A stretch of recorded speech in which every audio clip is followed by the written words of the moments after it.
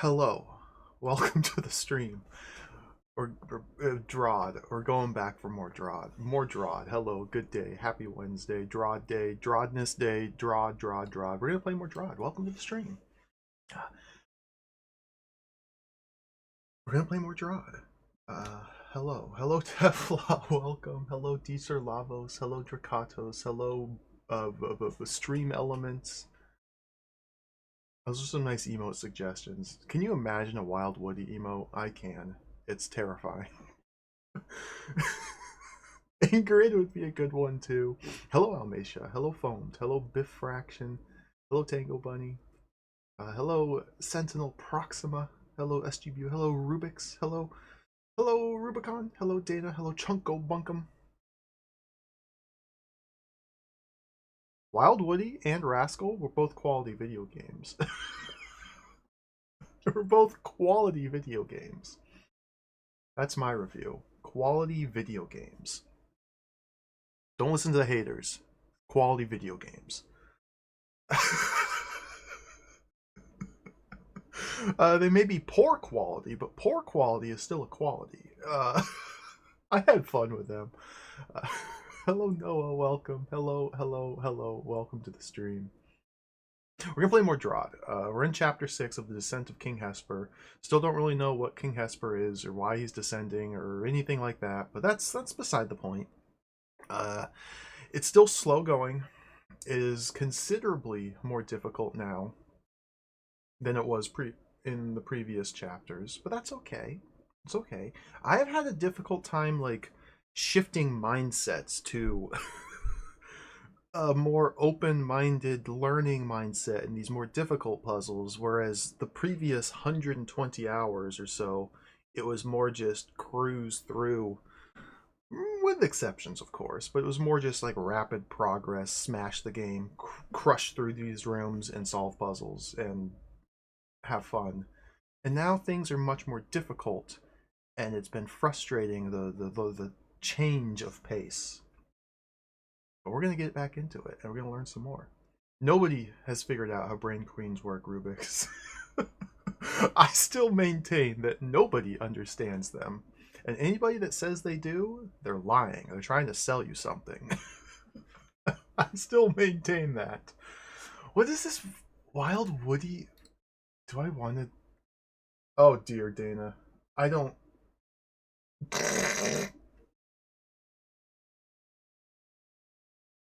I will politely decline the offer to add that emote.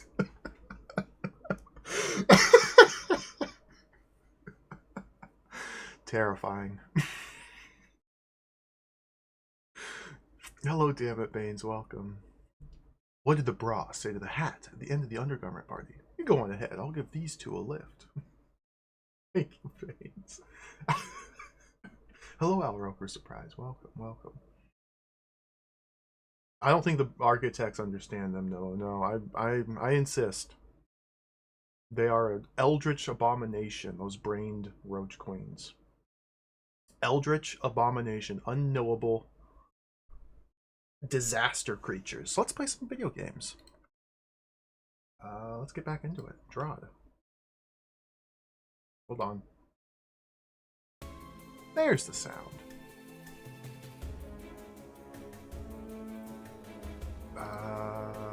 143 hours, 35 minutes on the clock.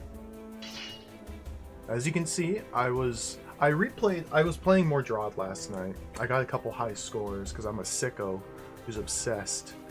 Back in the ancient catacombs, look at this. 112 moves, first place, Bill Bull. Take that. 115 moves. So you remember this room?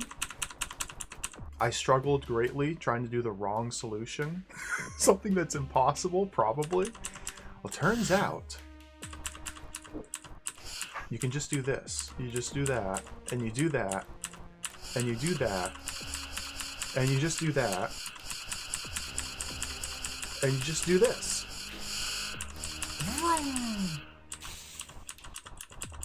So I saved 3 turns on the previous high score because in this room specifically, I as opposed to Krish's high score, I grab the power token with the Northeast Sword immediately, which crashes the Fagundo into a diagonal wall and turns it into ashes. And doing so like this allows me to crash it again. I can't quite get the Omslick into position over here as quickly, but I can send the Fagundo traveling north a few turns earlier, because Krish enters with a North Sword, positions the Omslick first, and then touches the power token. So here I have a couple turns advantage. I'm just barely able to squeeze into place here. I lose a turn on the corner, but it's made up for by activating the power token earlier. And then this is all the same. And then right here, there's a slightly faster path to get to the Omslick and destroy it. I think Krish went south and around like this, which has a couple more turns of horizontal movement, whereas this is straight up diagonal the entire time, so this is one turn quicker. And then you destroy the Omslick first, so Beethro can start moving towards the exit. A couple sword turns to do this business. There we go, 112. I did this one as well. 90 instead of 97. This is more just I wanted to get a better feel for how for manipulating Omslick. And you don't have a sword in this room, so I just kind of experimented with different ways to dance around them. Basically the idea is we need to open both of these, we need to hold both these buttons down so the Briar grows onto this switch, this pressure plate. You want to press the top button first, that way the Briar can begin growing across this top corridor, and then this bottom button. You can't do them simultaneously. So we position this Omslick there, dance around him so that he looks at the mirror. The main improvement I found over Wisp Rabbit's previous score was, at this point, Wisp Rabbit dances around this bottom Omslick to get it looking at the mirror. Instead, you can use the Cone of Directionality to dance and keep it in place to get yourself positioned right next to the rearm token, and that saves a few turns. I use the tunnel to get out. The other room I did, this is the one I got a high score on stream of 186 moves. I went back and replayed it a couple times just for fun. I got it down to 152. There's nothing really special strategy-wise in this room. It's just your goal is to drop all the trapdoors as quickly as possible. That way the Omslick will have a brained path to you, and instead of actively trying to lock you down with their laser beams, they will pathfind out and around so you can kill them. So basically you're just rushing towards getting all the trapdoors, kill that queen, because you still do also have to kill all the monsters. Kind of using the roaches to block the Omslick laser. This one was very fiddly. Like, I just kind of had to experiment with a whole bunch of different things. And this can probably still be improved. I don't think this is an optimal solution by any means, but like here, I have a couple turns where I just have to wait for these roach eggs to block this laser beam, because otherwise I'm just completely pinned down. Rather than taking the opportunity to kill the queen there, I think it's a little bit better to drop the trapdoor to, as I said, open up the red doors. And then you don't have to worry about the Omslick pressure.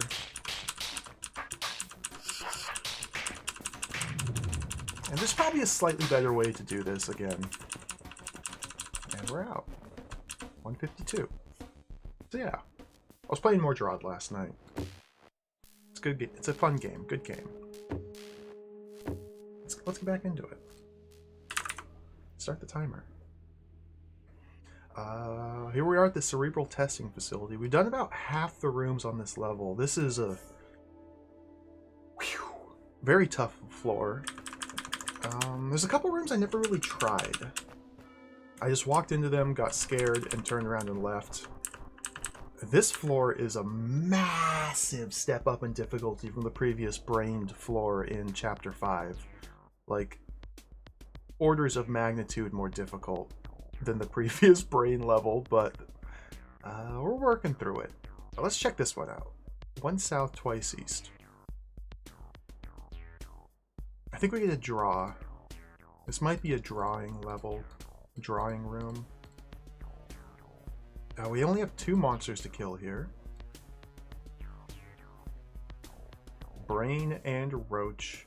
Looks like the primary task is getting to the brain. We need to open all these doors.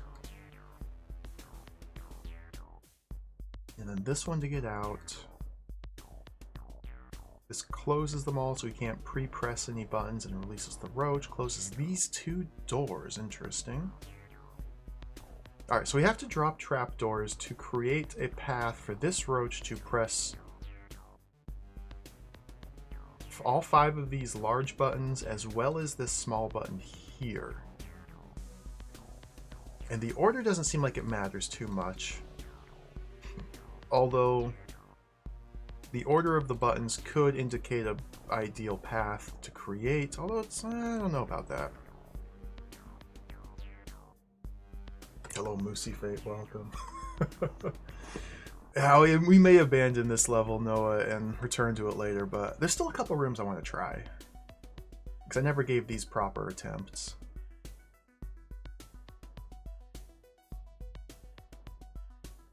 So this seems like I could just...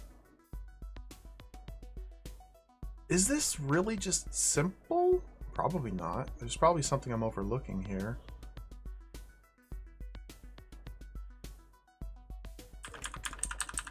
Like, surely I can't just... So, let me think about this here. When I'm standing in here, there will be a brained path to Beathrow. Nothing opens these doors. So I don't believe we're going to be unbraining this Roach for any of this. I think it's just going to be brained the entire time. Which means if we're stationary here... I can move up and down a couple tiles. Then the Roach is going to want to travel orthogonally until it gets to this diagonal.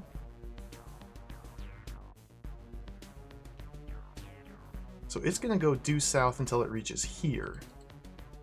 And if I drop this trapdoor, then instead of south, it'll go... Oh god, the movement preferences. I think it'll go west because it prefers orthogonal over diagonal, and then slide into here.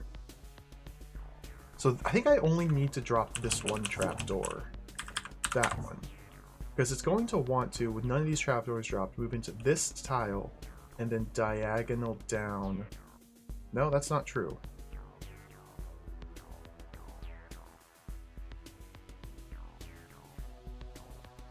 Gonna want to move like here? So maybe I do want to drop these 2. I'm going to do this kind of slowly piecemeal. Oh, okay, never mind.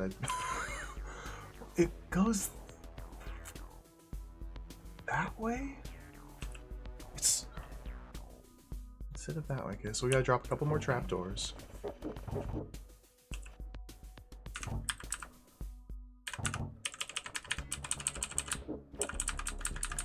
So like, I don't think I can just open up a paint program and draw this out myself because...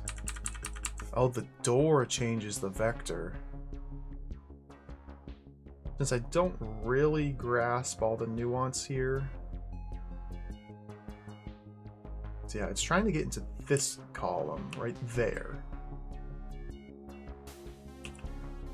And then goes diagonally, so...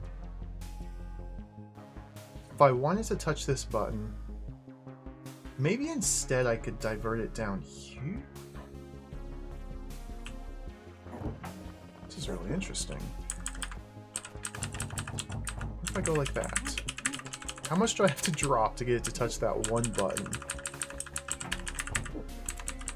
There we go, okay. It's maybe a couple extra. So...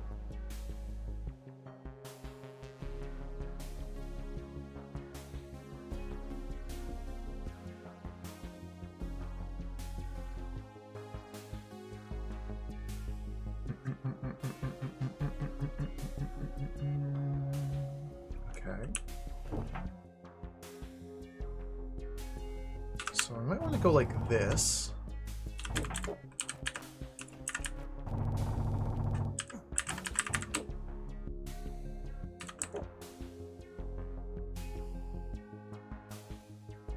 Now, here's a tricky thing. Even if I drop all these trapdoors here, I don't think I can ever convince it to take a path that goes over these buttons and then into here rather than just going straight down to here. I don't really have a way to block this path.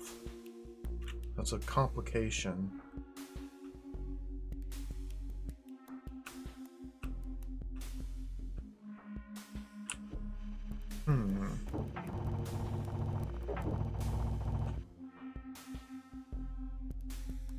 It's going to...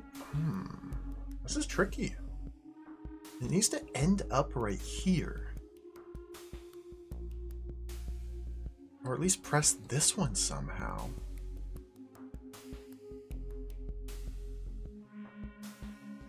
Seems to imply it's going to be unbrained.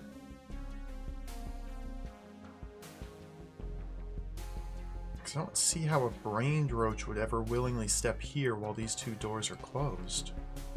If it's unbrained, then how am I going to have it move away from me? I can't influence it or drop more trapdoors while I'm in here. Huh. A very mysterious little room. A deadly room of death. So I drop those.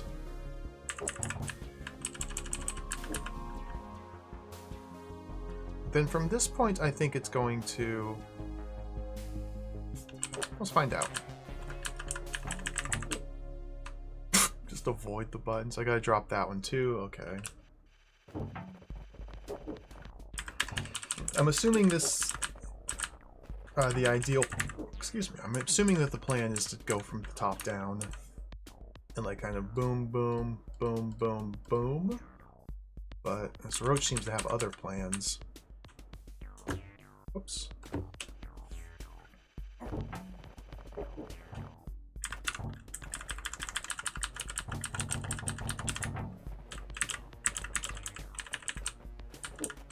I don't know if this approach is going to work. Like, I think I might have to change some things. So from here, there's... I don't think there's anything I can do to recapture it. Well, it chooses to go there. But if I drop this trap door...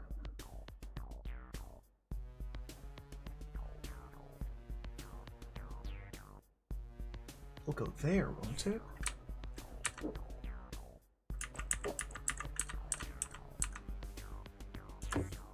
Oops, I keep hitting enter, I don't know why. So what if I do that? I'm just gonna kind of play around for a little while here to see what I can figure out. Okay, so maybe now I can drop these to filter it over into this one? But again, at some point it's going to recognize that this path is quicker than this path. And there's nothing I can do about that, I don't think.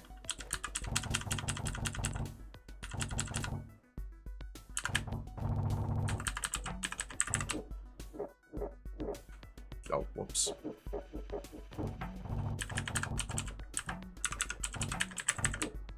Yeah, there it goes.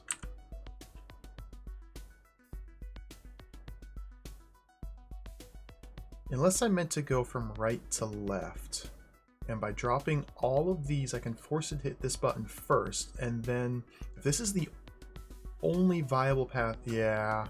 I think I need to hit this one first and like send it up and then down here. I think that's going to be the correct way. I don't know about this button. This one, I don't know. Alright. So let me drop all of those. We're going to give it one path to pick from, which starts here. That. So now it's forced to step on this button, and then it wants to go due west through here.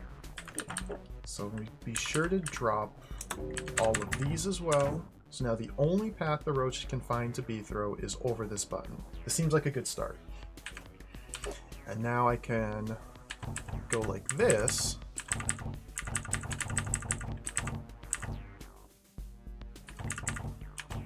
So now it has to step over this button as well.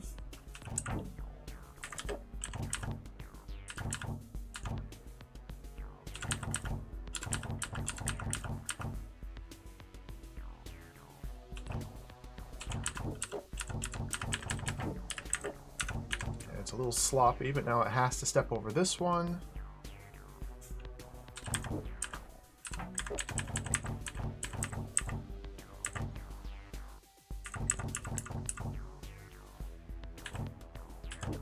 It has to step this one, which will naturally bring it into this one.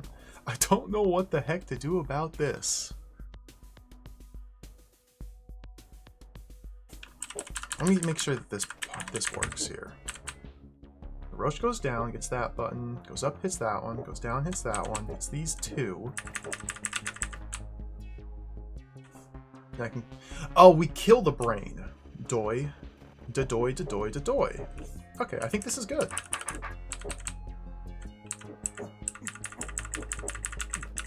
Oh, interesting. So this button is the one that opens the first door, so we can't make any forward motion towards the brain until this button's been pressed. And I need to kill the brain to unbrain the roach to have it hit this button, but I only have a few turns, so I need to like add a little delay in here. Okay, so if I just run this out like that, that should be good enough.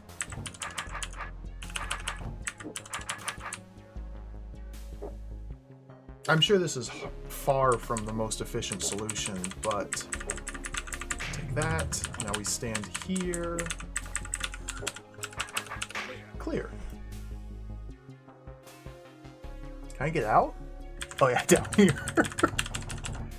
Alright, cool. We solved the room. That was pretty fun. 13th place. Let's go. That was pretty fun. Let's do another one.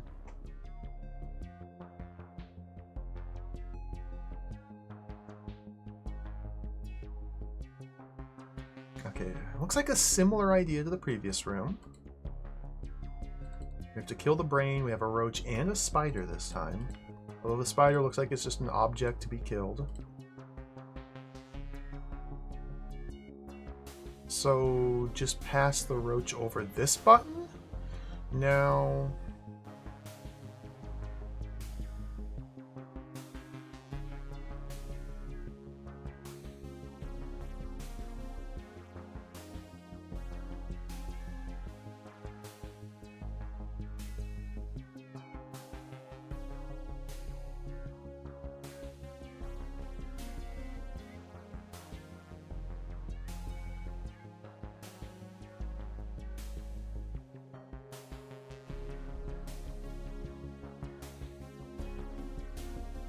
Okay.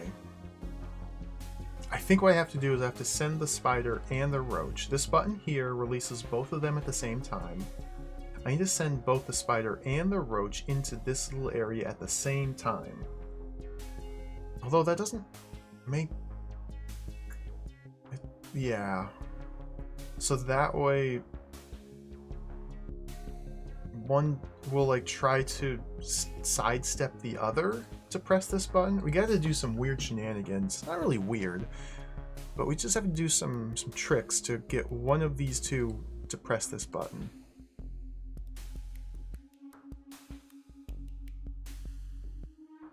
Oh, that's shallow. I didn't even notice that was shallow water. I didn't even notice. So yeah, this is a path that only the spider can see.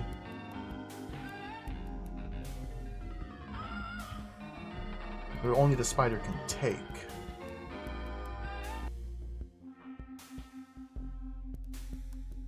So interesting. Sheriff Ram, hello. Thank you for the 26 months. That's almost 2 whole years. Thank you. Welcome. DROD. We're in the cerebral testing facility. Yeah, we solved this one. Rubik's. This one was pretty fun. Nice little, it's a fairly straightforward little trapdoor maze. I just wasn't feeling up to it yesterday.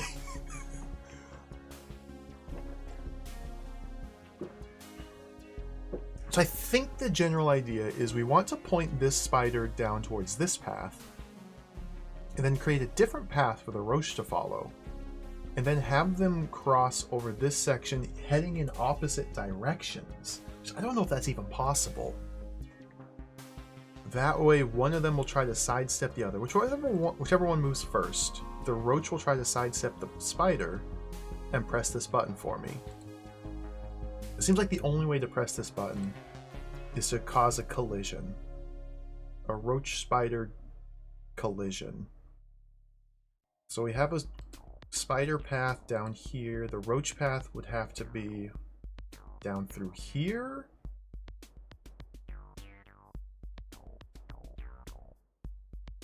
Alright, let's start playing around with some ideas, see what happens.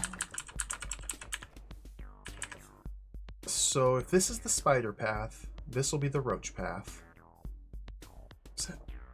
Send the roach in through here, down through here, send the spider in through here, down through there. Maybe I can make this work. So let's just run that straight up.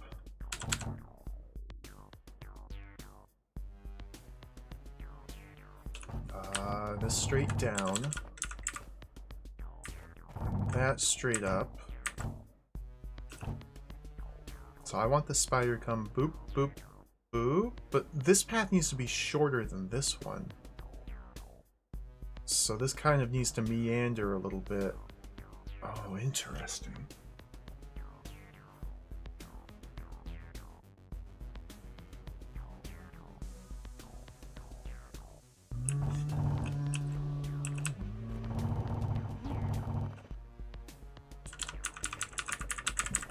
Let's take it from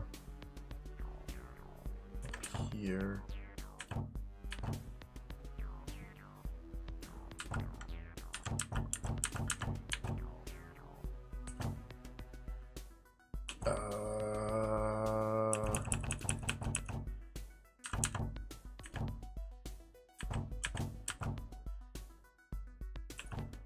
How do I do this? I had to do a puzzle like this in the Searing Depths.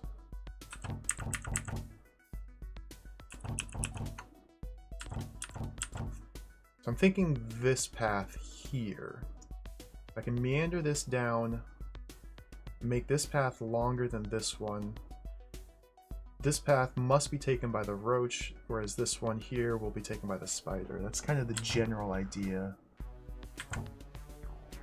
It's very awkward doing this sort of thing.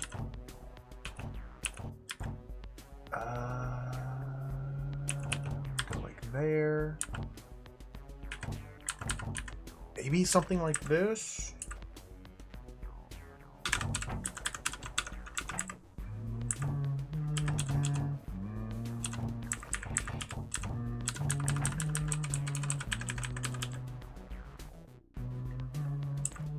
I love this song.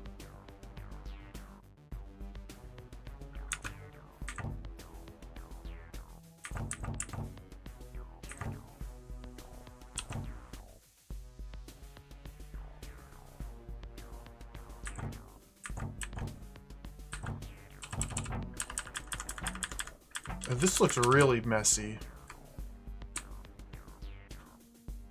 Spider! Spider no want take this path. Wonder if this little jag I did made it worse. Spider!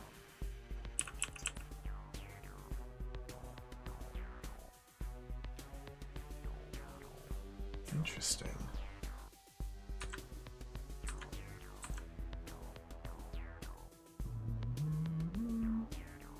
Like, there's probably some more space I should have used here.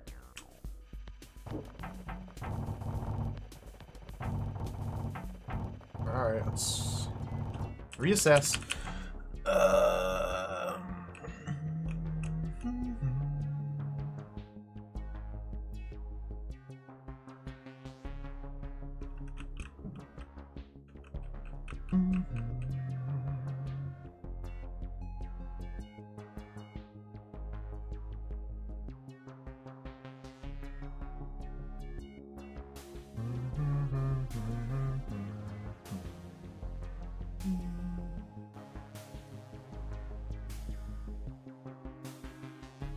spider definitely needs to come in through here and across this.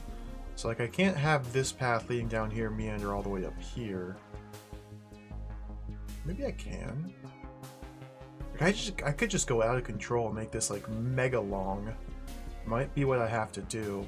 At least the easiest way to do it. And have like an insertion point in this path, like up here, so the spider goes boom.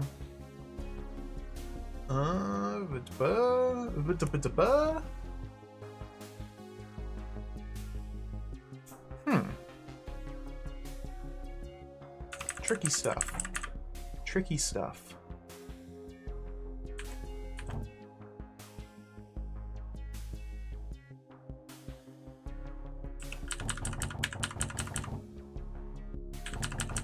Let me drop these.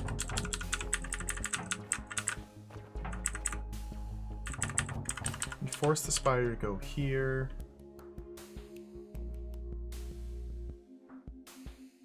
Doesn't make sense.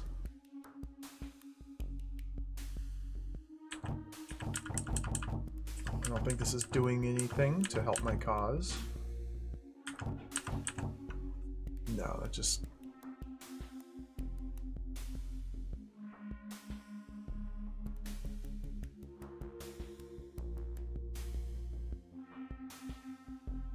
Oh, this is hard.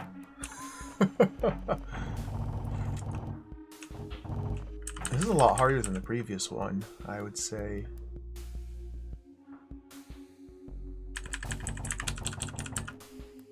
No. Okay, I need a path for... Okay, let's leave that one.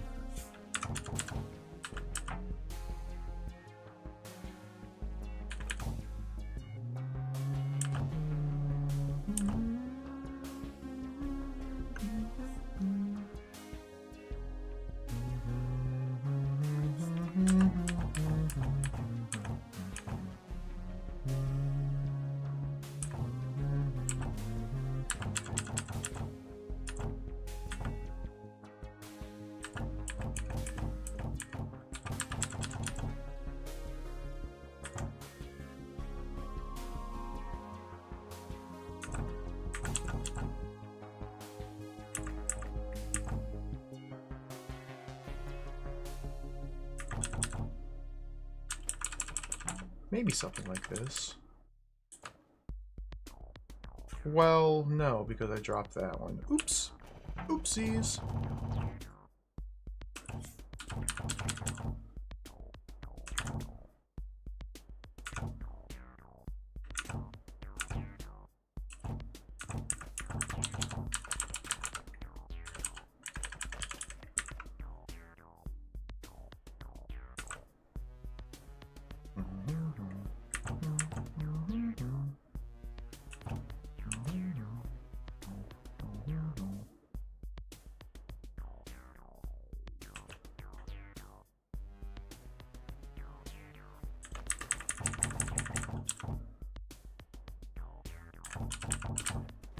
What happens here? I don't think this is good enough. Most definitely was not. Oops. Okay.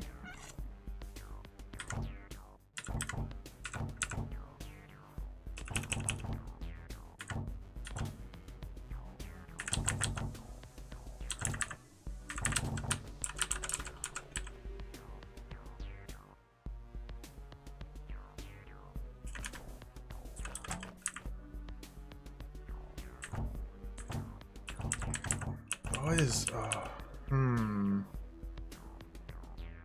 This is hard.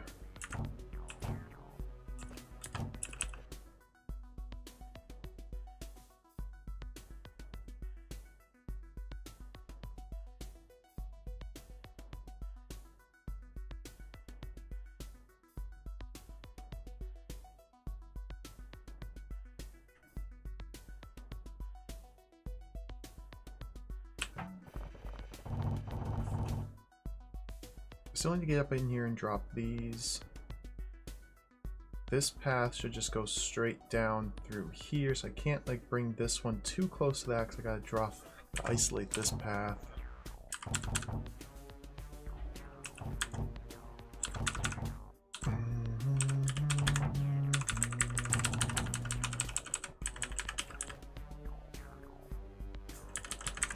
go up in here.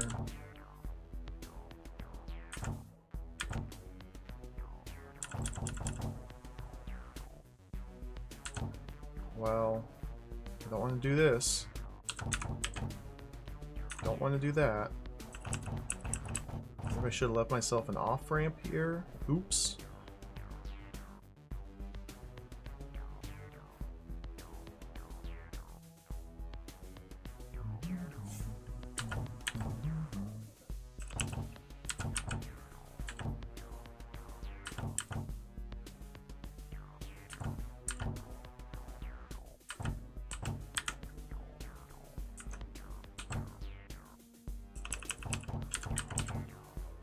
That? I don't know about this.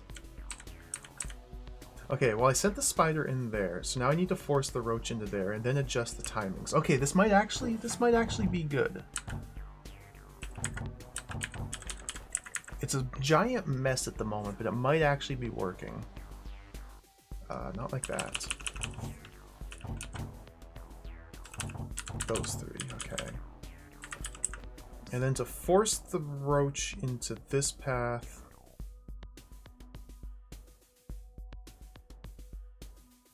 Because right now this path exists for the roach. Oh dear lord.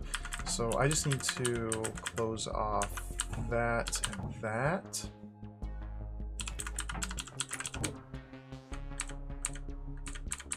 And then the spider! Oh, dear, the blah, blah, blah.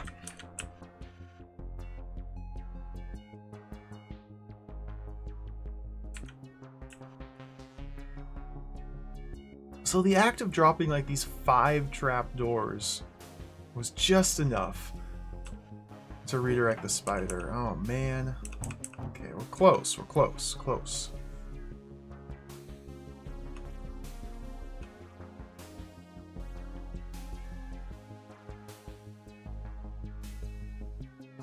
Problem is, I don't think I can get up in here and lengthen this at all because I dropped too many here at the very start of this. Oh dear. Screenshot. MS Paint. Alright, let's save that picture. Go back here. Using advanced tools now. Advanced tool assisted gaming. So let's drop. How do I do? What was it? Take this line over to here. Move this over here.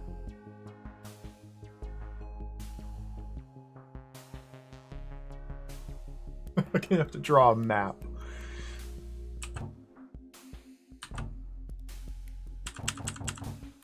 Go to here.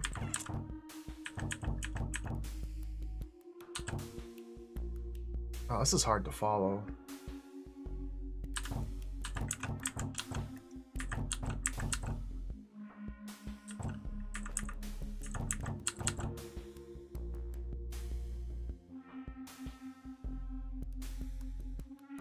Okay.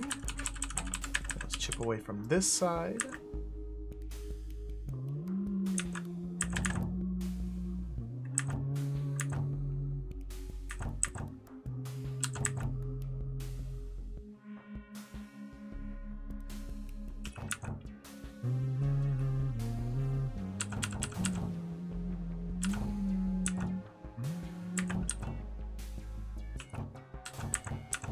Okay, so that's lengthened this path slightly, because previously they could just go boop, but now there's a couple more tiles that way. So I have some more work to do on this left side here to clean this up a little bit. So I have to drop this trapdoor, but it's also I need to have dropped that one on my way through. Now.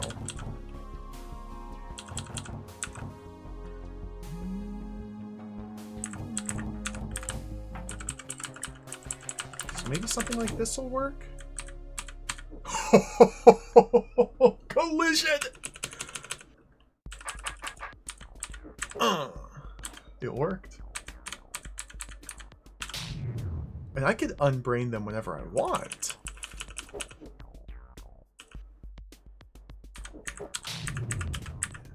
DROD. Hey, come.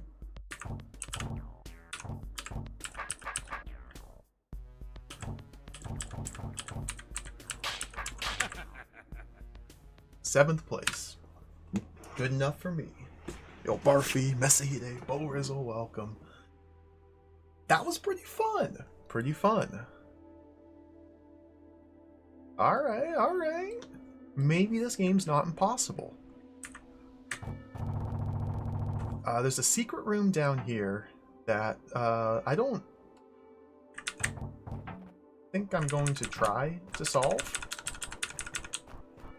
Let's head over in this direction. There's still a couple puzzles I never even tried to approach yesterday. So let's look at this one now. Let's not go too far there, Nuntar. Let's not... There's still some rooms in this floor, like this one, that are straight from the devil. Like, this is devised as a torture device and not a puzzle. But some of these rooms are pretty slick. Okay, so we're forced to take invisibility upon entering. We can re-visualize ourselves by drinking this potion. Well, I get the sense we're going to need the invisibility. Just fancy little notches on the wall. Button, button, button, button. Don't press the button, button, button, button, button. Don't press the buttons.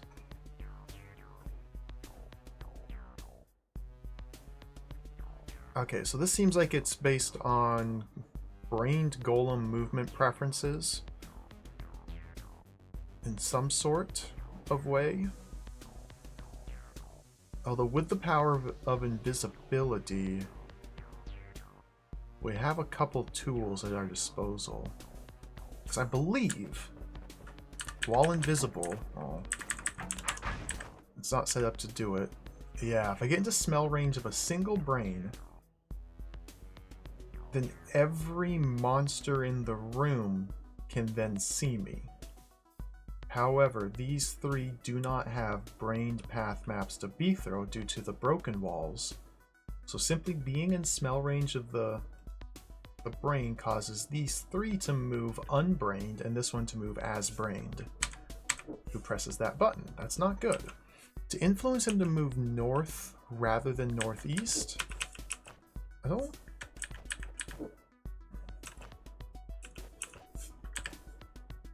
Because he's pathfinding to this tile here.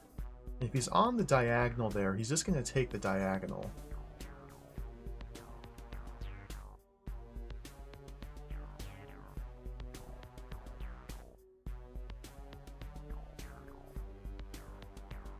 Where would these, how would these mirrors help me?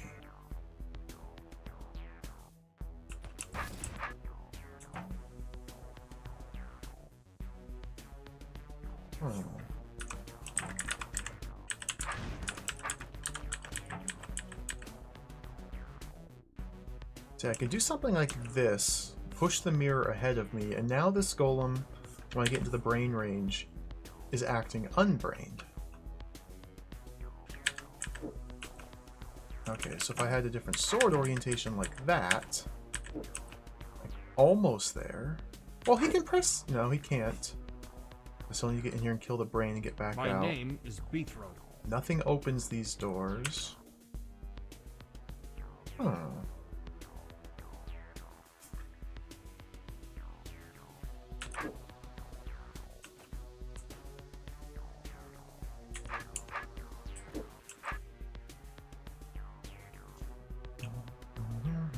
I might need to...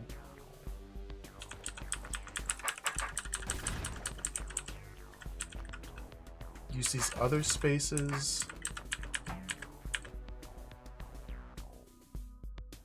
to reposition them somehow. Oh, like this doesn't seem like it's going to work. Well, now he's brained. So if I had a northeast, okay. Okay, I can kill one like that. So I could kill this one using the same technique. And if I get these guys caught like there... Okay, I think I pretty much cracked the code here.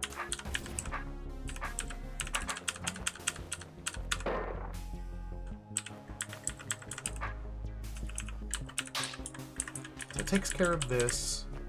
And now we can take care of this. We want that sword. Okay, not too bad. I want this sword. Cool. Not too bad. See, if you don't have a terrible attitude like I did yesterday, it turns out these rooms aren't too bad. I was just worn down.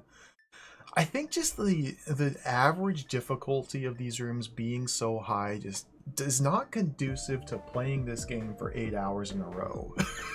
I think that's like the big takeaway I should take away from these sessions. I think as the average difficulty rises, it's so much more mentally taxing to solve these puzzles that after a couple hours, man, I'm just done. I'm just done. But I keep going because I want to play more, and it's a mistake. I need restraint.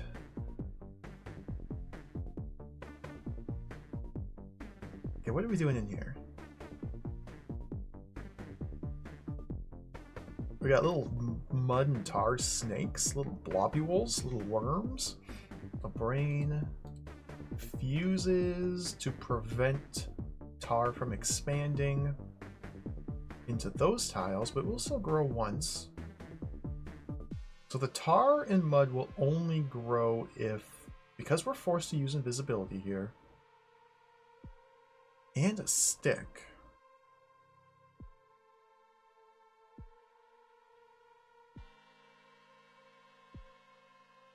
Now wait a minute.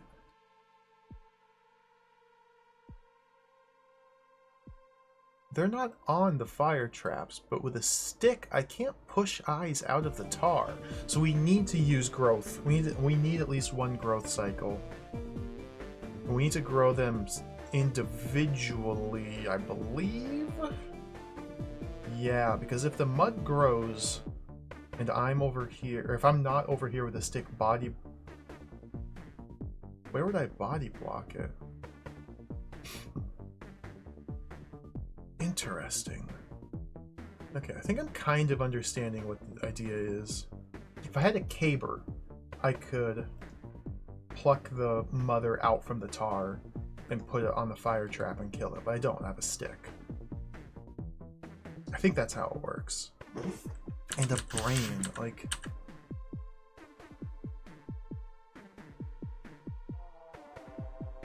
It really seems like I want to just dump the brain off the cliff, but I can almost guarantee that that's wrong. Just because it's so easy to do. Why would I want the brain? Because the brain blocks one of these while I grow the other?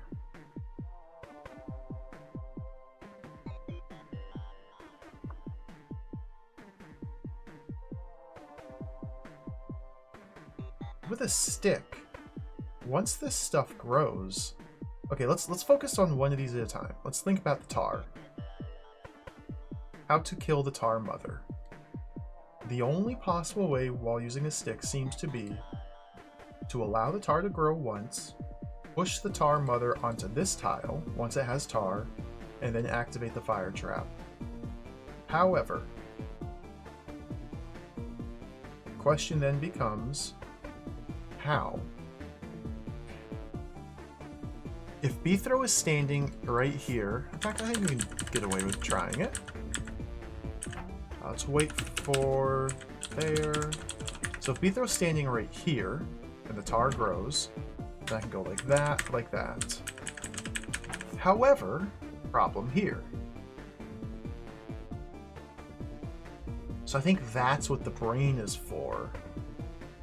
Okay, that's what the brain is for. I pluck the brain in one of these two tiles to prevent the tar from expanding.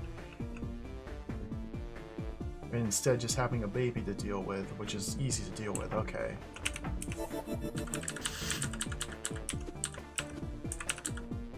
So put the brain... Well... Now it's awkward, because I can't really get around this thing. Put it there. Like that. Okay.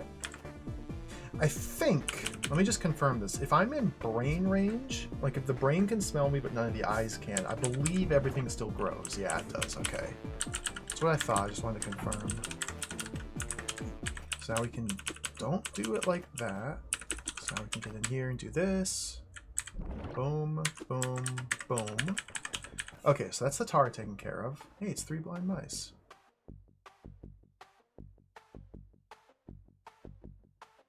Problem.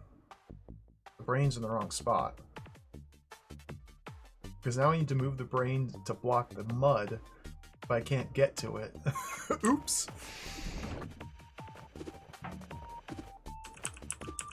So let's put it into the... Yeah, I'll go like...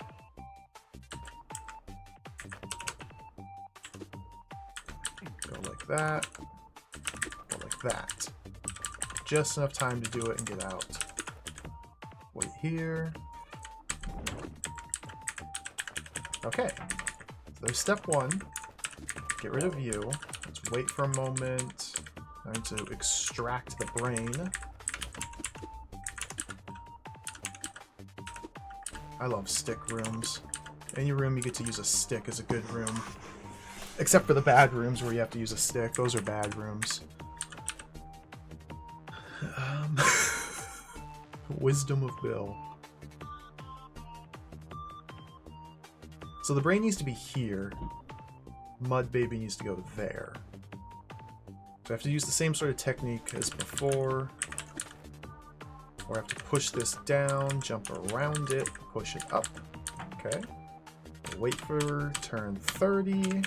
Let's go do this. So where do I want to be standing here?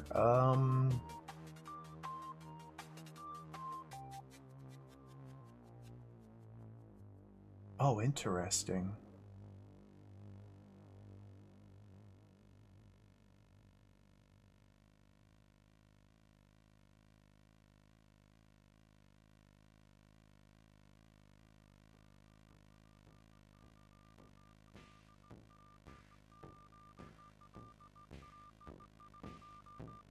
Now, this is really interesting. Like, I need to find an angle where I can get to this mud mother. So if I allow it to grow once, it looks like this. Boom. In this state, I have lost access to the mother. The mud mother. I can't get close enough to manipulate it with a stick. So we can't allow it to grow without first doing something. But like, no matter where I stand...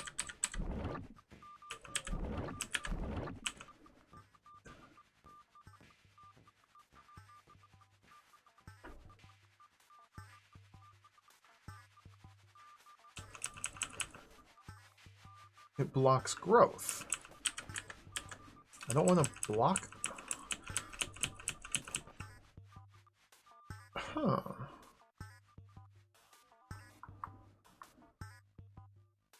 This is a little bit of a conundrum here.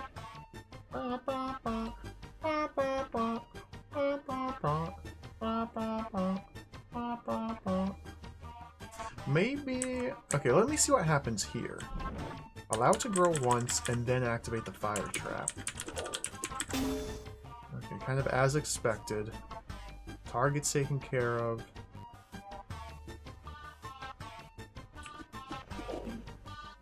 Like, there's not going to be stable mud here and here.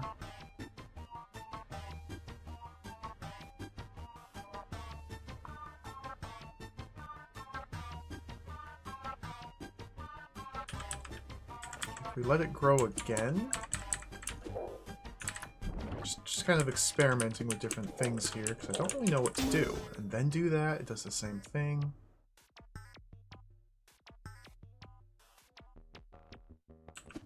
I had let it grow again, I would create a mud blob here.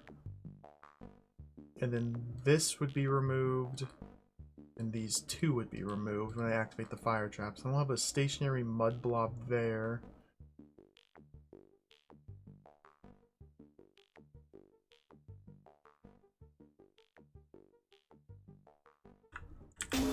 Interesting.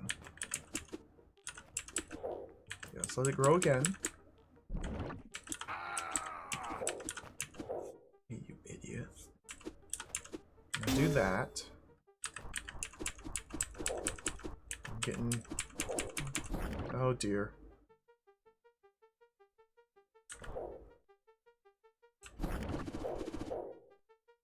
Now I'm spending all of my time fighting these.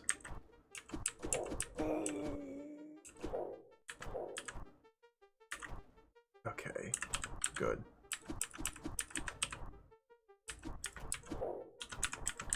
Can I do anything with this? I don't think so.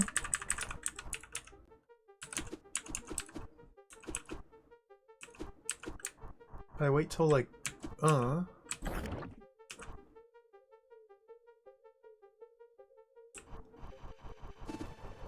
Okay, if I turn off the fire trap now...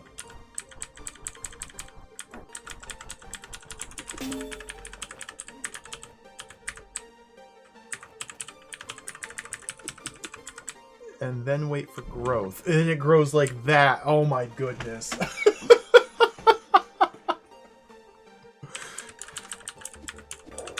DROD.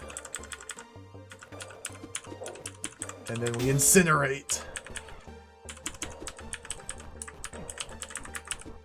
Welcome to my life, Omega number. Welcome to my life. Here in the descent of King Hesper. But I failed. Okay, so do it better. Because again, I can't allow this to grow.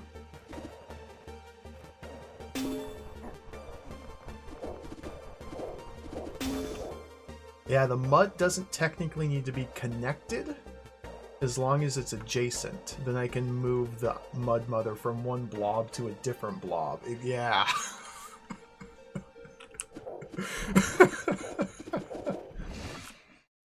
It's out of control. It's out of control is what this game is. Okay, so let's turn that on to get rid of the tar mother, then turn it back off. And then hang out up here for a moment. Let this grow once, twice, 3 times. Turn that back on and back off. Let's wait. Now go. Hello, lobster wing. The brain does a lot of wonderful things.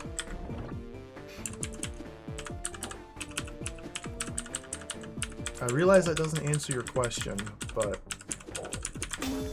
it's a very complicated creature. Essentially, if there's a brain in the room, then it allows all monsters in the room to pathfind around obstacles to reach B-throw. Normally, monsters would try and just walk to you in a straight line and get caught on walls or things like that. If a brain's in the room, then they navigate around obstacles. That's like the simplest terms of what a brain does. There's all sorts of weird little quirks and complications, and a lot of times they make monsters dumber as opposed to smarter in very unintuitive ways. 14th place, let's go. Alright. And look! 4 rooms complete. Maybe this game is easy. Let's go do this one. Let's not do that one. Let's go down this way. Let's not do that one yet. That one's jacked. Oh, there's a tunnel.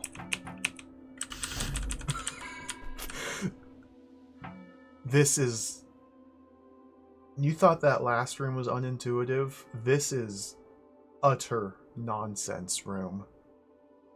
A brained roach dancing around inside a container of brains, which brains are brain invisible objects. So this brain always has a brain path map to Bthrow that directs it through the brains, and so it has the most insane behavior while it's in this box of brains. Like, I can be standing down here and the roach will be like up here dancing around, and we have to like press these buttons. It's going to be a problem. A problem that can be dealt with later. Because there's still a couple rooms I never really properly looked at yesterday, so I'm going to visit these again. Brain, adder, mud. That adder is not getting out of there for any reason. Unless I turn off all the force arrows. Okay, there's a reason.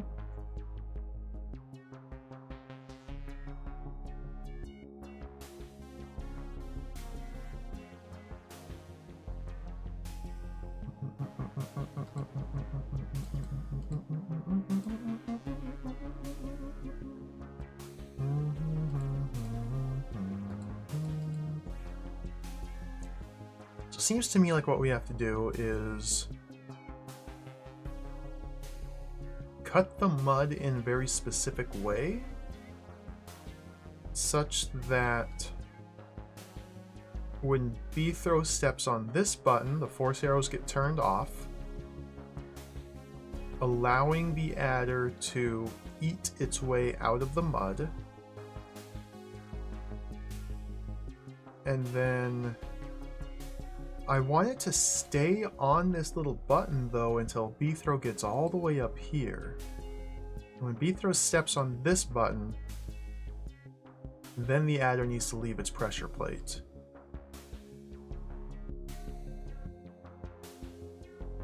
It will be brained. No, it will be The mud keeps it unbrained. Oh, this is going to be interesting. So if I just run, yeah, that happens instantly. So adders eat tar stuff, but only on edges of tar stuff that would otherwise be uncuttable by a sword.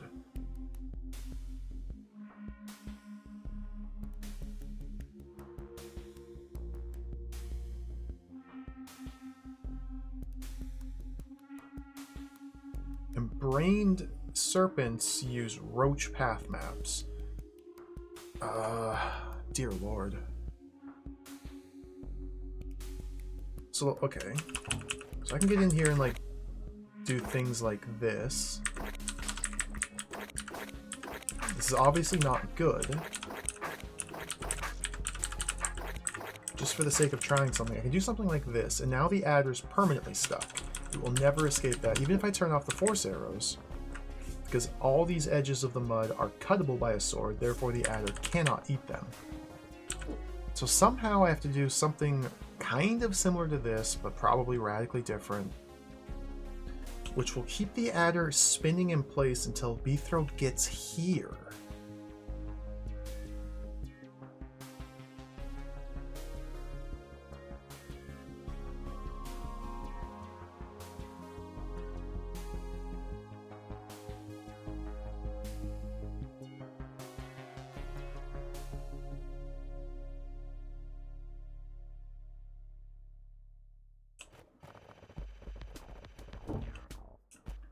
So it seems like we need to create some sort of vulnerability in this direction. Perhaps to the west? Like leave a vulnerability here?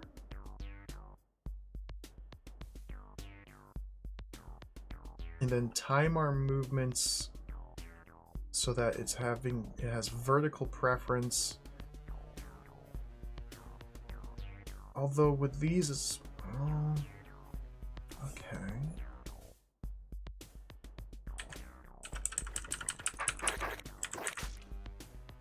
Something like that, maybe? So yeah, it's not going to eat this because it's still behaving as a normal serpent. There's brain paths to me, but they can't take it, so it's behaving as if it's unbrained. The tricky thing is, I think I needed to have removed this vulnerability. So it's thinking horizontally. So it wants to go east. So instead it goes north, but it can't. No, it's thinking brained path map. God, this is complicated. It's using the brained path map to reach B throw, so vertical or horizontal preference matters not. Until I go here and unbrain myself. Wow. Cool.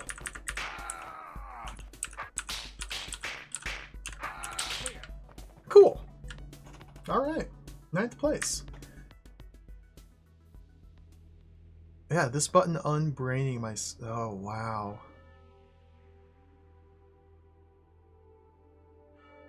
That was a cool little puzzle. Okay, let's do another one.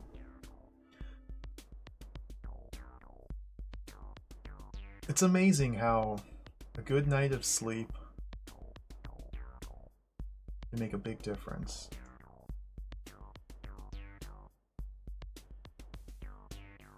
Like I said, I really do think this hold at this state, the difficulty level it has reached, it's not conducive to streaming it for 8 hours in a row. I think that's just a huge mistake. 1253. The actual count's a couple higher because I've restored back to earlier levels and cleared secret rooms that are not included in this total. But that's the current count. Am I catching up to you yet, Biff? You're probably like 1400 or something.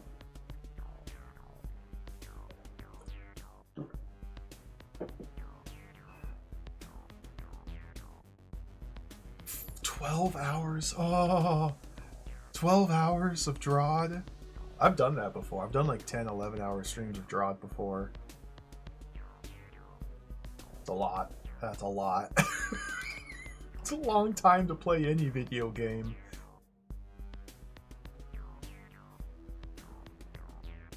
It doesn't matter what game it is.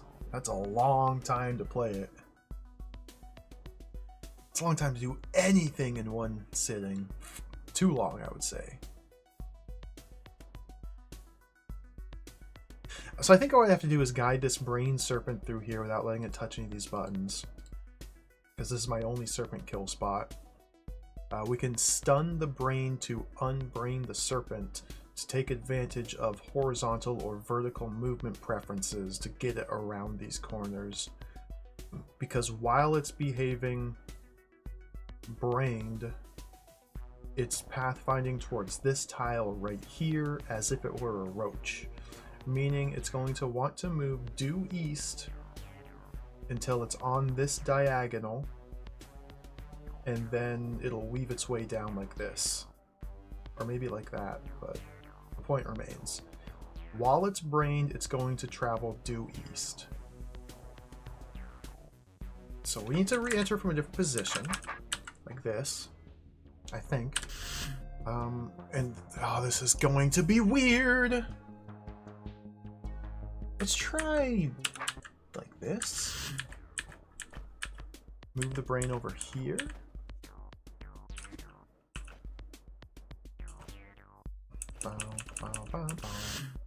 Maybe we try like this.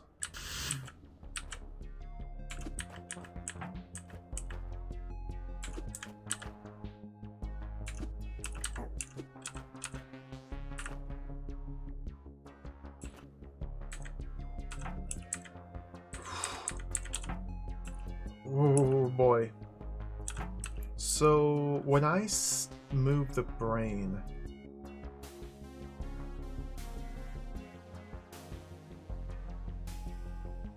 it reverts to unbrained for a turn. And while I'm standing up here, if it's thinking horizontally, it's going to go north. If it's thinking vertically, it's going to go north. So this is kind of a bad spot to be in. Although the brain path map is going to bring it here.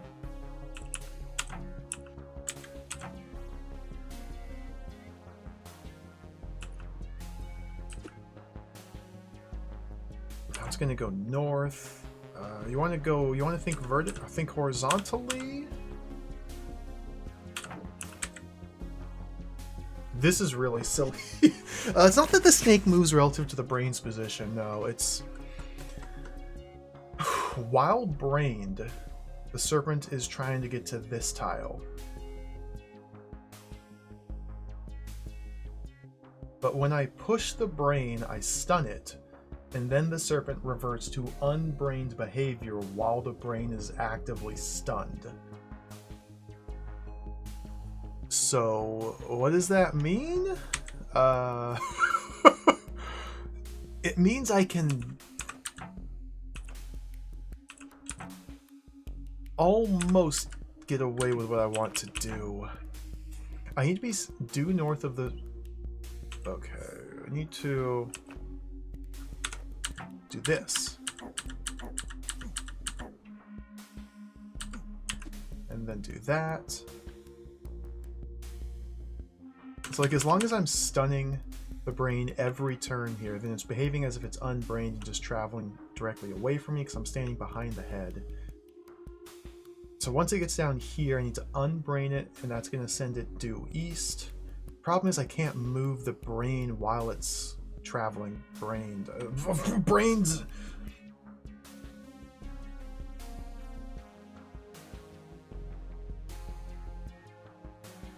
Okay.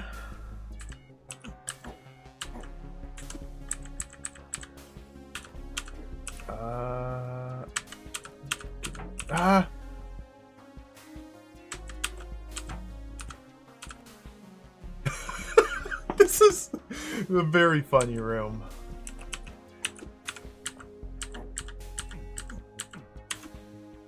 Why you go that way?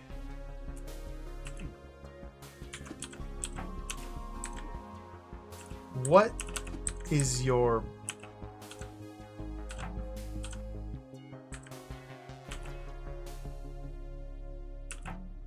Alright, now we're getting into the weeds here. So, if I don't stun the brain on this turn, it's taking a brained path map to this tile. It can't go southeast, as if it were a roach, so it reverts to west?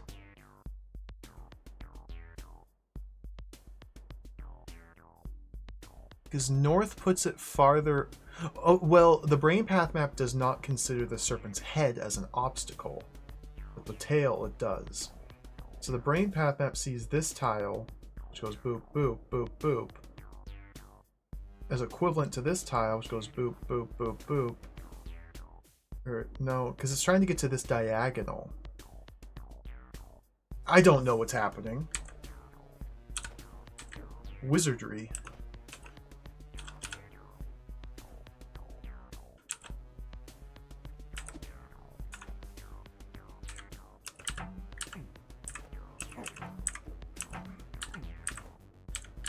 What are you doing?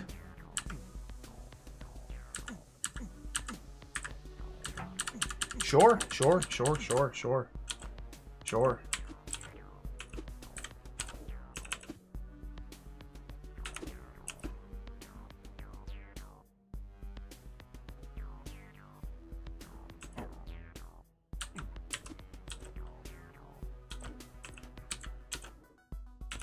There we go.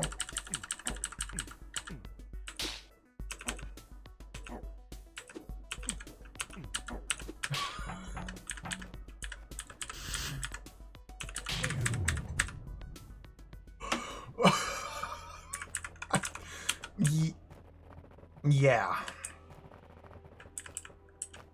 What a weird room. That was pretty cool, though. Okay, so I think that's all the rooms I tried, or I didn't try yesterday. Every room I have remaining, other than the secrets, which I'm not even going to pretend to consider to solve. Other than the secrets, all that's remaining are rooms that I tried and failed yesterday. No, that's not true. I didn't try this one yesterday. I saw a brained goblin and just instantly noped out of there. But we'll get back to that. We'll circle around there soon enough. Let me give this one another shot. Scroll here that explains Yeah, serpents' heads are ignored by brains. Serpent bodies are obstacles. Like brained goblins, they are so weird. Brained goblins, but we'll get to that. We'll get to that. I was unable to figure out how to do anything in this room. So we have two brained serpents infinitely coiling around in this area because I need to somehow kill both these serpents before killing the brain.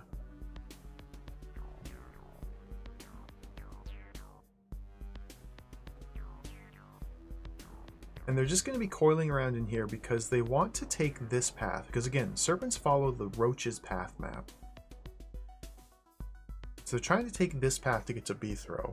I have control over a couple of these passages. Like these buttons do strange things I couldn't really work out the importance of.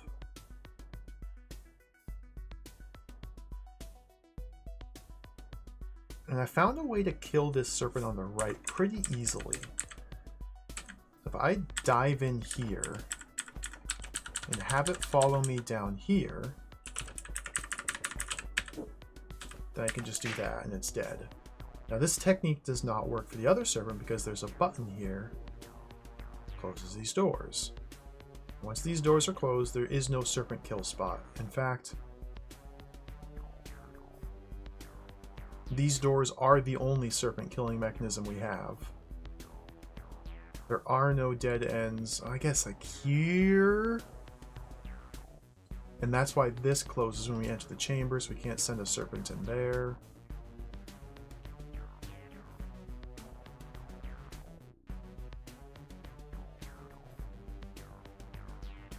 So this guy.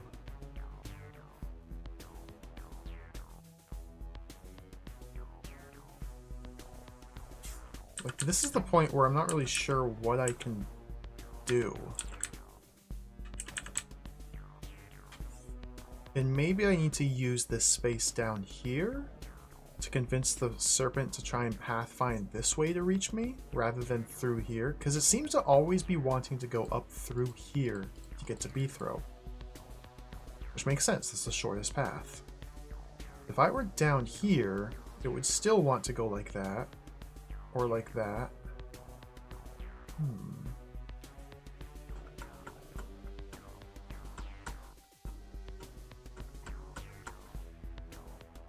So I'm wondering if maybe killing the serpent in the way I did was not correct. And maybe I need to run up here and kill it this way? And then, can I use this space to convince the serpent to move elsewhere? Doesn't look like it.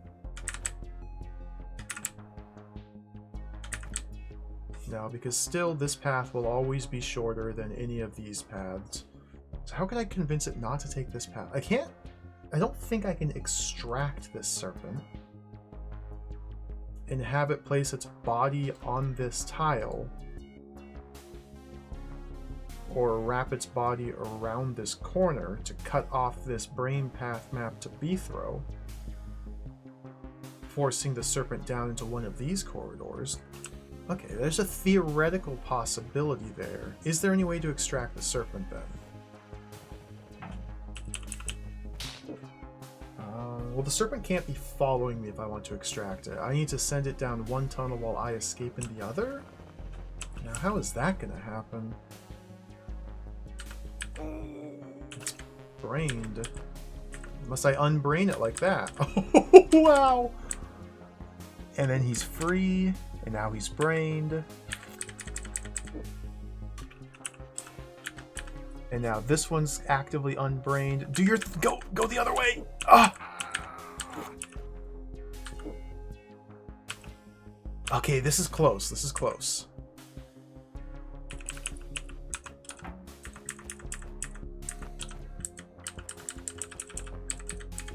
Just need to fine-tune this a little bit. Yeah, bringing the serpent down in here after me is cutting off this brain path map and forcing this one to take a different route. Just like that. And then I close that door. You're dead. And then you go in there, and you're dead too. Okay, cool. Cool room. The thing I got stuck on yesterday was I didn't even consider ways to extract this serpent and use it to block the path map of the other one. Good stuff.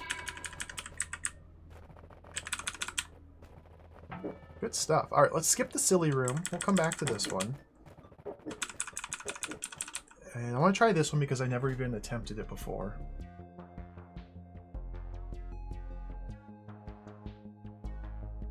Yeah, it looks terribly complicated.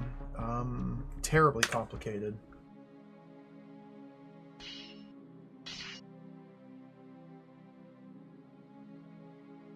Let's go to my favorite help menu.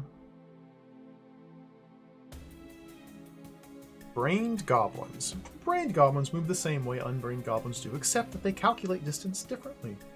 There is no visible path to the player, or the squares within 2 squares from the player, according to the brain, then distance is calculated as normal. Otherwise, distance is calculated in terms of brain distance with a preference towards non-diagonal moves.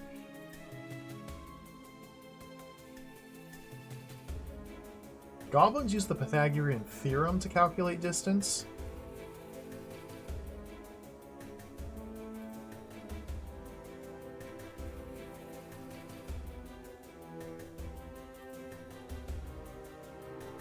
But if they're brained, then they use the brain path map instead.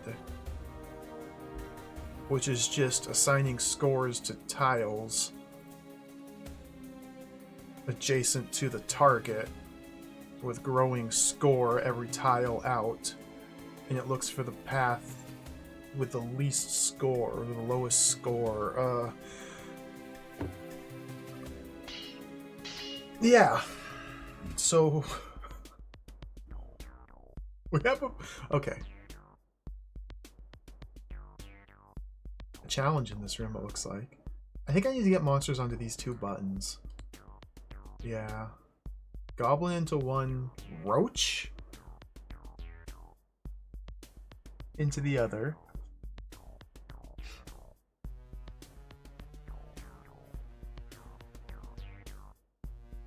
That's possible. That's very possible, because I have mirrors available, question mark, kind of.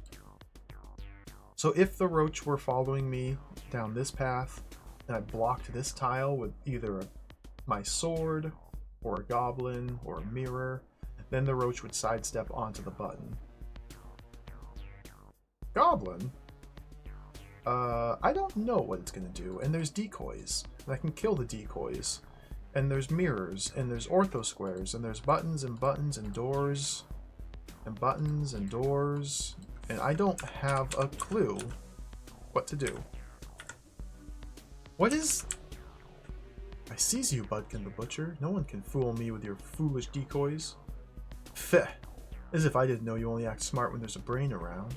What? Brain is foolsome. Other monsters they's easily fool, but not me, I says it. What? Brained goblins ignore decoys? That was not part of the help menu.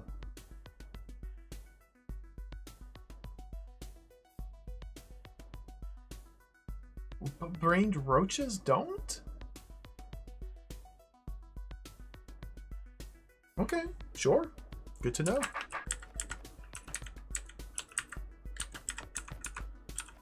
Oh, what a freaking idiot. Alright, he's stuck. So let's deal with this roach. He just went full idiot. Yeah, he's real smart. More like he's full idiot.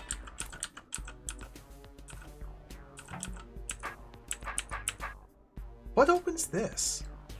That?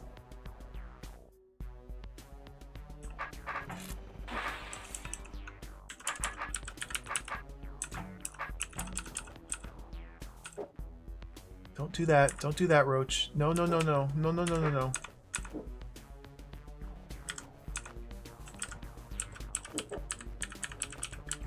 Oh, dang it. Oh, dear.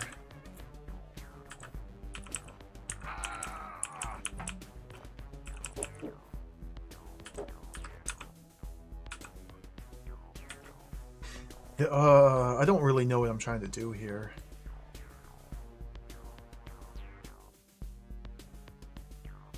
I guess I probably want to open these doors. Maybe put this mirror here somehow, but I can't kill the roach, and the roach is there. And maybe I can...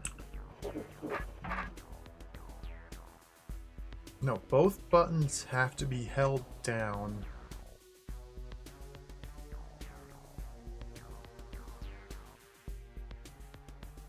In order for either of the passages to be open.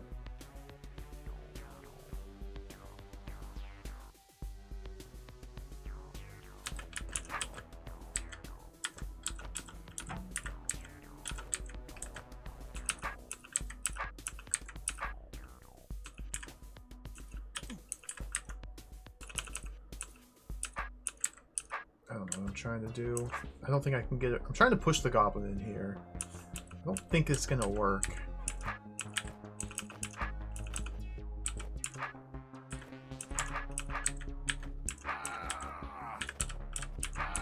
DROD. DROD.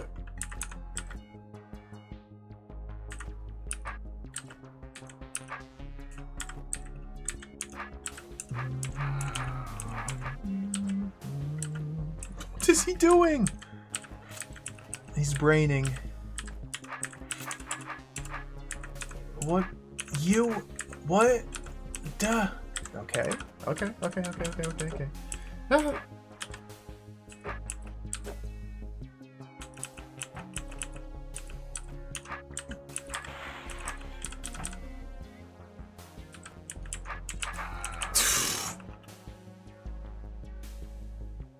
I don't really have a plan here. I don't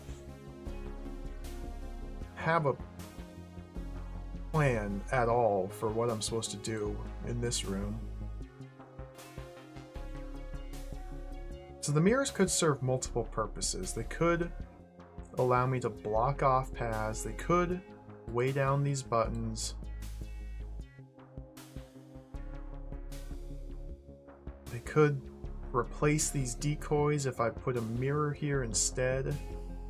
I can kill the decoys to open up these paths. There's these weird little whoop-de-doos here and here. In order to get to the east side of this chamber, through any means, through any path, I need to have both of these buttons held down, or at least one and then the other.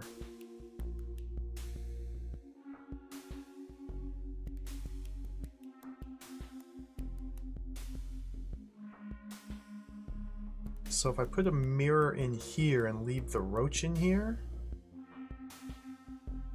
I don't know how the roach would behave. I guess it would still brain path map to these decoys until I got within smell range of it.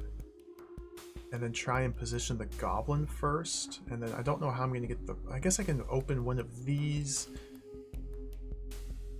to bring the roach in afterwards. And that way I only need to use one mirror on one of these buttons. Getting a mirror onto one of these buttons would be a pain in the neck while handling a roach, but it might be doable. I might stash somewhere here. I don't much have a plan, but let's try some more things. Okay, stash the goblin. So if I put the mirror here, then that happened? Okay.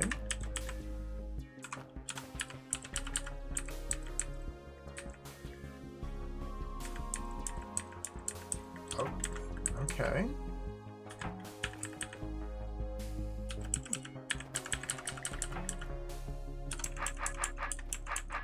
If I put the mirror...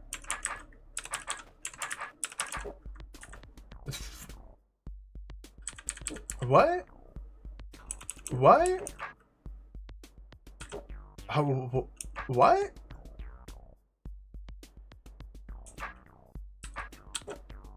What?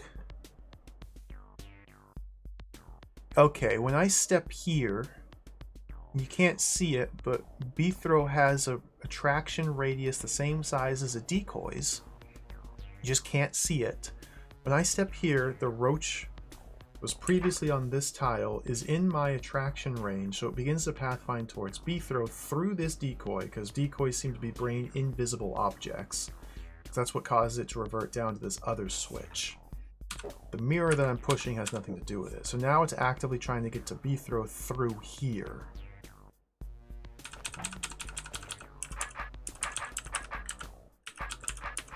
And if all goes well, I can get one of those buttons pressed with the mirror. Okay.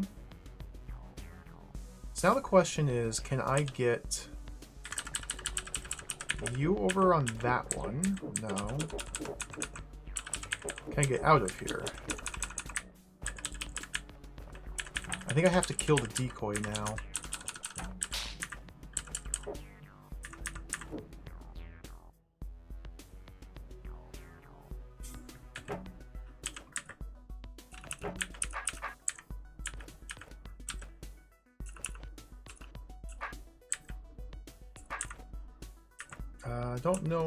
I don't know if I even need this roach. If I put the mirror there, I might be able to get the goblin into the other one if I use them. I think I can. I'm killing the roach. Alright, goblin. Come with me.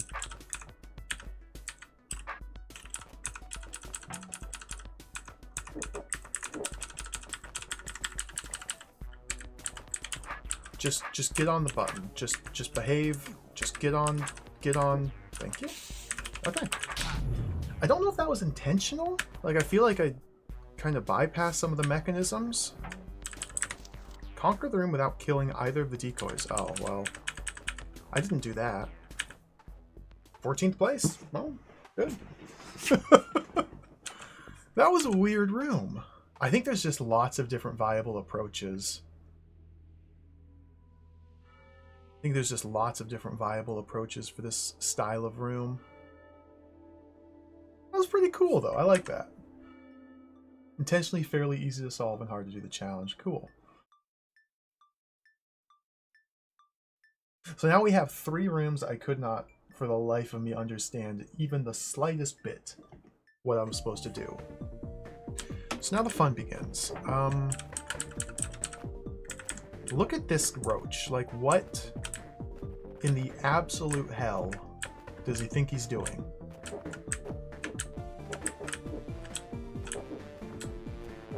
Look at this.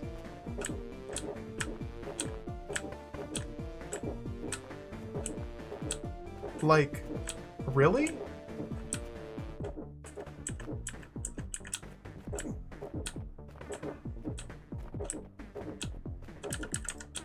I need to...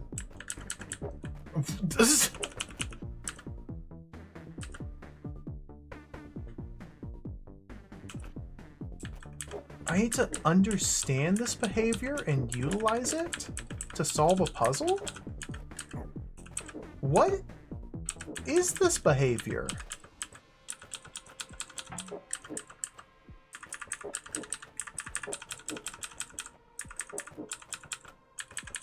What are you doing?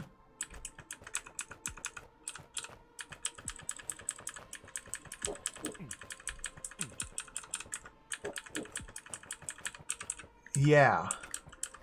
Sure. Okay, well, I can kill that brain. Let's try and get a high score here. Make sure to restore to a better starting position, different sword orientation. Let's get this kill at turn 13. Alright, good. We're off to a good start. So...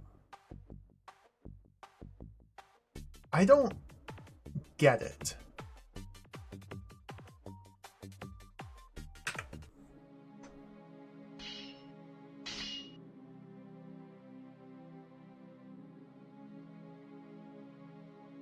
The brain Hold on, I gotta read about this. The brain considers the 9 possible tiles that the monster can move to, including the option to wait in place, and do not contain visible obstacles, as defined above. Well, the brains are brain invisible. Brain invisible objects include other monsters, such as brain. Okay. And then source them in order of distance from the player. If there's a tie, the move preference is orthogonal moves first, then waiting in its current square, then diagonal moves, with northwesterly moves taking precedence. Brain then orders the monsters to move the first square. If it can't do so because it's blocked by an invisible obstacle such as a brain, it tries the second, and so on.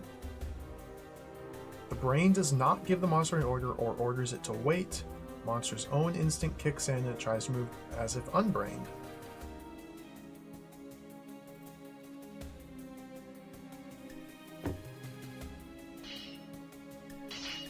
So when I walk west and the roach actively moves away from me in response to me moving west, I don't see how that makes any sense. Like, should it not go south because that gets it closer to Beethrow? How is north better because of diagonality?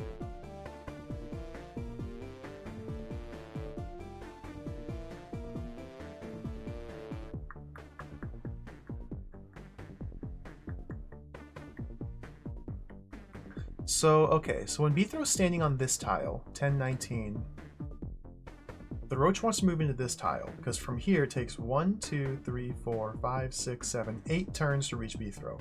From here, it would take 1, 2, 3, 4, 5, 6, 7. It would take the same number of turns to reach Beethrow. So that means that both these steps are equally preferable to a brained roach. Therefore, it prefers north over south.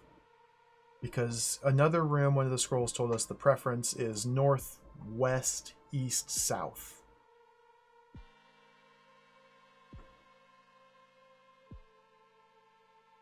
So that's cool. It sure is. So then I should be able to do something similar over here. Like, I don't even have to move and it moves north. Okay, what?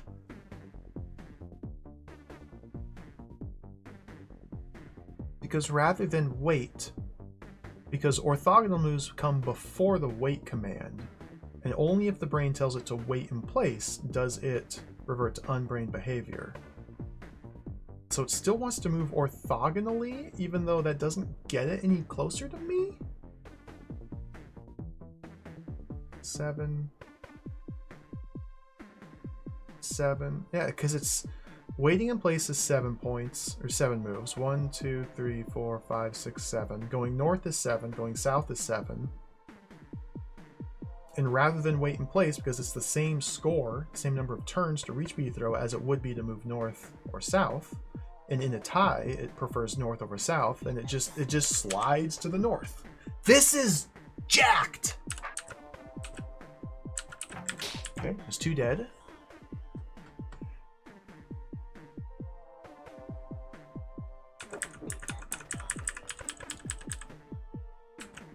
So it prefers north over south, so getting it to be on the south button while I'm to the north of it. Now this is a different story. So these 2 brains are going to be, seems like a different approach than these 2. Some other technique I'll need to figure out. Because I need the roach to be on this plate or passing over it or something for me to stab this brain.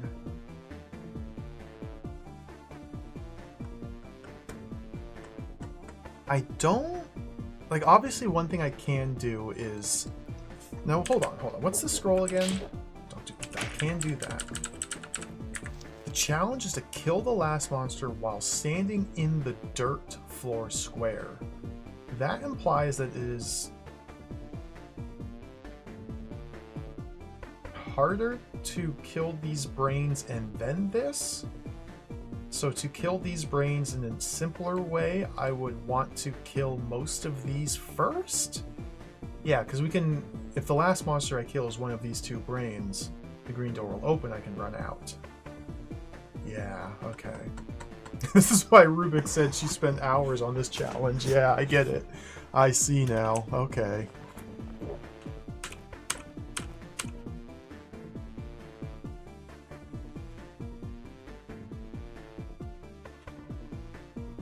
Huh. Like, one thing I can do is, like, stab brains. But I don't know if that would help. It might. It's far too much for me to try and anticipate or calculate ahead of time. But, like, maybe in theory I could poke some holes in the brain membrane to have the roach, like, leave the little containment square, then re-enter down here while I'm up here? I don't know. Anything's possible. Anything's possible.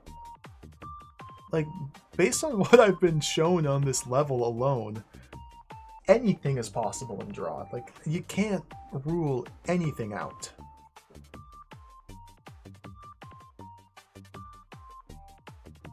Maybe it'll re-enter the cage, because the brain path map does not consider these to be obstacles whatsoever.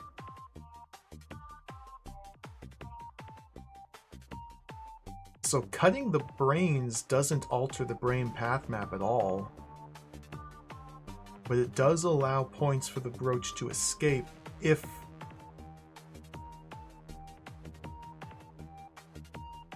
Well... I don't know!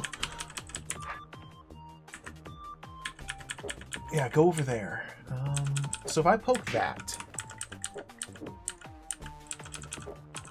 and I can do something like... Dude, this is... alien. This is an alien. This is not a roach, this is an alien.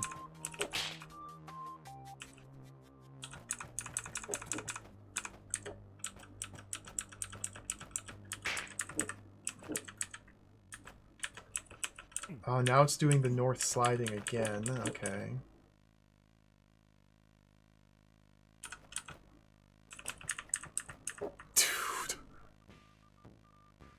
So here it's trying to travel orthogonally until it gets to the same diagonal as me, and then it wants to move diagonal, which is blocked, so it's going to slide west until it gets here, where it now oscillates, because it either wants to go southeast to reach me, or if southeast is blocked, it wants to go north.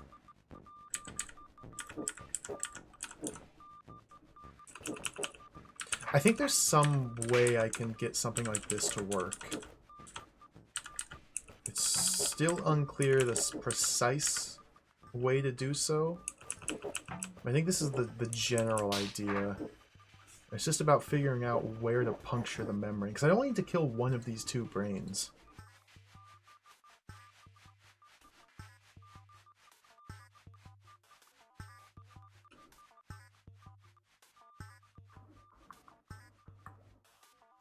And then once one of these two brains is dead, I can kill everything else in the room and kill the last brain.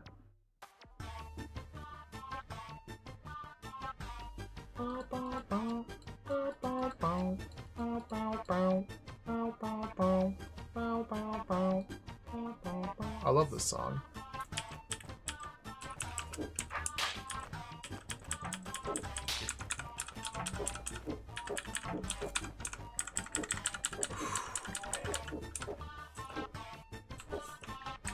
So how do I go about reinsertion?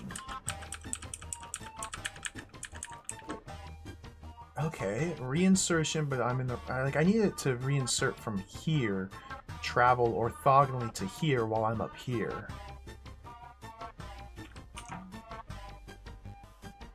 Yeah.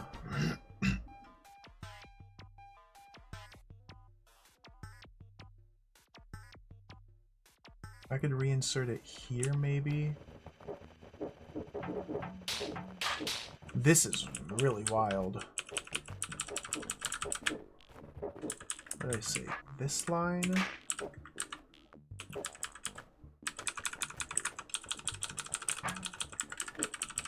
Get away from me! Ah! Ah! Disaster.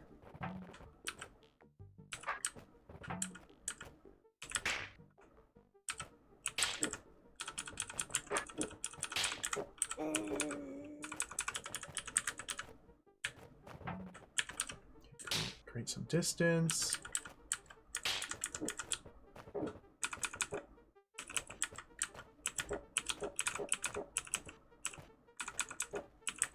Okay, there. That's not even close to what I wanted, but sure. Okay. I don't think I want a whole... I don't think we're on track for the high score anymore, no. I got the first 13 turns pretty down pat. Like, that's pretty good. It's a good start. Good gravy. This is bizarre. Yeah, I really do think the solution lies in figuring out which of these brains to cut. Where to access the membrane.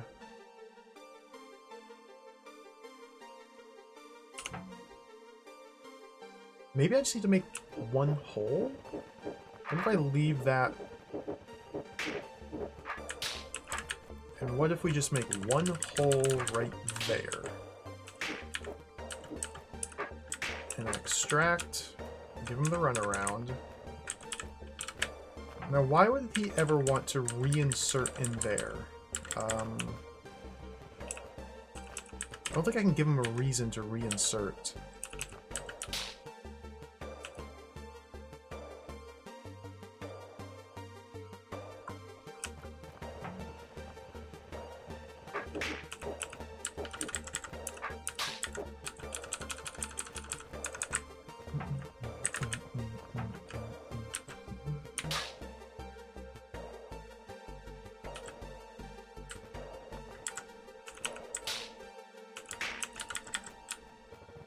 I don't really have a plan or much of an idea as to what I'm supposed to do here, but I'm hoping that with enough futzing around, something will happen. Some magic will occur. I'm hoping magic will occur. That's my current plan. Hope for magic.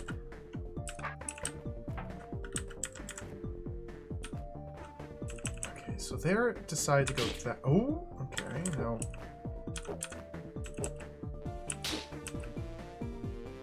So I had a different sword.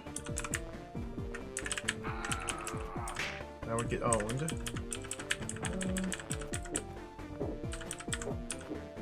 Like that. Sure, okay. I mean, this doesn't help me. This is exactly where I started. But it did show that in that very specific instance, I could reinsert the roach. Okay, my goal is to get the roach to be holding down this pressure plate while I'm way up here. Oh, dear. I need to counteract its natural instincts to go north.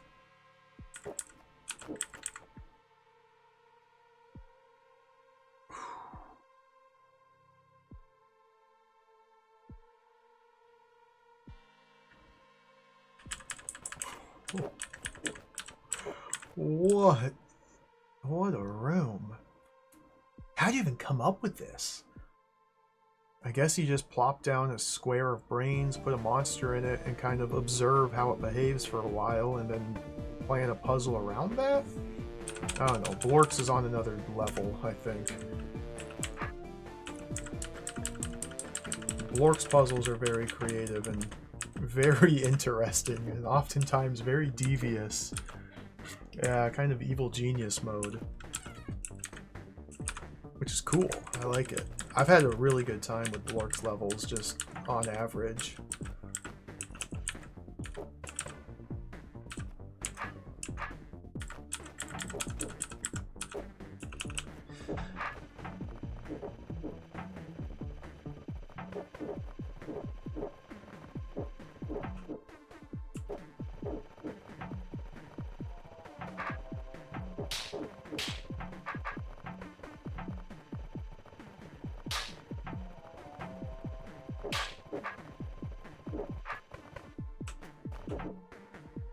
Let's step back to here.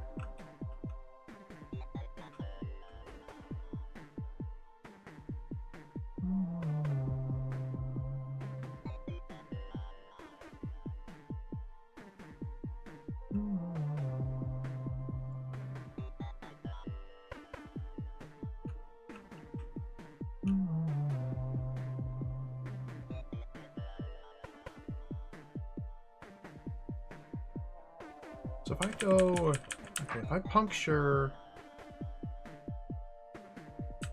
that one, if I send the roach out there,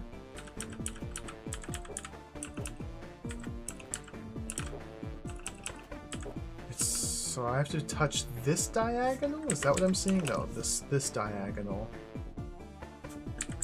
So I touch that diagonal, then the roach becomes...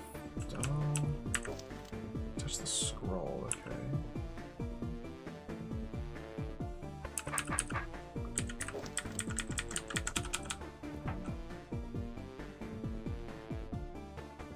So, interesting. Here we're getting the same behavior. Oh, wow.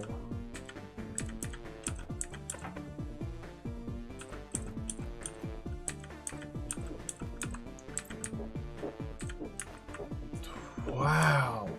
So I was hoping it would follow me around this way and...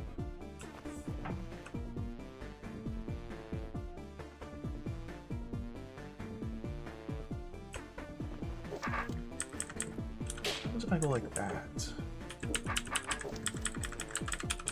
It goes in there, and we're just right back here.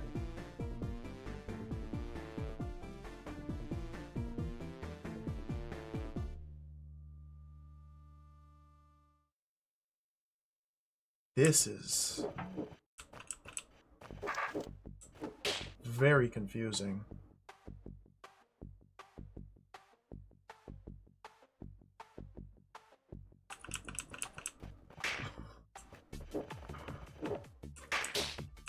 Can I even extract it out of that hole? Yes, but I have to be very close to it to do so.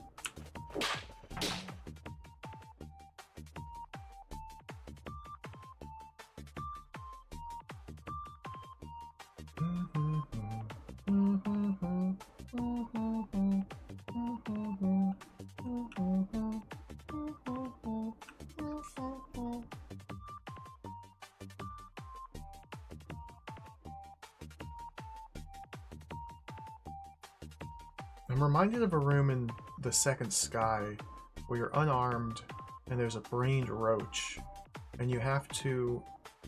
It's a giant open space. You have to create distance on the roach. There's a single brain in the room in like a spike trap or a fire trap or something. You have to kill the roach on the trap.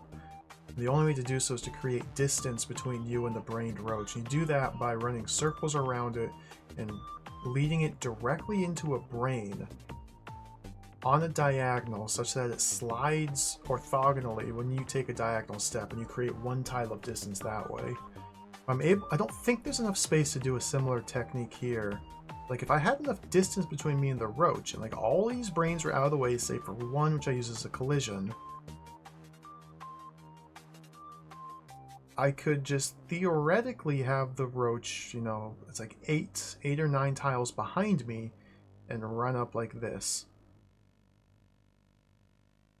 Have it traveling east on this line, and then I run up here, and then it steps on this button right when I get to here. We do that. That sounds right, yeah, fire hotlands. I don't think I can do that here. But there may be other ways to create enough distance just by using this insane behavior with the brain membrane. To do a similar approach, create distance on the roach, have it following me on this line, and then I can run diagonally up here. So how do I maximize distance on the roach while also like extracting it? Seems like using this spot was the play. Okay, it seems like it has to be one of the northern corners.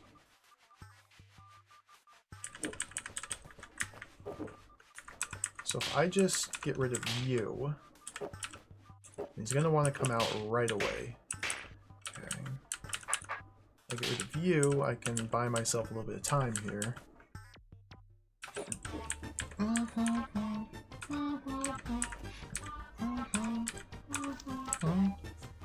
This only gets me 5 tiles of distance. So this is not enough distance, and it's going to gain a turn there, but then it re-entered instead.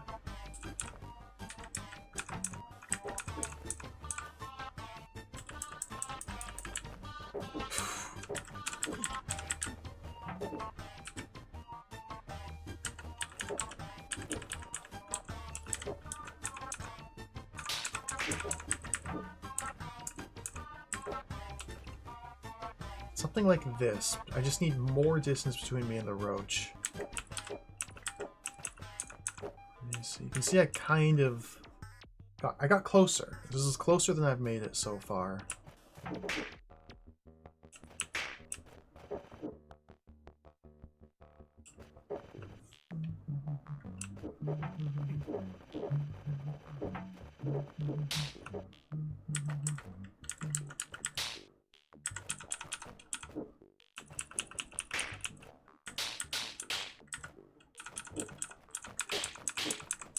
I'm losing my distance.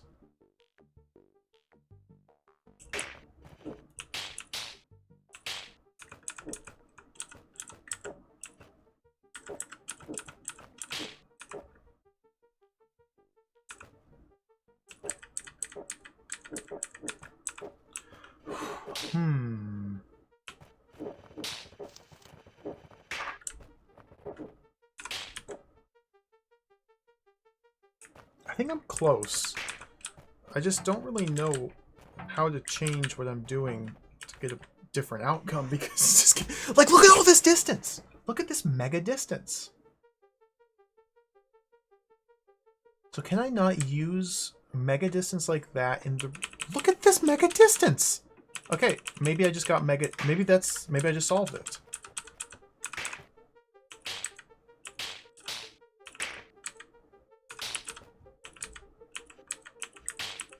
What are you doing?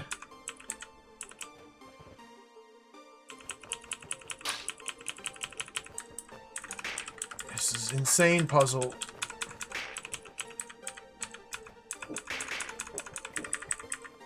Ah, I got a little bit closer. A little bit closer.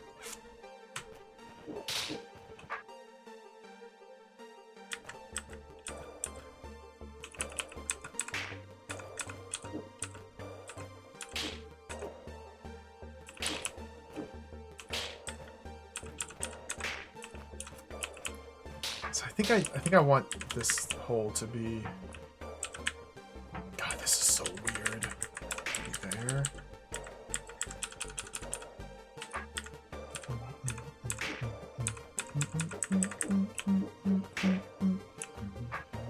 No, I think I want it there.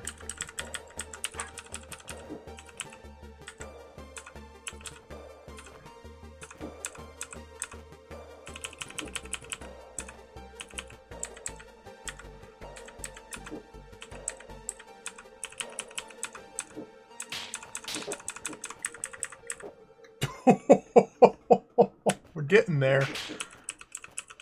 Okay. So I didn't even use this hole there.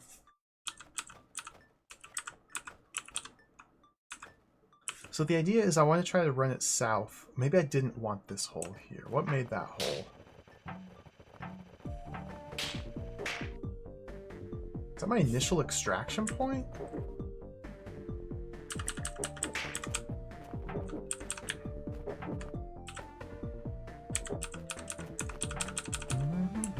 Okay, yeah, I extracted it from there.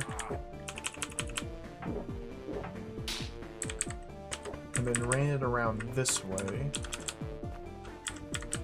And it was at this point that it went on its insane little journey. Okay.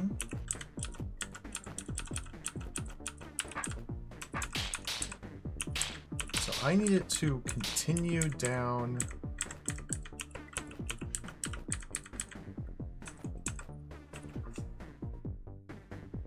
that, but it's always going to prefer north.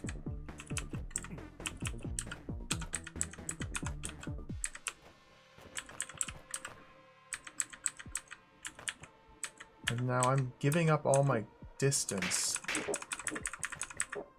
do that.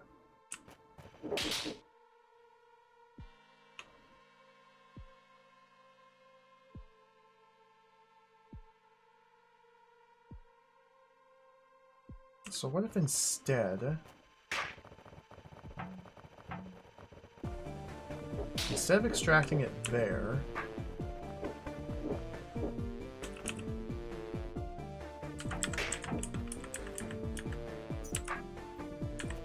that was a mistake, oops.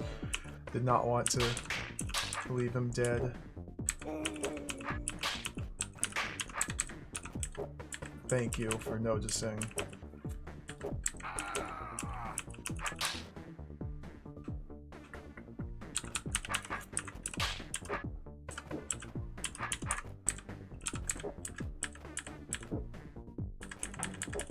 He's gone Mega Dingus. He's gone Dingus mode. So I think the extraction and insertion points might be the same. Get away with it. Just.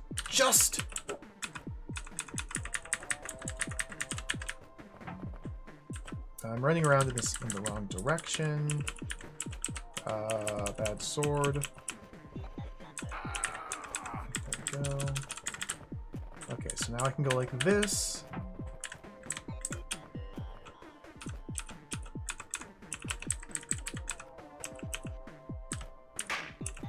Now I can run in through here.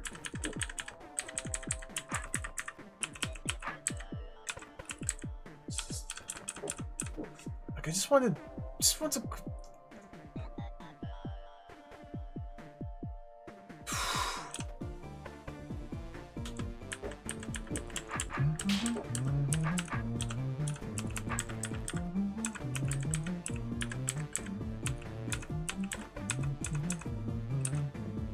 See, this is not enough distance.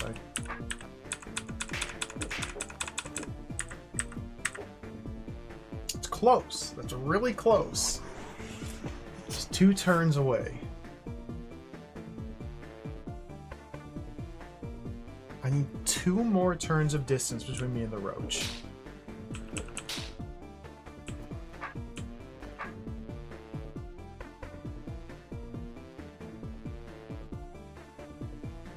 You know, I hadn't considered that. Maybe it is easier to do this approach going to this brain rather than this brain. West is more preferable than east in the hierarchy of preferences.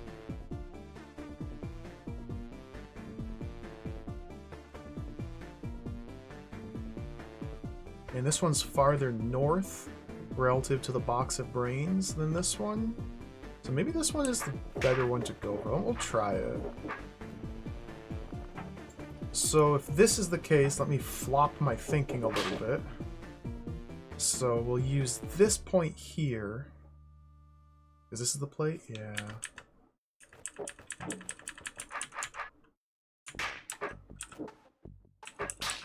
How did I do this? What was the wizardry?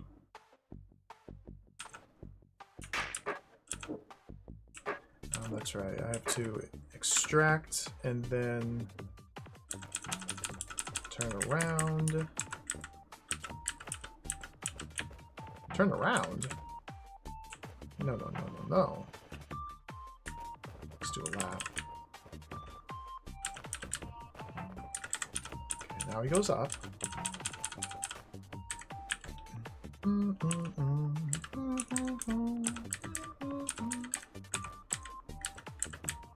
So I guess the difficult thing is sending it east along here, but I can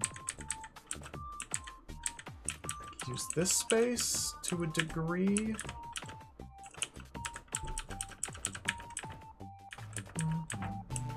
Okay, so now I have control over it on that side.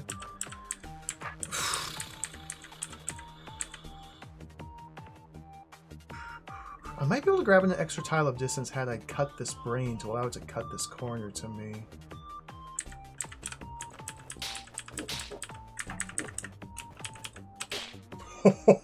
Oh, it just works.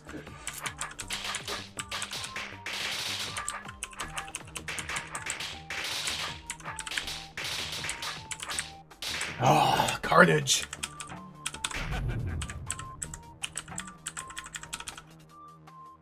Eighth place. What a room. What a room. Wow. That was demented. That was demented.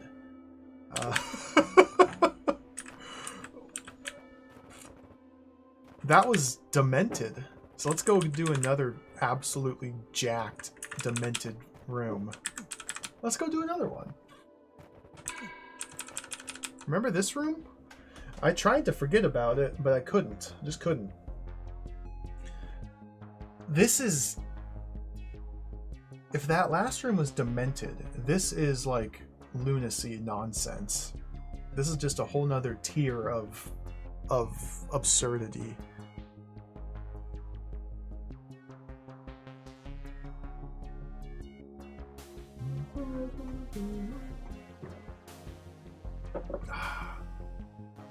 Brain Roach Queen. Brain. Many buttons that I cannot allow it to press. A bunch of crumbly walls. Force Arrow Cage, which gets released when I press this button. I need to guide the Brained Roach Queen into this chamber to have it hit this button. And the only influence I have over its behavior seems to be the act of cutting specific broken walls. And so with enough patience and brute forcing, I will come across a solution to this room. I'd like to try and understand it a little bit, but I don't know if I'm capable. Like, I need degrees. Like, I need to go to college and take courses in, like, DROD and do intensive, rigorous study to understand how these roach queens behave when they're brained. Like, this... The main important thing to keep in mind is the queen only gets released when I step on this button. And then I can't move until the queen reaches this button to open this door. It's the only button that opens the door. These all are bad no-touch buttons. So whatever I'm doing to the queen, it's regardless of its position to me, because I have no way of changing its position to me.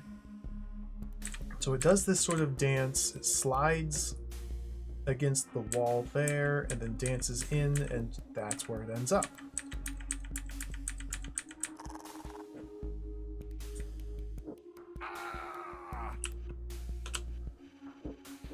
Again, since my only means of affecting the roach's movement, like, I could time its release to use roach egg spawns to affect its movement, which would be a whole nother layer of nonsense that I might have to consider. It seems like the primary method of controlling its movement is by destroying walls. So it slides against the... Oh.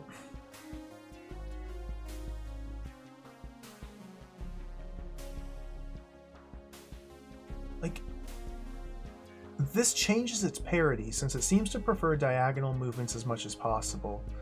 Having it slide against the broken wall has now switched it to the dark parity rather than the light parity.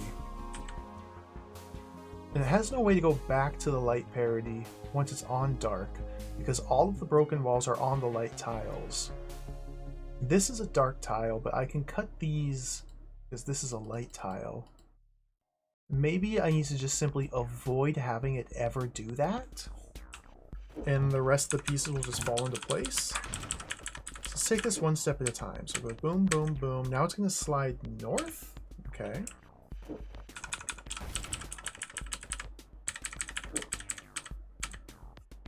And then it slides south. I think the problem with this is it's just going to naturally want to go like this. Yeah.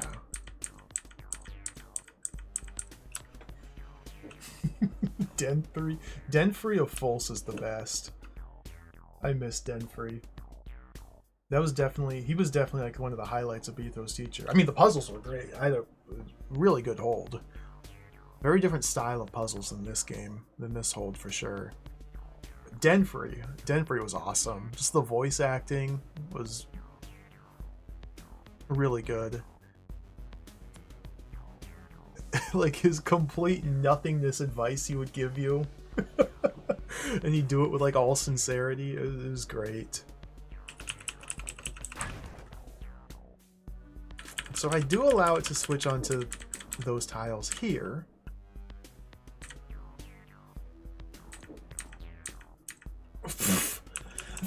But why?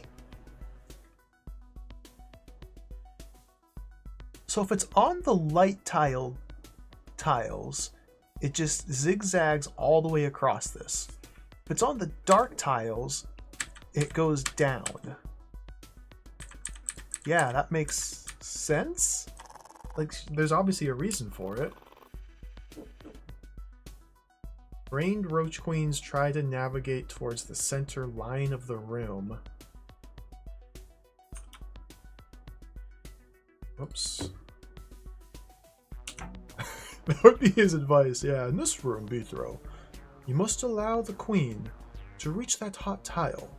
Do not let it touch any of the pressure plates along the way, or this puzzle will be lost. Something just nothingness like that.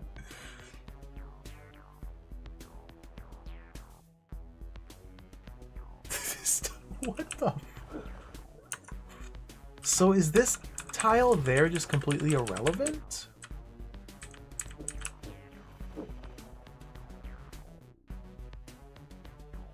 There's probably a lot of irrelevant tiles. Okay, so if I destroy this one, will it go that way? No, no, no, because when it's here, it goes that way because it's calculating the brained roach path to Bithro. So from this position, it calculates the brained roach path to Bithro, which is to go west, and it goes the opposite, east. However, instead of just going east, it changes that to a diagonal move toward the center line of the room. It's currently on position 14, 15. Position 15, 16 is closer to the absolute center of the room because these rooms are 38 by 32, so that'd be like 1916. So like this tile right here is, well, it's even number, so there's like a square here. That's the center of the room. And so even though it's online for here, it has to make a diagonal move toward the center, so it goes southeast. So it will never go northeast if prompted with orthogonal opposite brained roach move. I can send it northeast if the brained roach would send it southwest, because then the roach queen would flip that into northeast, and because that's not orthogonal, that's diagonal, it would not send that northeast, it would not correct that towards the center line. And so it would go that way if I could convince a brained roach to go that way. But in this formation where I am farther west than I am south, the brained roach will always want to go west, which means the brained queen move will always be the opposite of west, which is east, which gets reverted to a center line. But that doesn't really explain why this happens. Like, why does this happen?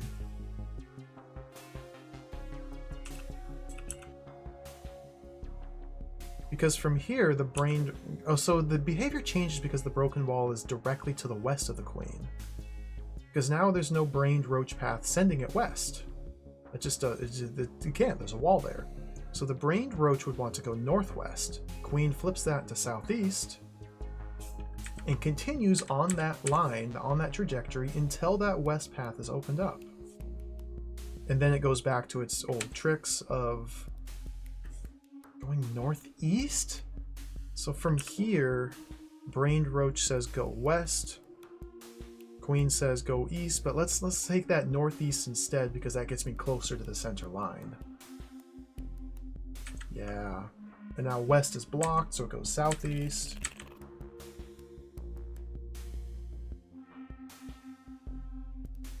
I'm kind of glimpsing at the idea behind this, only in like the slightest possible way.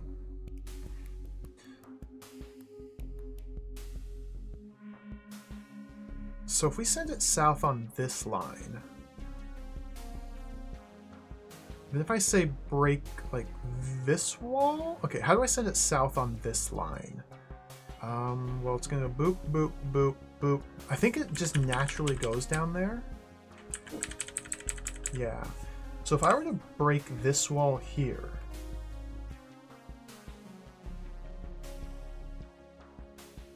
then it would go northeast. Okay, let's just break this one wall right there.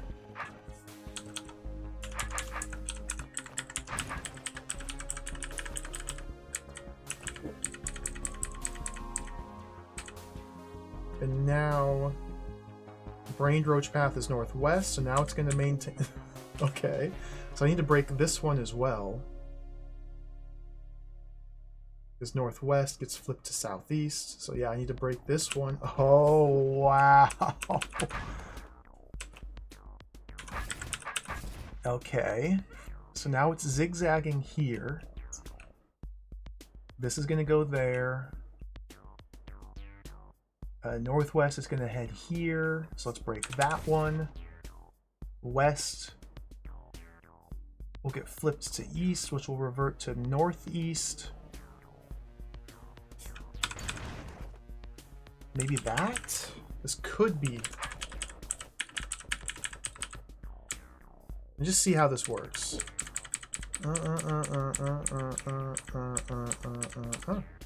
Yep. Easy game. 4th place tie.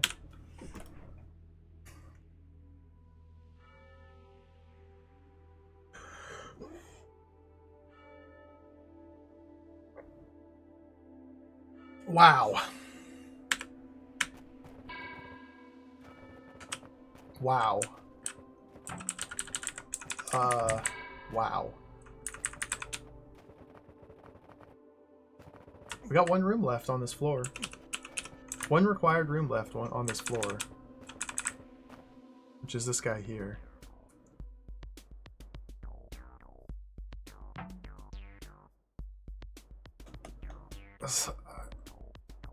Wow. Everything makes sense when you step through it like that. When I got to this room yesterday, I just wasn't willing to step through it in that manner and try and understand it. I just brained Roach Queen. Brain shuts off, like my brain. I'm like, nope, it's just unknowable. Let's move on. But there's wow. I still think that this is a devil puzzle. Perhaps this should have been a secret room or something, because that's jacked. But let's move on.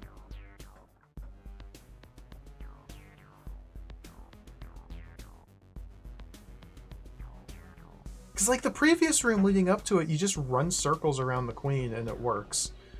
And the previous room before that, you just run around in circles and it works. Well, I guess that's not the fault of the rooms. They're trying to teach you lessons, and if I'm unwilling to learn the lessons or try to work them out and just run in circles instead, is that the fault of the rooms? Or is that the fault of the player? Maybe a little both. Maybe they could have done a better... I don't know. That's jacked. But we solved it.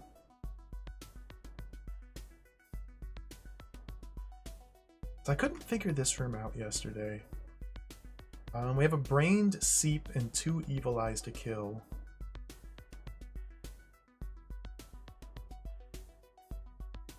Brain seep have interesting behaviors.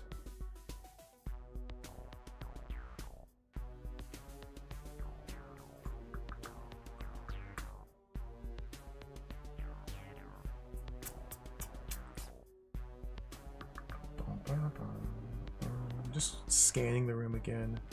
So I wasn't able to kill any of these evil eyes. I'm pretty sure the way this little mechanism over here is set up means that there's an open room clear gate and a closed room clear gate. I need to be standing on this tile here when I kill the last monster, which means the only monster I can kill from this tile is the seep. So all these other monsters have to die before the seep. The clone, or the decoy potion, is almost certainly used to kill the brain. To kill the seep from here, I need it in this space. And the only way to get to this space would be by closing one of these two doors. And they both close when I press this button. So what opens this door? This button. So I need to hold this button down. I think I need to move the brain onto this button. So grab the stick, move the brain over here, to walk in here, to touch this button, to close these doors to allow the seep to pathfind to you, but do that after killing the evil eyes. Okay. Decoy kills the brain while it's over here. Ethro kills the seep, and all is well.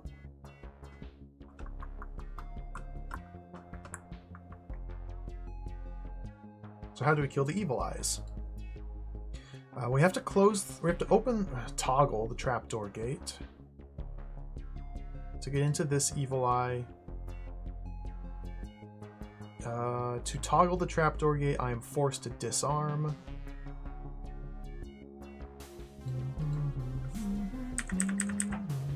And yeah, at the start of the room, the seep is pathfinding towards the closest wall to Bethro, which is like right here. Or here. It's pathfinding to like here or here, probably here. Which is sending it in this path because it's brained, it doesn't see the ortho squares as impassable. So if we don't do anything, then on turn 11, on turn 10 the seep reaches this tile, makes an unbrained step to the south, and now it's completely trapped. So the puzzle is lost within 11 turns if I don't do something instantly. If I touch this wall, I can send it down this path instead. So I can wiggle it back and forth like this. As long as I touch the different tiles in X number of turns before it reaches this tile or this tile, maybe I can grab the stick? Get this brain out of here? Okay, then unbraining it, as we saw in the room with the serpent, I can unbrain it by stunning. Put that there, okay.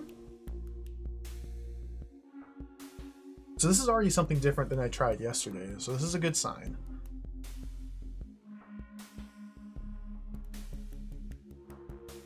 I don't know if there's anything else I want to do with this brain. I might want to put the brain here.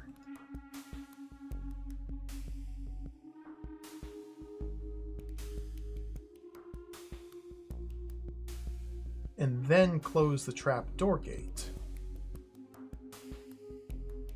And then use a similar technique of jumping from side to side to keep the seep in this space while I get in here and touch these buttons. Okay, let's try that instead.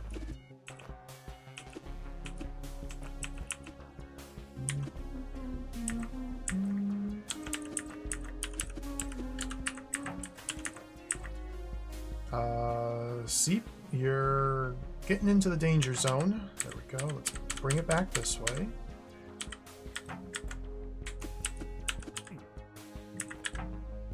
Okay, so with the brain there, I have just enough turns to get to the wall. Okay, let me grab my sword back.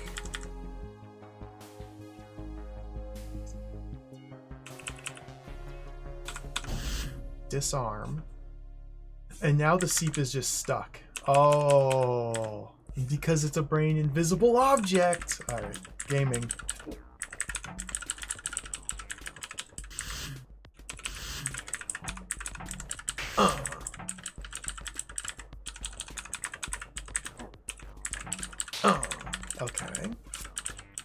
stick mode.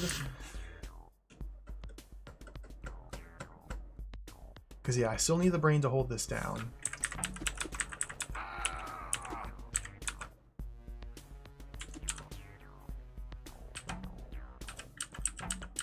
Cool. This is a cool puzzle. I like this. That was fun. I think we're kind of over the hump here. It's just a matter of time. Oh dear. It's still not trivial to rescue this brain, though.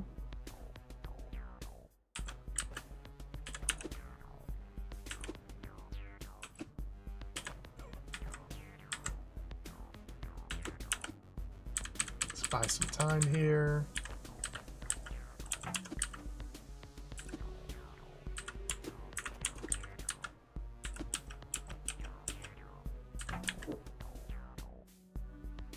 Cool. Get my sword back.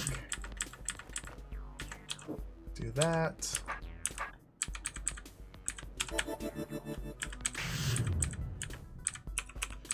Okay.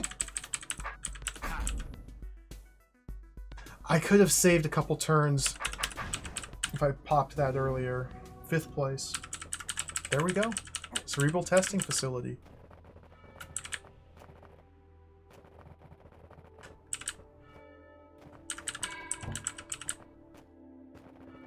You know, maybe this game's good. Maybe it's fine. Maybe it's not a disaster, impossible hell game.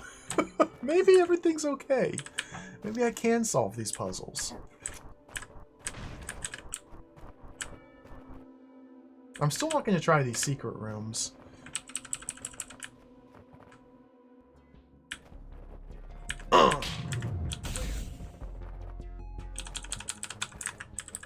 We'll save the secret rooms for, you know, September or October or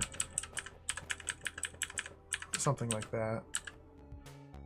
Whew, that might be the... I don't know if that's the longest amount of time yet, but... Ooh, baby.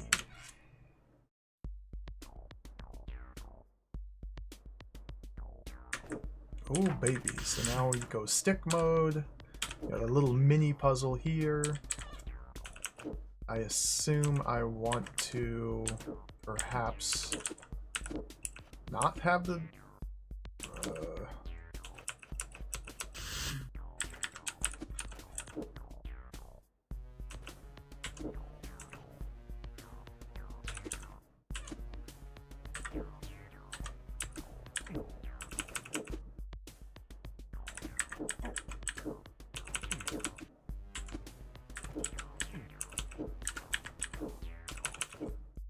This is impossible.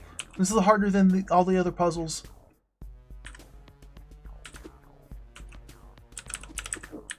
There. Ah! There.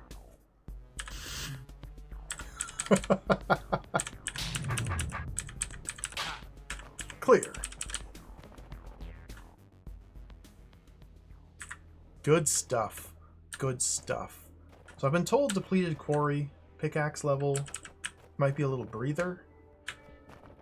We also have speed potions. The bonus gentry eye level. Or gel. We gotta go for gel.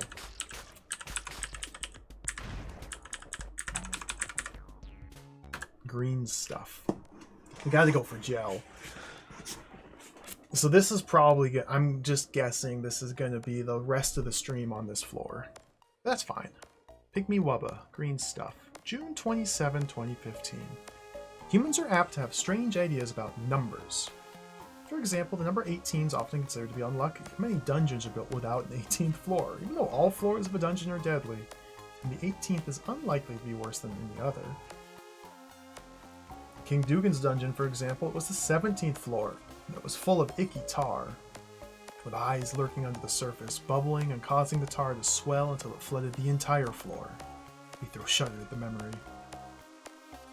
That might have been the floor where there were walls and trapdoors under the tar, and that floor was created back in a day before you could see under tar, so it was literally just trial and error. Spend forever clearing out tar to see what's underneath it and then reset the room and clear it differently. Was that level 11? Okay, that was a nasty room, a nasty level. Conversely, many architects would say there is something nice and satisfying about the number 3. 2 things stand in opposition and conflict. A third adds balance. 2 points determine a line. A third marks out the space that is an architect's playing field. And so, even though tar and mud had been known and exploited for centuries, many architects felt that there was something missing, an unknown element that would complete the series. Some even went so far as to predict its properties, as though the elements were themselves architected and fell into some kind of regular pattern. These theories are pure moonshine, of course. Everyone knows there is no third element in reality. Boy, green stuff. Gel's fun. It's very, very tricky. Very tricky. It's very tricky, but it's pretty fun. It's very tricky. True Kane. It has been better, yes. We finished the nightmare stage I got stuck on yesterday. Well, being frustrated and getting stuck on puzzles is just part of the natural course of playing a puzzle game. At least for me. Sometimes you get a little frustrated because you can't figure things out, and sometimes when you have a good night's rest and come back another day, you can look at it a little differently.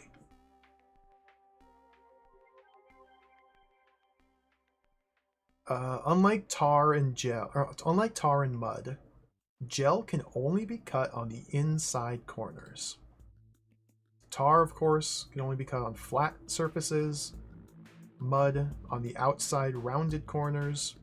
Gel is only cuttable from the inside corners, which makes very strange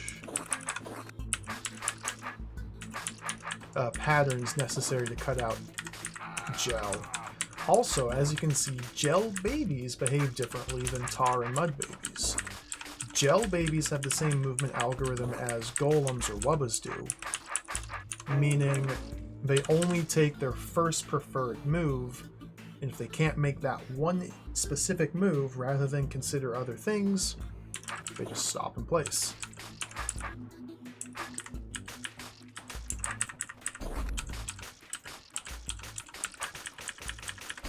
Clear. So it's been a while, but when I played Gigantic Jewel Lost, there was a whole bunch of really, really intricate and pretty cool gel puzzles. So I've had a bit of practice with gel, although it's been a while, like I said. So it'll take a bit to relearn the nuance.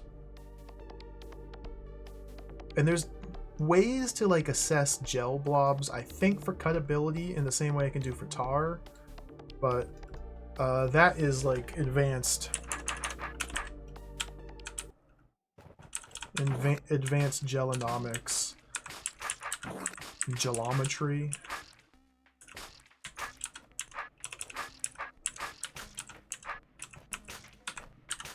Cutting.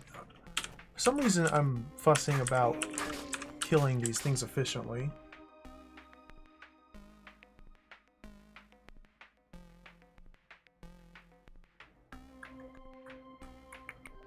Like a shape like this, it has to be cuttable in its current state, but the specific cuts you make and the order you make them in is very important when it comes to gel. So I don't know if I need to approach this from one side or the other. So let's just make our way down there. Actually, I can't, because this is a death trap. But this is a very common gel shape,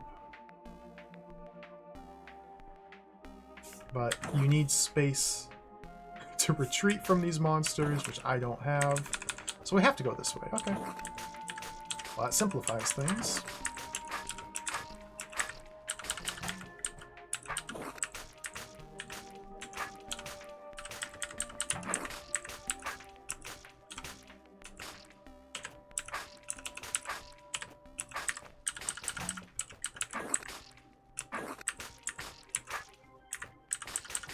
Probably the fastest way to kill them. Probably not. I don't know. I don't know why I care. It's fun. It's fun to think about. That's why I care. I'm just going to kind of cut away at this and see if I come up against any problems. Like you can see, I should be able to make like this cut. Yeah, I think these are all fine.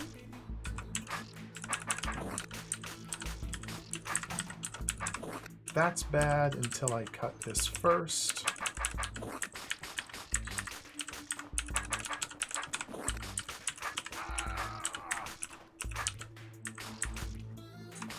Cool. So this isn't really a puzzle yet. This is more just a little tutorial or primer on gel cutability. Not too bad. It's good to get a little bit of a warm-up. Gel mothers, different from tar mothers and mud mothers. Gel mothers only expand the specific blob that they reside within. They do not grow all of the gel in the room, only specific blobs. We're definitely going to want to re-enter from this side. Mind the high score. And so we have no choice but to sit here and wait until this point. Can't allow it to touch there, okay. So now I need to use my body to block the growth in a very specific spot. I think where I'm standing is fine, such that once it grows, I can cut it. There's no black door in this room, no tar stuff gate, so I don't need to clear out all the gel. I just need to get to the mother. But I do need to prevent it from growing onto this, so I need to sever this connection somehow. Which may or may not be doable. Okay, it's fine. Now here, I think I can stand right there. Do the same thing here. Let's try and approach in this direction maybe. No, it doesn't matter. Maybe here? This seems good.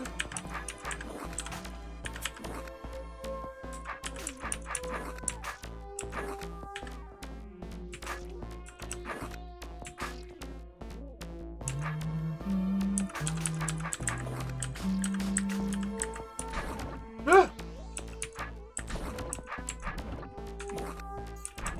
There's gotta be a way to do this slightly quicker. I'm so close.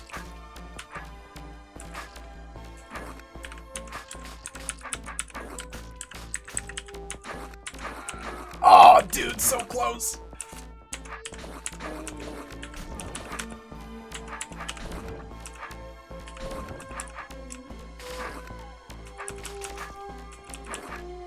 I lost it. If I could pick up one more turn somewhere.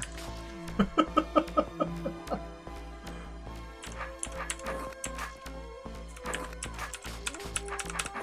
never-ending quest for efficiency.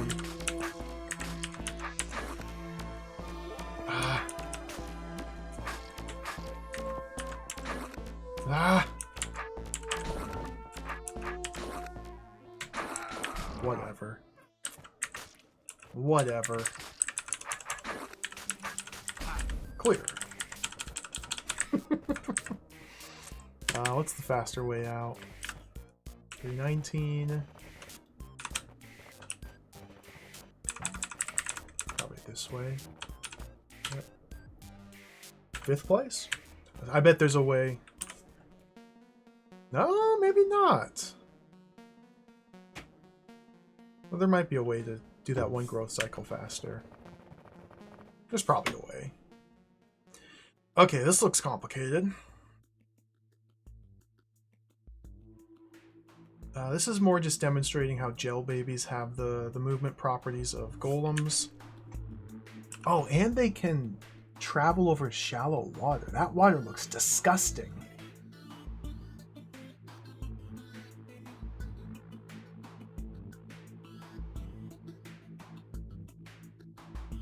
That's disgusting.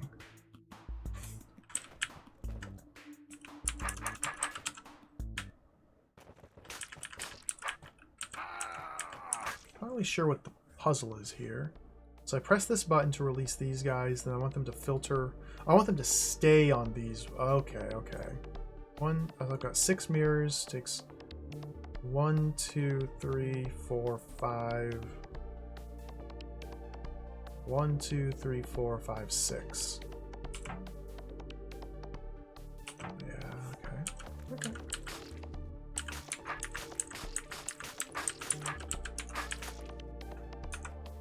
It looks disgusting. This water is gross.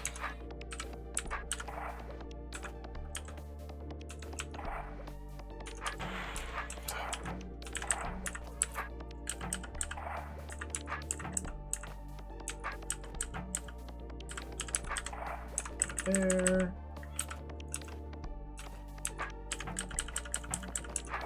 Oops. There.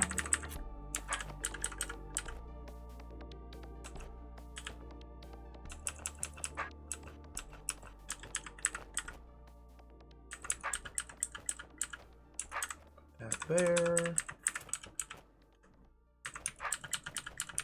Okay, this should work. Oh, they're on force arrows, okay.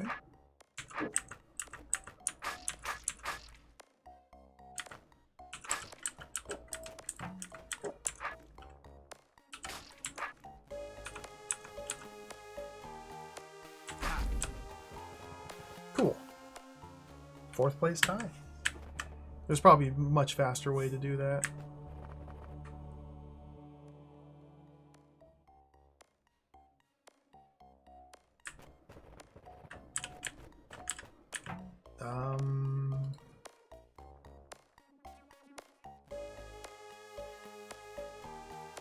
Okay, so I have 4 mirrors to use. I need to bounce the baby from button to button to button. Alright, this seems fairly straightforward. This button releases the baby.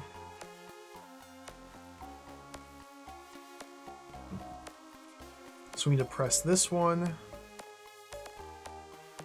And then this one.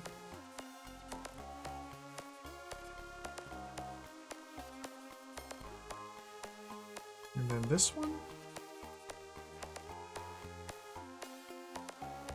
It seems not too bad.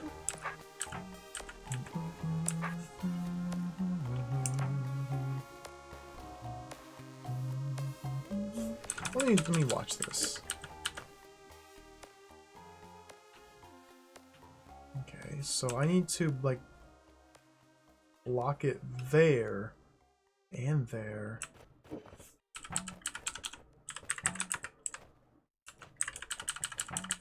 Don't know if I want to spend 2 mirrors for the first button, but that should get me my first button taken care of. Although I need like a 3rd mirror there.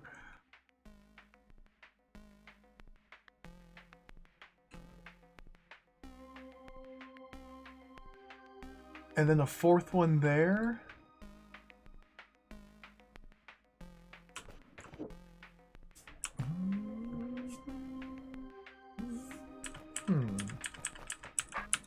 I'm missing something here. That's fine. I'll figure it out. And then...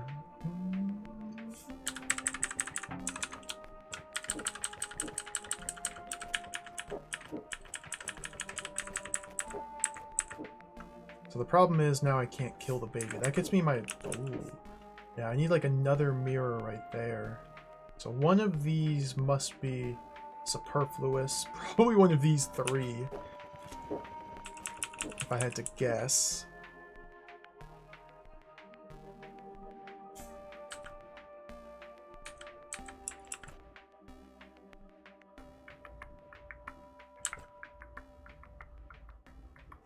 So if this mirror weren't here, I could bring it into this space.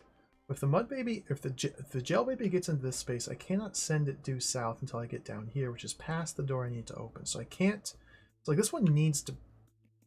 Oh.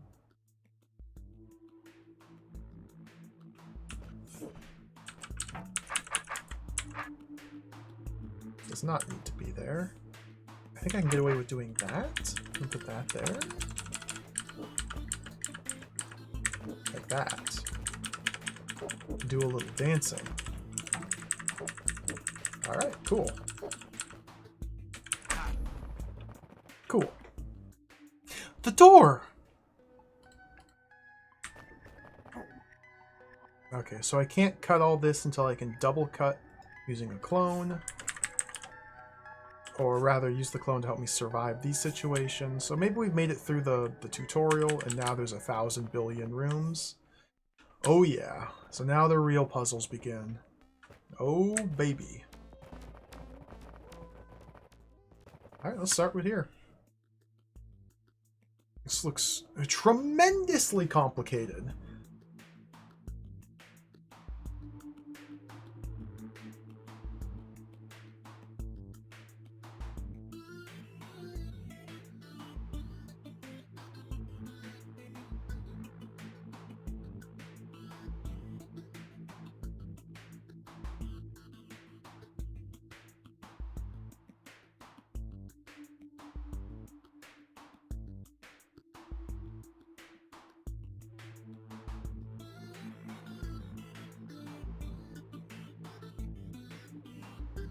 What?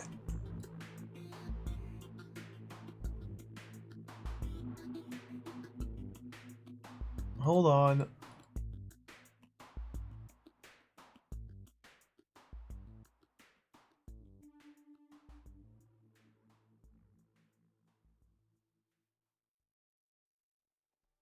You're way ahead of me, Noah. I'm still trying to untangle these pressure plate connections. Like, what am I looking at? It's like I click on this, and these are all orange and red and blue and red and different shades of red? Why are there different shades of red? What's the meaning of... Why are there three different shades of red depending on which plate I click? What is happening?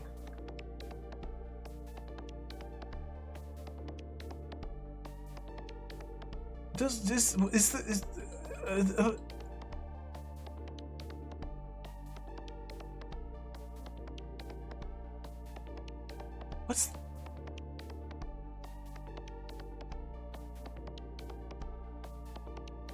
Three different shades? What? What is, how do I don't know what any of this means. So there's all a bunch of inactive force arrows here, but I guess any one of these pressure plates will turn them on?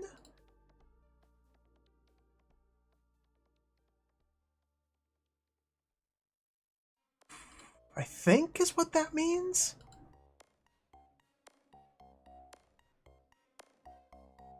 But this one is the only one that releases the... No, they all release the adder. But if the force arrows get turned on, then I'm stuck there. I can't cut the gel anywhere because of the ormite. So I can't, like, bring a bait. So I have to... What turns these off?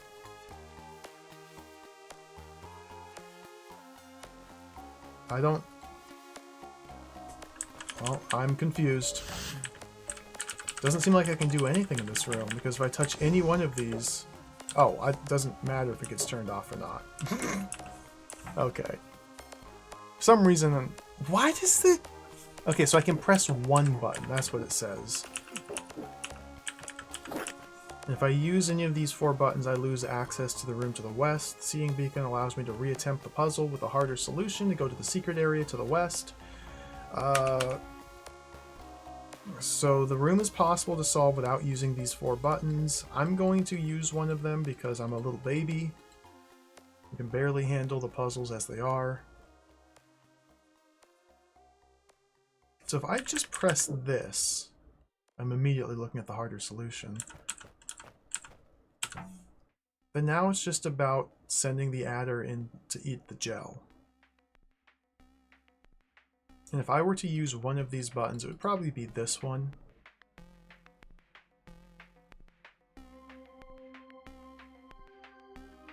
But I don't actually see how that would make it all that much harder. I mean, it's going to be tricky to send an adder south. Bad.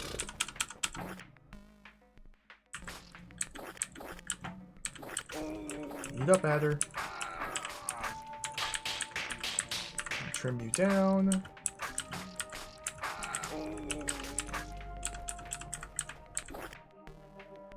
Like, this kind of seems like a non-puzzle.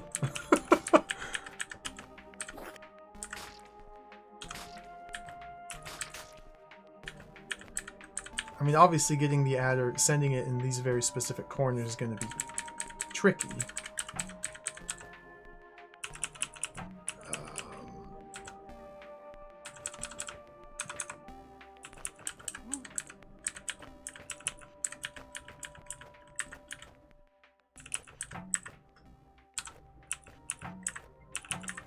I think if I had different preference, I could get away with something like this.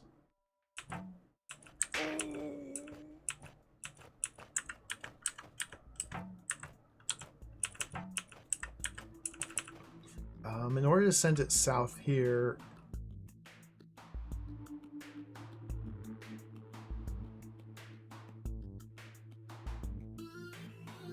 I might need to extend the adder, send it north here, west, south, something.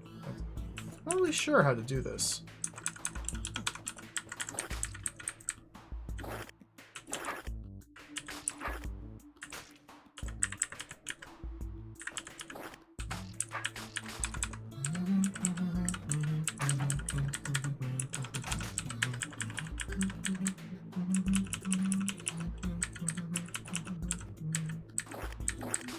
Okay, got rid of those.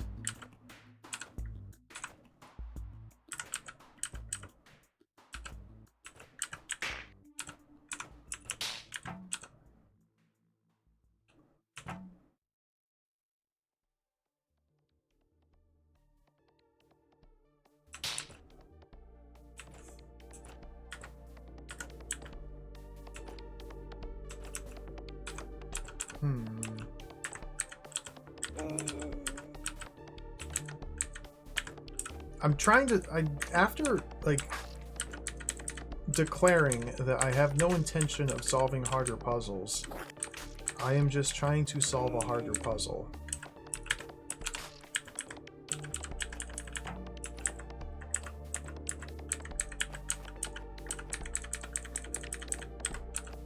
So something like this is close.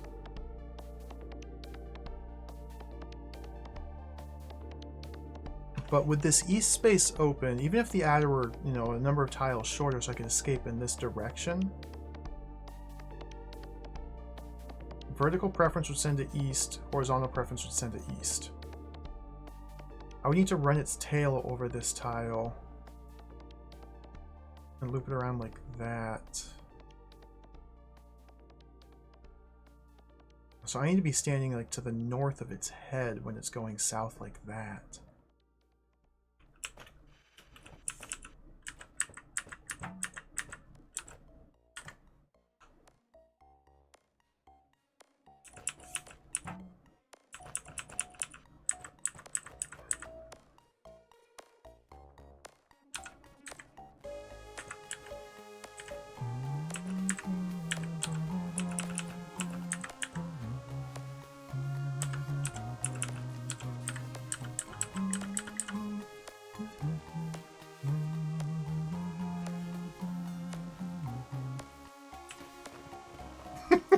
Toe plan.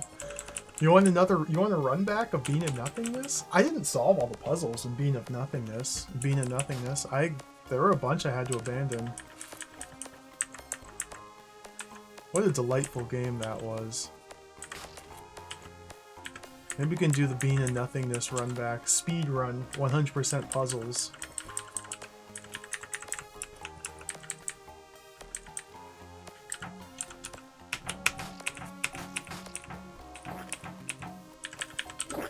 Alright, enough with that foolishness. Let's nuke that pile of gel.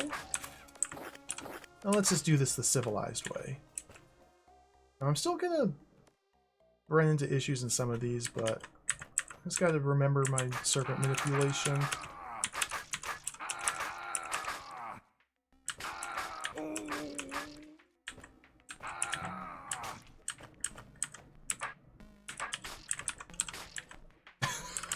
Fat Dude Simulator. Now we're talking.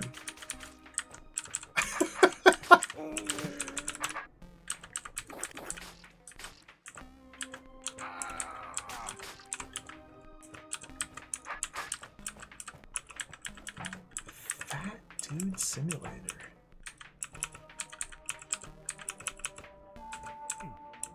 Why not, like, Bubsy?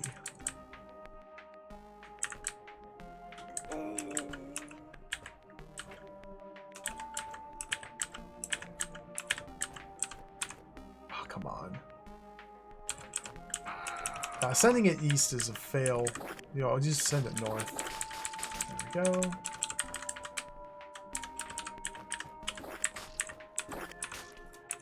This would be a kind of a fun room to go for a high score, although it's literally just entirely, well, it's almost entirely just serpent manipulation.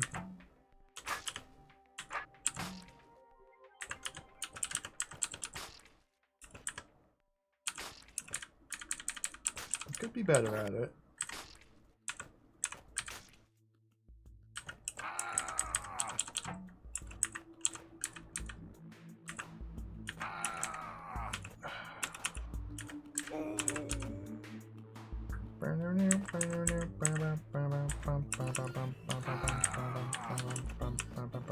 I love this song.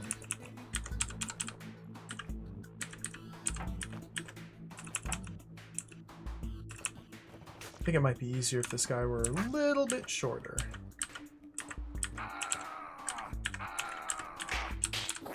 Deal.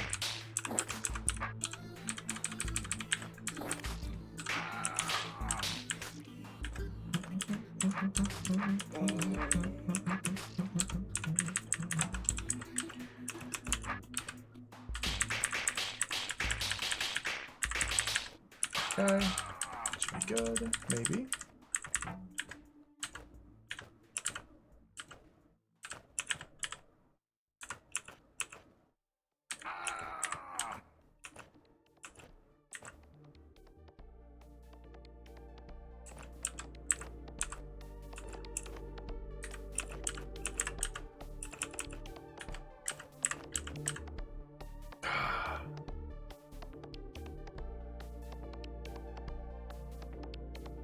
So to send it south, it needs to have an east wall.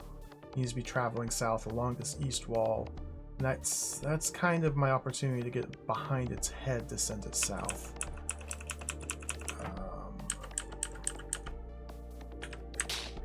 Like that. Okay, there we go. There we go.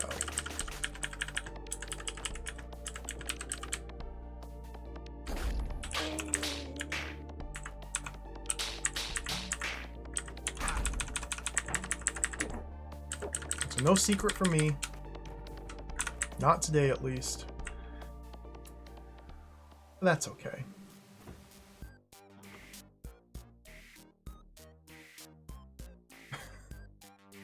Fat Dude Simulator.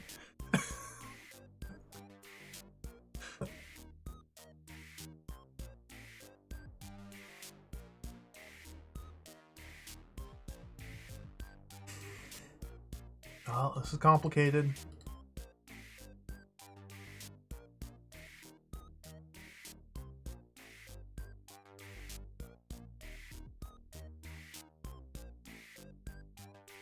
I need to grow the gel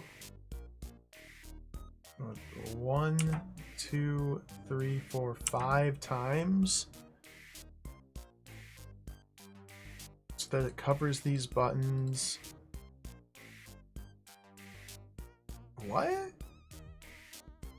And then before the 6th growth cycle, I need to kill the mother?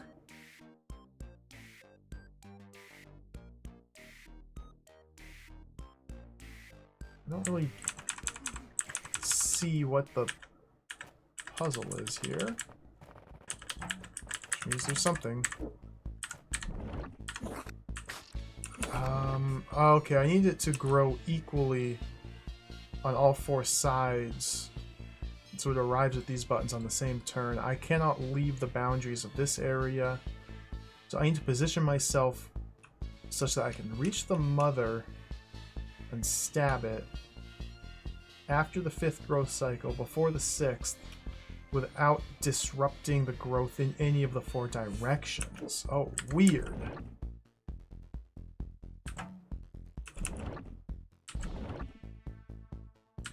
So if I go like this,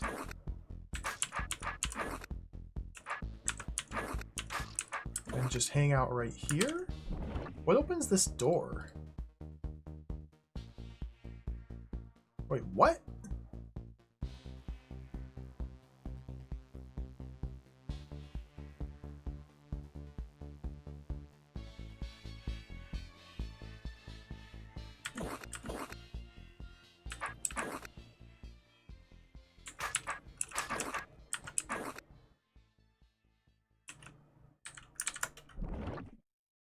Oh. So once it grows one more time, I need to sever this blob. And then never allow it to reconnect to here, and then it's going to grow out this way. And I'm going to have to manage more sides of the gel per growth cycle. Okay. So does that grow it? No. It's going to connect.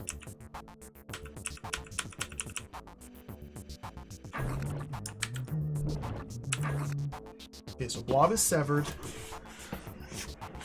I don't have a lot of space to work, but I can buy myself, well... I can buy myself a little bit of time like this. Only a little bit of time.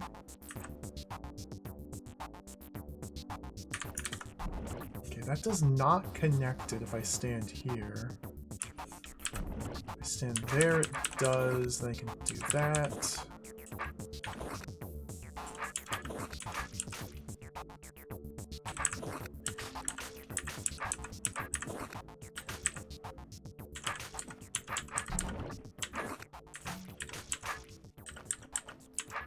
Can't go there. Alright, so in one more growth cycle, I need to make my way over here to sever this one as well. This is wild. So I think I have to stand here.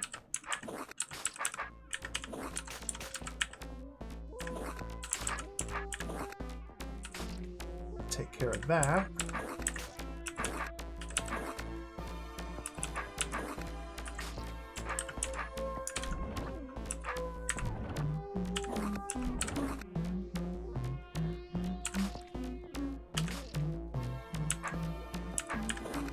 Can't go there. Can't go there. So I'm starting to encroach back on this blob over here. So let's...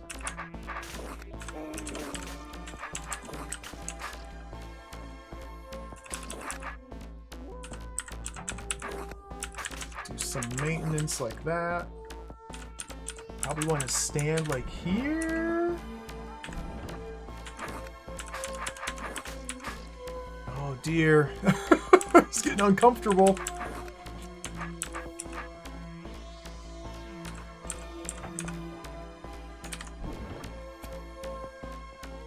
Bad.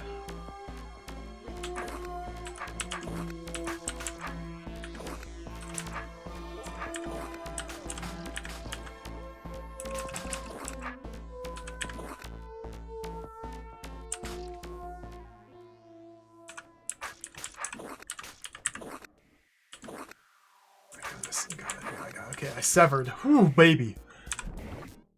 Okay, now we have a connection down here. Oh my goodness.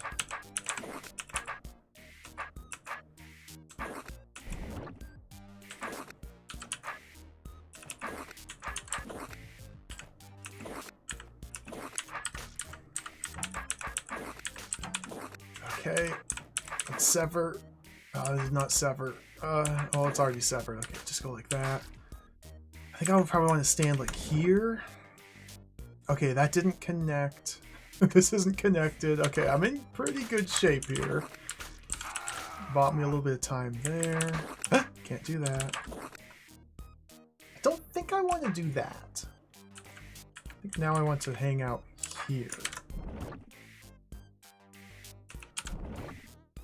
This is probably a little better.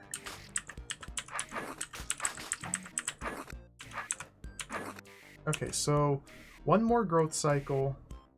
I just need to position myself to kill the mother. Okay.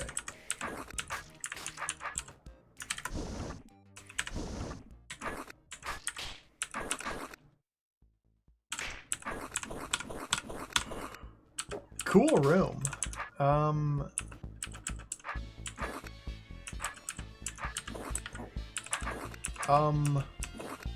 It's not over yet, though. Okay, there we go.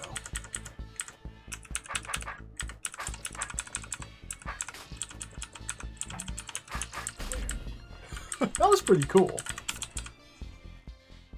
11th place, sweet. If this is a secret, I'm getting out of here.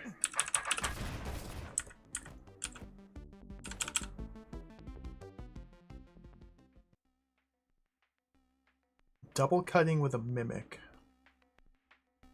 Shallow water to reorient. Yeah, I can do this. I've done this sort of thing many times. Double cutting with a guard. Okay, that's fine. That's fine. Double cut with a guard. Why not? How do we do this? You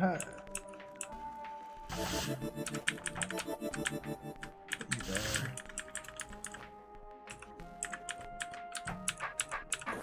Okay. Oh dear. Oh dear. Oh dear.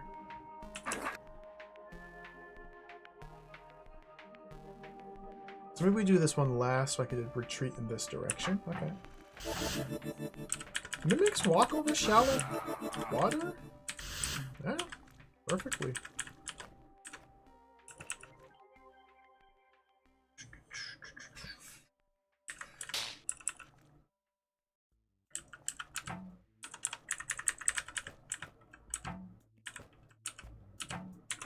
Okay.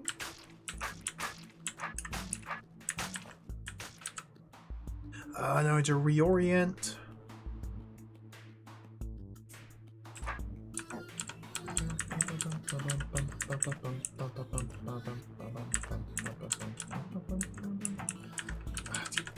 Dingus. So if B throws that way... No, if B throws that way, I want the Mimic to be northeast. So I want the Mimic to be 2 rotations clockwise ahead of B throw. So if I'm stepping out to the west, 2 rotations clockwise behind the west, I want B throw facing south. Like that.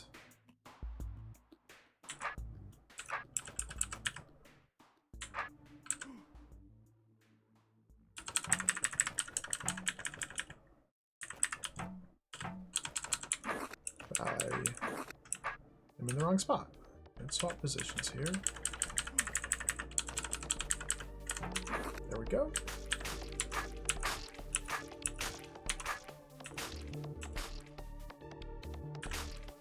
This might be unsurvivable.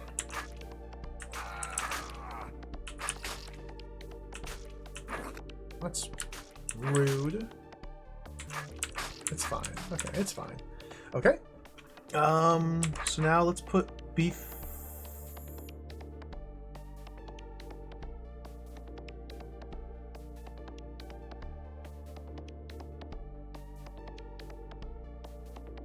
The Mimic here, B throw here. So B throw sword southwest, Mimic needs to be northeast. Let's use the Oramites again to reorient. This time we need the opposite direction of one another.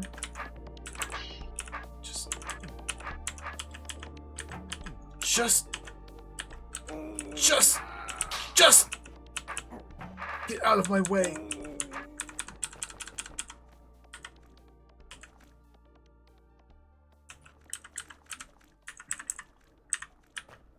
Okay.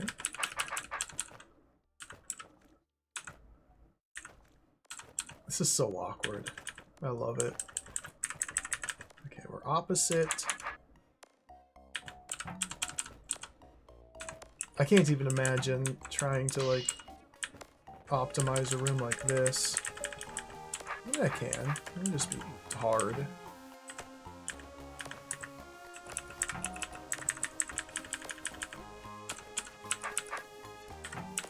There we go. Okay. And now mimic here, bee throw here.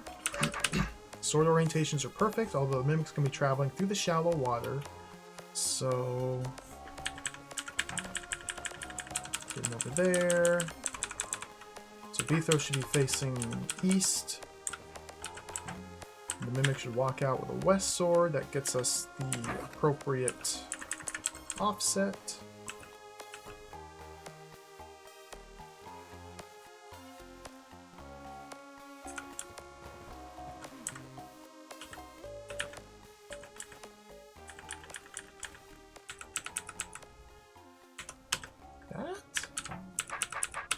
Cool.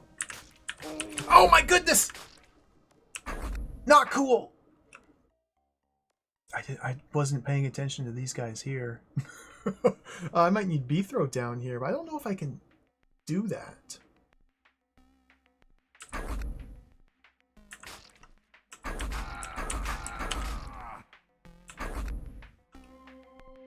I might have needed to kill a different one. Oh my god. Okay, okay. Kill this one last. Good puzzle, nice trick. It's fun to trick your players.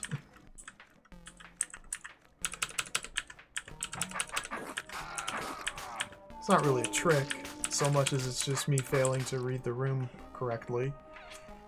Okay. What? Now bee throw here, mimic there. Sword orientation is fine. How did I do this?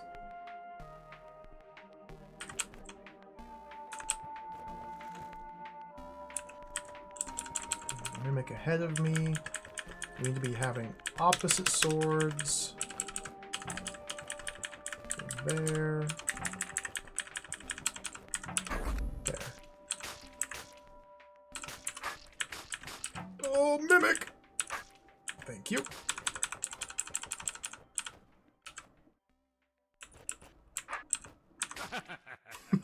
Cool.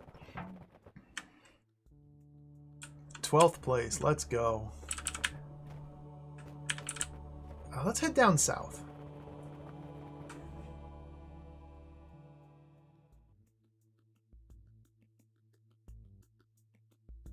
There's lots of room to optimize all of these rooms. Okay, this seems really straightforward, although I don't think it's going to be very simple. This is just a giant blob of gel that we have to cut. Using a clone to do the cutting so we can survive any ambush as long as I cut then swap. Well, not any ambush, it's like, okay. Visibility, I don't know why that's there. It's just to show that there's nothing under the gel.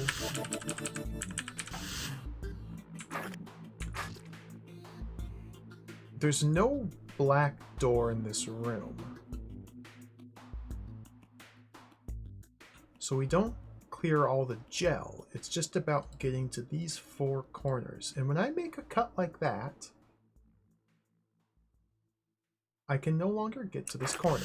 So the very first cut I made rendered the room impossible.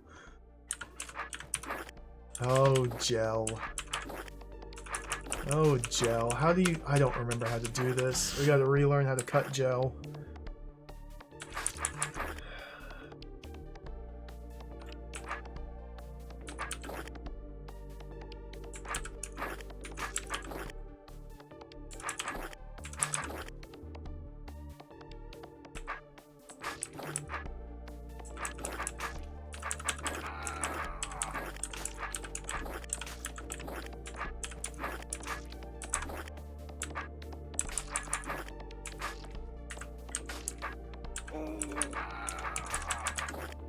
How in the world?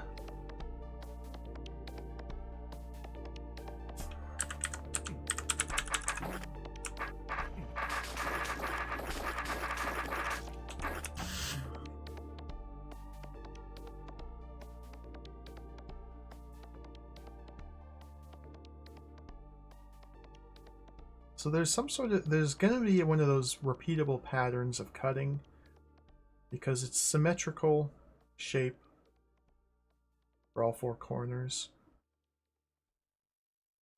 So whatever technique I use to get to one corner, I can just rotate to get to a different corner.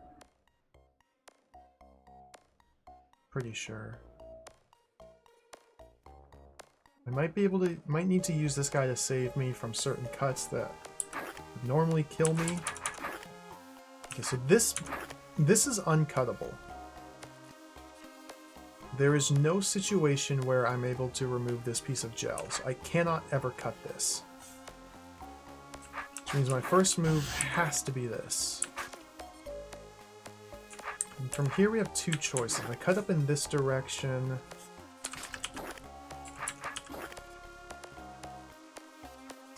This is still uncuttable. Okay.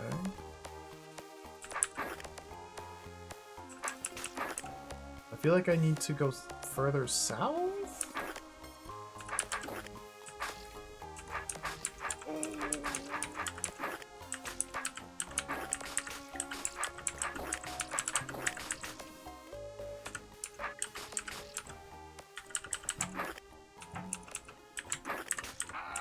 Don't really have a plan, I'm just kind of cutting. Okay, so this works for here.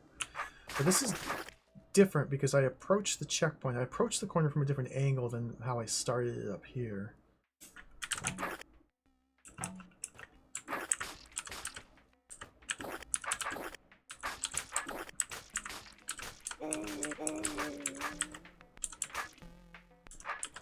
So let me go up this way.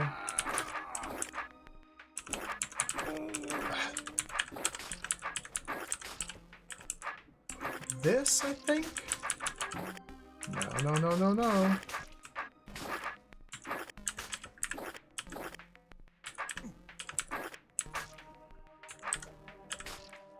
That's uncuttable.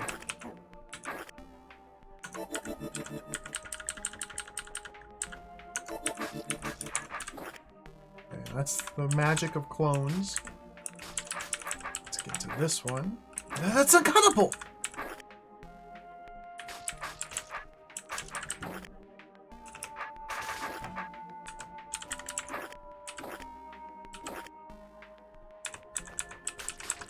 Whew, voodoo magic.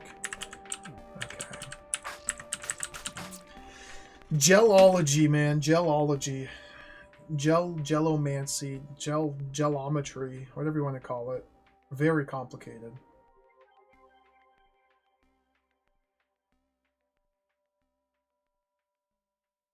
How in the world do I get to this northeast one?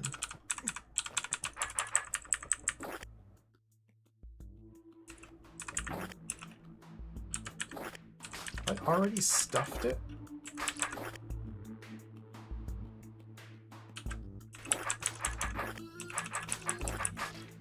Need to redo this whole room?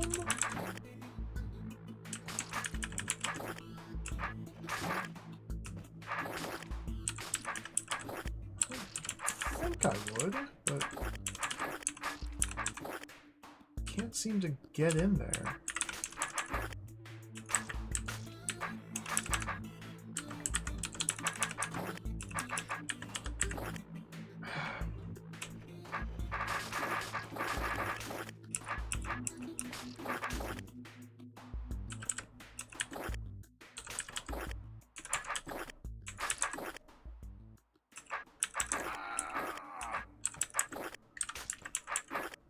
What the heck?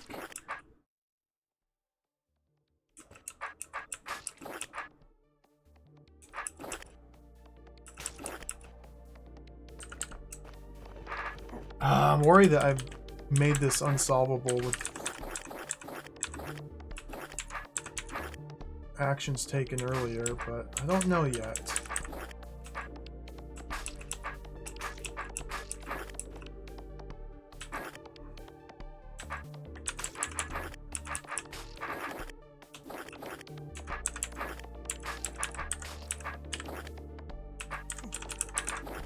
I just can't get in there! It just... okay.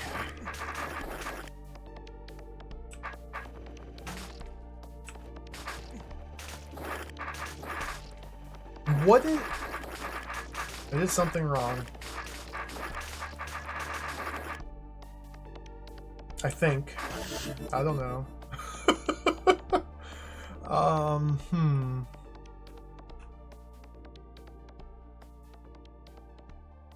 Gelology. Maybe I have to go play a entirely different hold to understand how to solve this puzzle. I considered that when I was in lower stoneworks going through hell. Considered booting up different holds and playing through them to learn how to play this hold. It didn't come to that, but...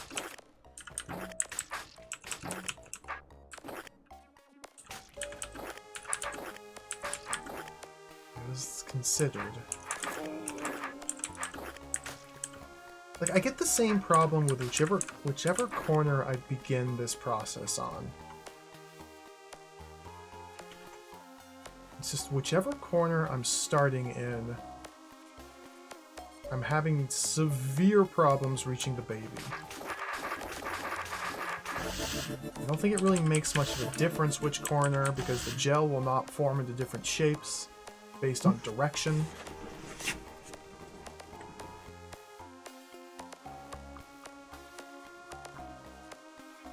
And again, this cut there is a fail state.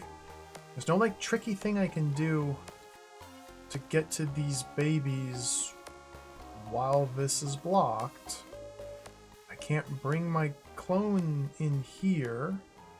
This area is only accessible by dropping a clone potion in there. I don't know why there's a vision token. If there's not check marks underneath the gel, there's no pressure plates. It's just to show that there's nothing under it. So if that can't be the first move, then that means this must be the first move. It means there must be a way to salvage it from here. I can't make that cut and then make this cut.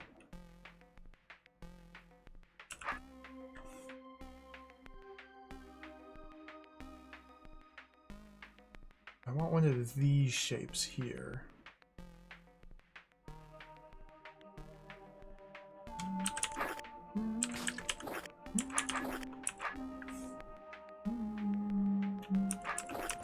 I want that there.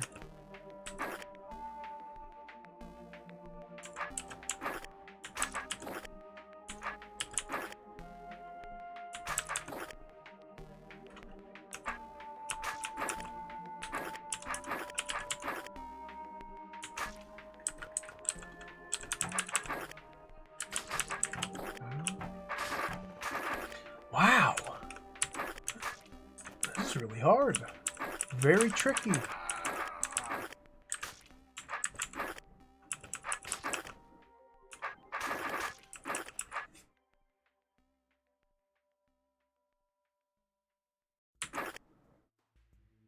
See, I don't think I can just remove this one tile of gel. That one there is the big problem here.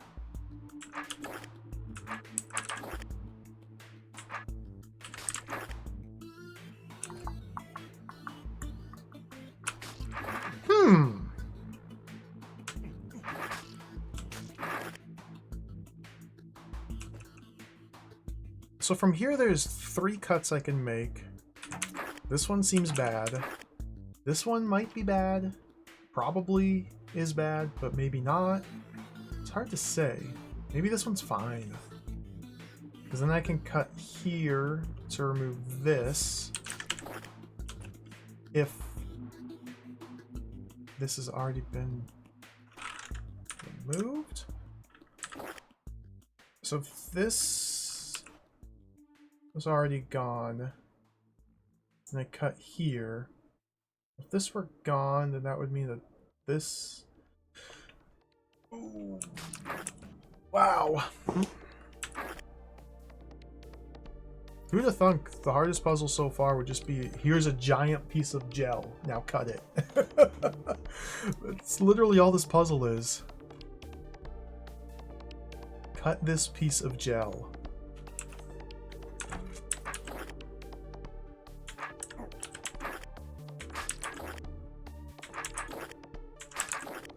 Nothing I seem to do seems to get me into this corner from a different angle. It just seems impossible.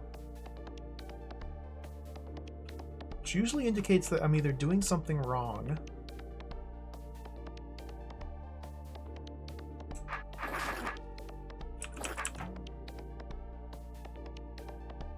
so what if we just ignore the other corners? Oh dear. There we go. What if I just ignore the other corners for now?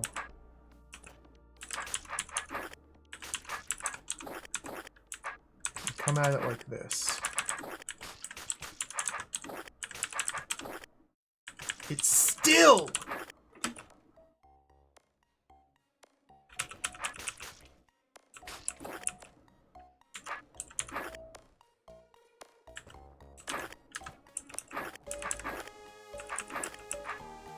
What?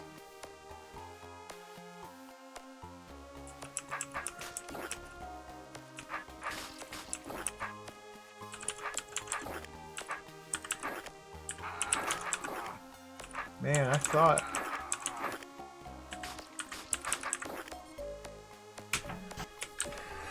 Alright, we have an impossible room, so let's check out another room. That room's impossible.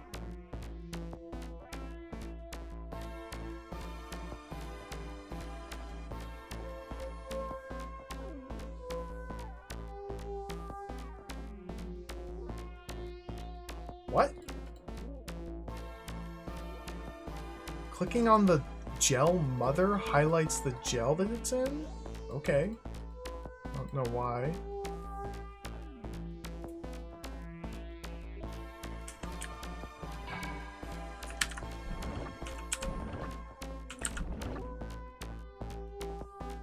So we just have to kill all the gel mothers, then leave the room. Yeah, that's all.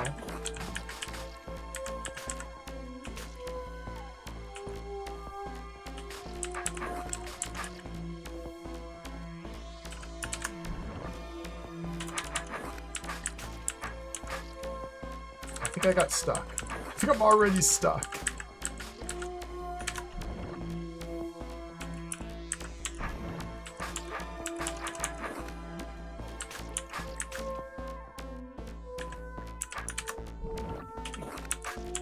Okay.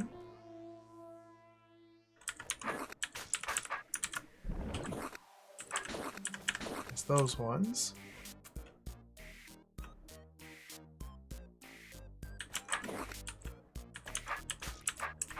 Get into these spots. Not easy. I might have wanted to leave one of these for last. Oh no. This floor is proving to be quite complicated and difficult, as I kind of was expecting. There are no freebies anymore.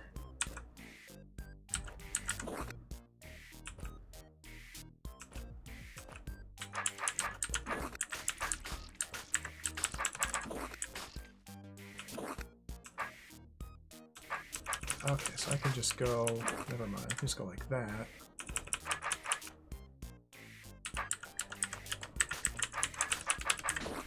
That, okay. I'll just do that dance. Oh dear. Oh dear.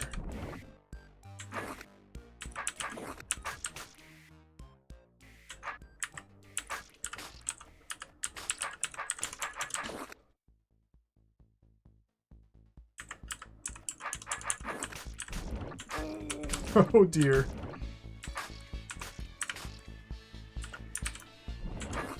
Like, from here, I don't know if this is still solvable. Like, I might...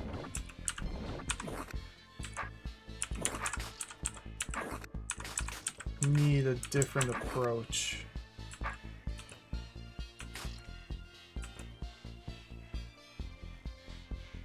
That would have been a lot easier with a spear. Those are dead. Those are dead!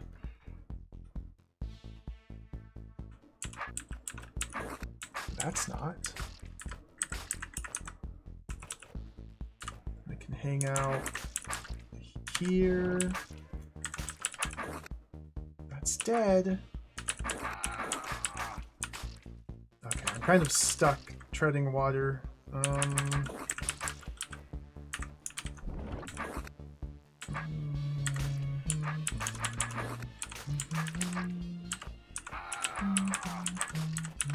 Okay, there's that one.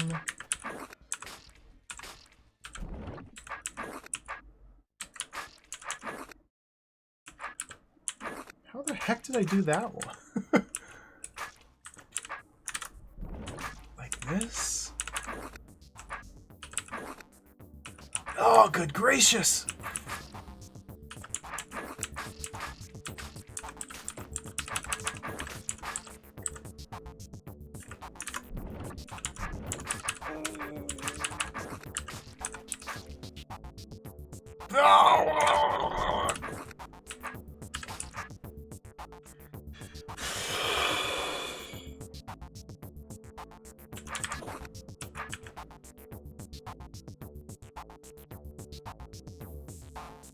This is getting real messy here.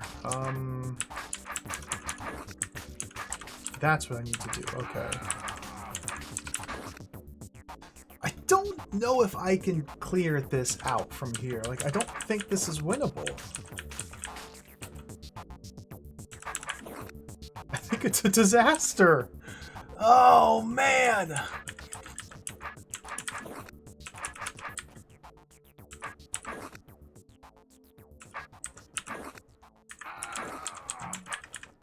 Oops.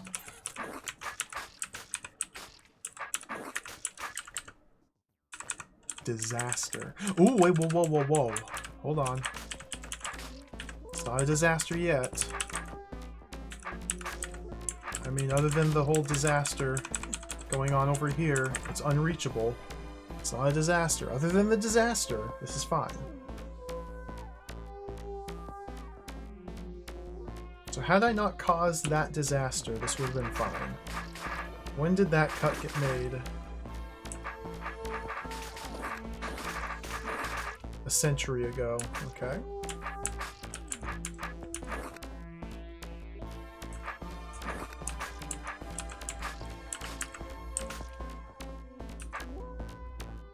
So I think I need to hang out here. Do something like that. No.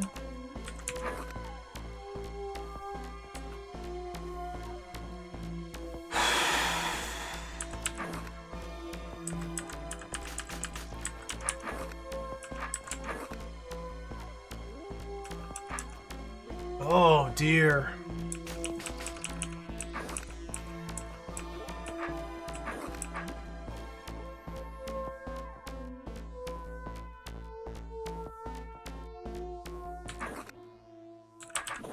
So I can't survive that cut. I can survive this one, but it doesn't really help me. Like,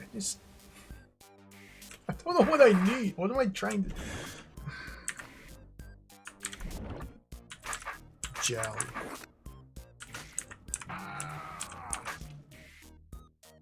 This is close, but I can't get up there.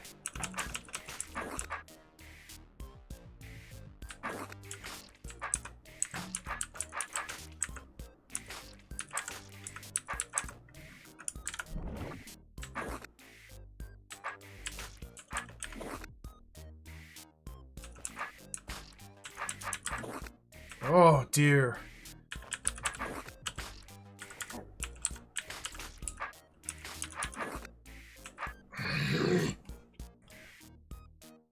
This is unpleasant. Like, what the? Let's do it differently. 600 turns. Bad. Flush it in the toilet. Let's try again. So I think I want to try and leave one of these eyes for last.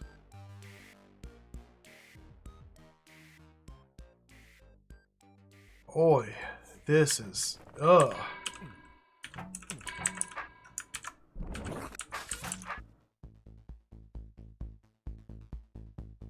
there's checkpoints out here, which implies that there's a... Like, maybe I can clear out all of the gel and just slowly remove it all? I was like, I wasn't even close to touching any of these.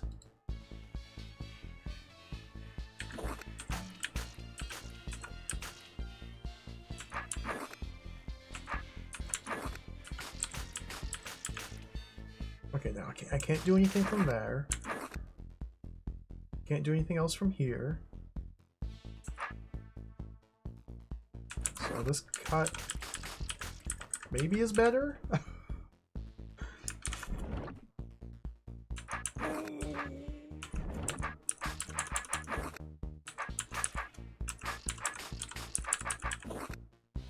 I'm just right back to where I was, so that doesn't... It did me no good to stand there. Okay, so wait here? All these spots can be killed. Okay, this one looks promising, but I just need a different sword orientation.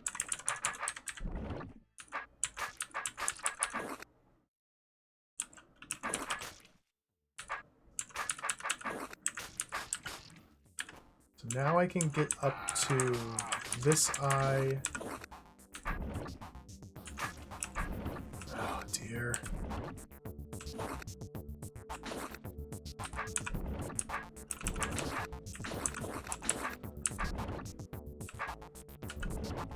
Oh, I'm stuck!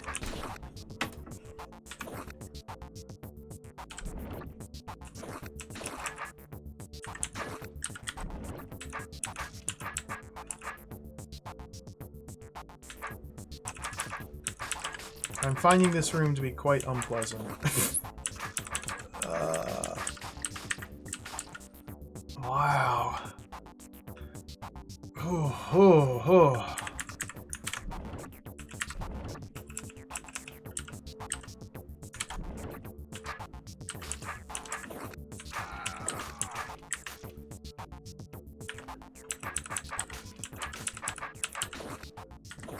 Punch in through here now, not without doing this.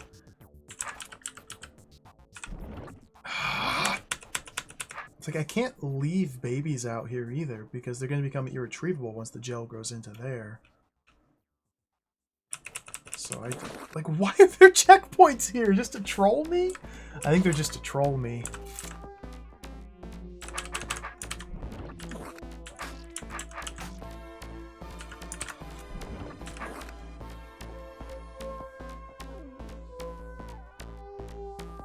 I'm cutting through. You're dead. Kill the eye. Let's try and leave this eye here. That's what I want to do. I want to try and leave this eye here. Well, how's that going?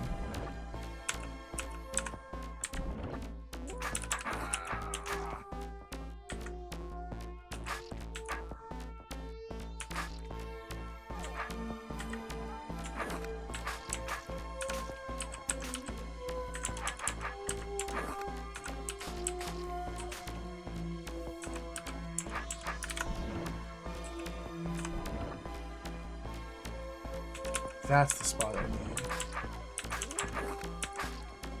Dude!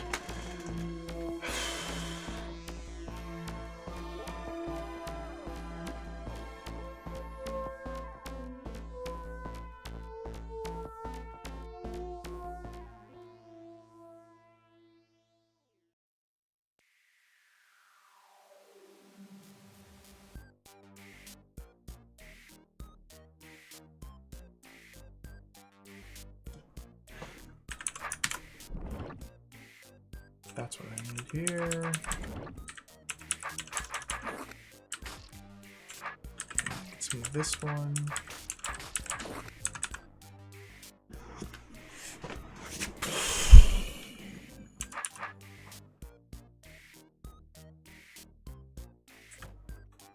This is a disgusting room. Absolutely disgusting room.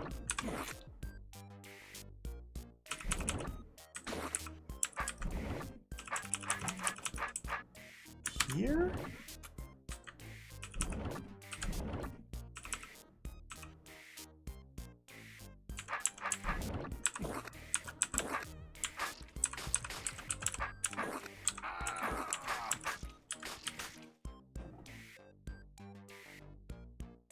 I need to remove this tile and stand here when it grows. So I have to wait. Stand here. Take that one out. Okay. Now, I think I'm in better shape than last time I was on turn 400. It's still not looking good, but now I just need to clear out these pockets and then kill the eye and go. Of course, every 30 turns the pockets are going to be refilling. So, like, I think I needed to have, like, been clearing out gel and severing it as I go. I think my entire approach is wrong. Like, at the moment, there's nothing I can cut except for this, which leaves irretrievable babies.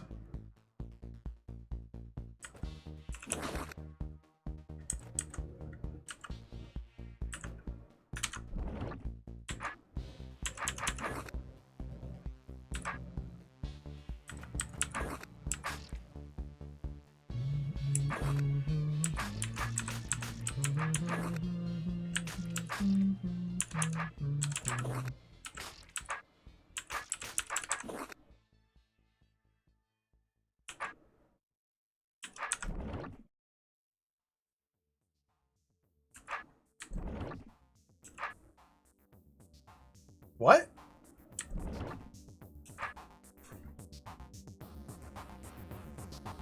What?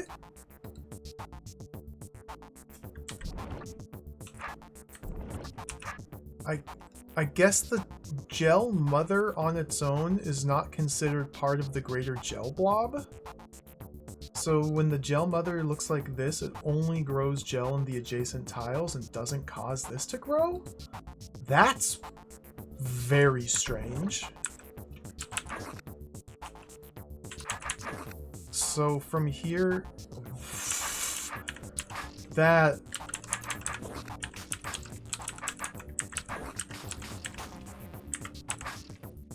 I think is the key to solving this.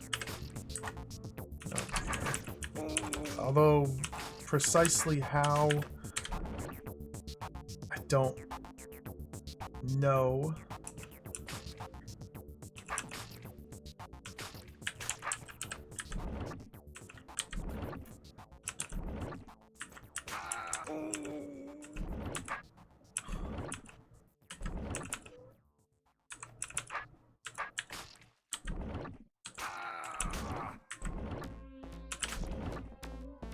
Dear Lord, this is nasty.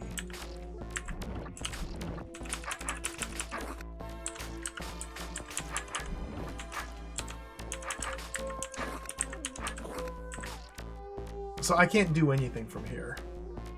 Unless I allow the gel mother to connect to this, grow these out to cut them down.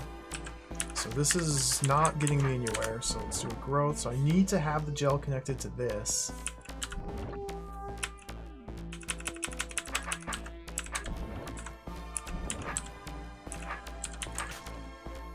So now all of this will grow, and I can pick one corner to work on. Let's go up this way. I died. Go this way. Sword. Sword this direction.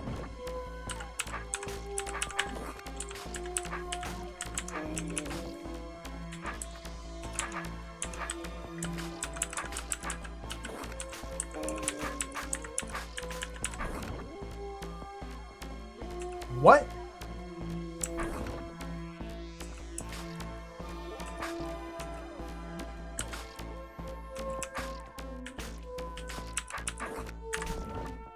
Yeah.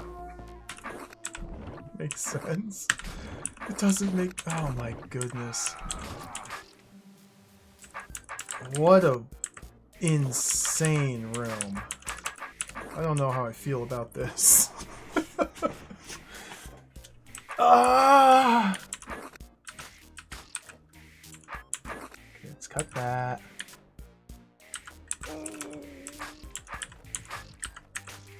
Okay, so it buys me a little bit of time. And that kills me.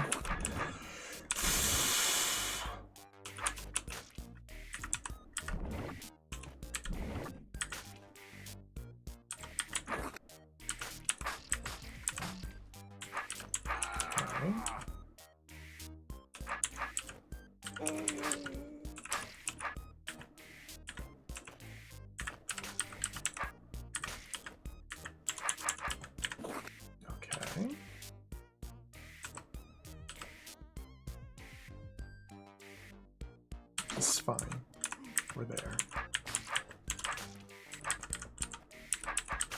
Yuck. Yuck.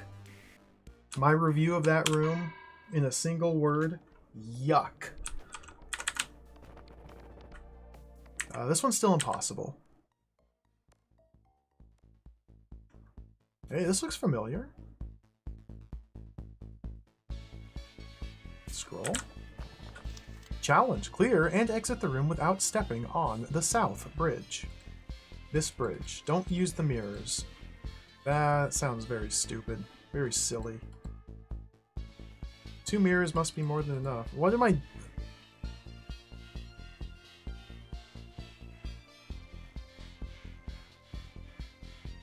Does gel grow over shallow water?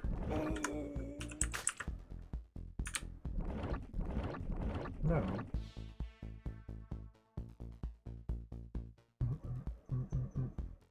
Babies walk over shallow water.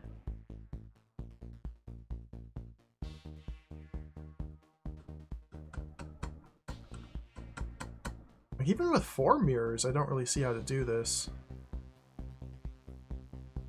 I don't quite know how to use gel to my advantage in pressing these 2 buttons. Both these 2 buttons need to be held down long enough for me to get in here, kill these things, and get out. The only thing that will ever be to the south of these arrows are these 2 babies, which when released by pressing this button will just walk, depending on where B throw is relative to them. But the diagonal just lines up perfectly here. So when they arrive here, it's like I somehow need these 2 tiles to be blocked.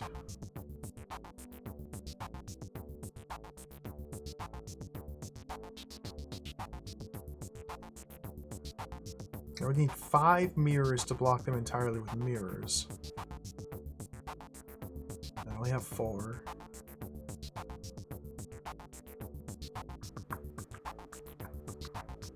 But we could go... I could put mirror here and here to create stepping stones, and then put mirrors on those 2 well... And then we allow the tar to grow on the stepping stone? The gel? And then try and position a baby? Because babies can walk on shallow water. Position baby here and here? So with using 4 mirrors, we can just put plop, plop, plop, plop, plop, and grow the gel out like that. And that would solve the puzzle. So I'm going to do it that way.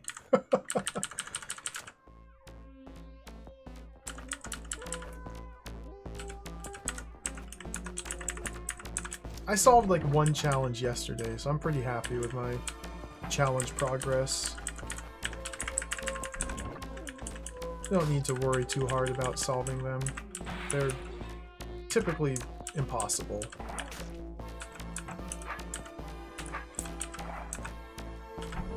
It was unintentional too, that's the best part.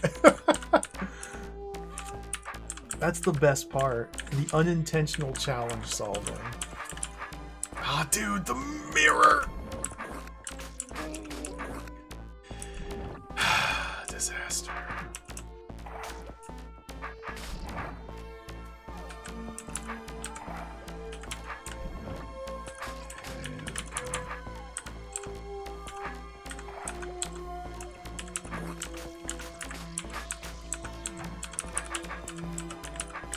Okay. Everything should be fine. Well, I need to still make my way to these buttons. Just hang out here for a moment. Couple more moments. Couple more moments. Okay.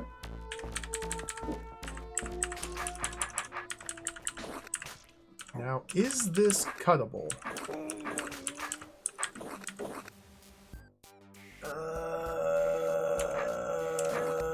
Unclear. I got to that one. Cool. Bonk against the wall a couple times just to give other people a chance to beat my high score. So what's the deal with this room? Like, There's just a better pattern to cut, I guess, is the deal.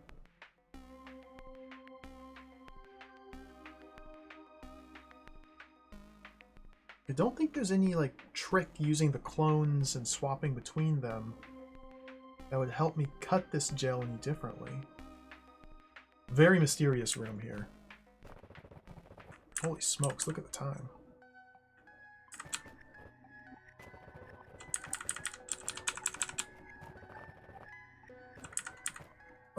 What is this? Whenever I see a room with 10,000 decoys like that, it's just kind of, they're very hard.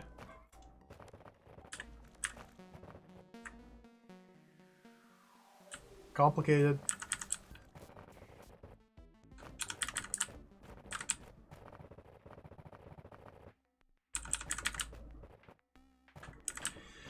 Dear Lord, it keeps going! And there's secrets!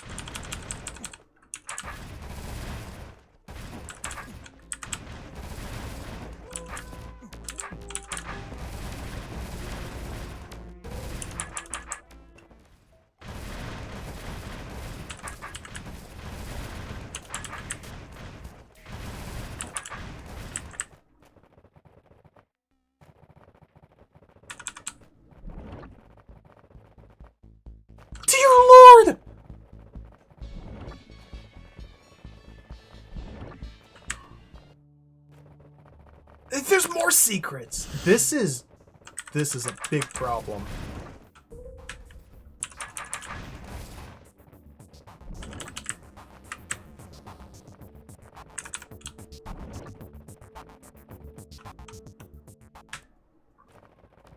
There might be all the rooms.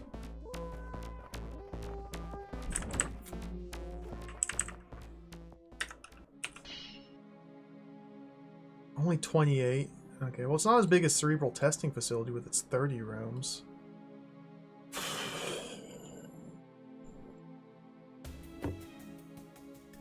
Okay, we still have a lot of work to do. A whole heck of a lot of puzzles to solve. A whole heck of a lot of puzzles. Turns out there's, like, infinite puzzles.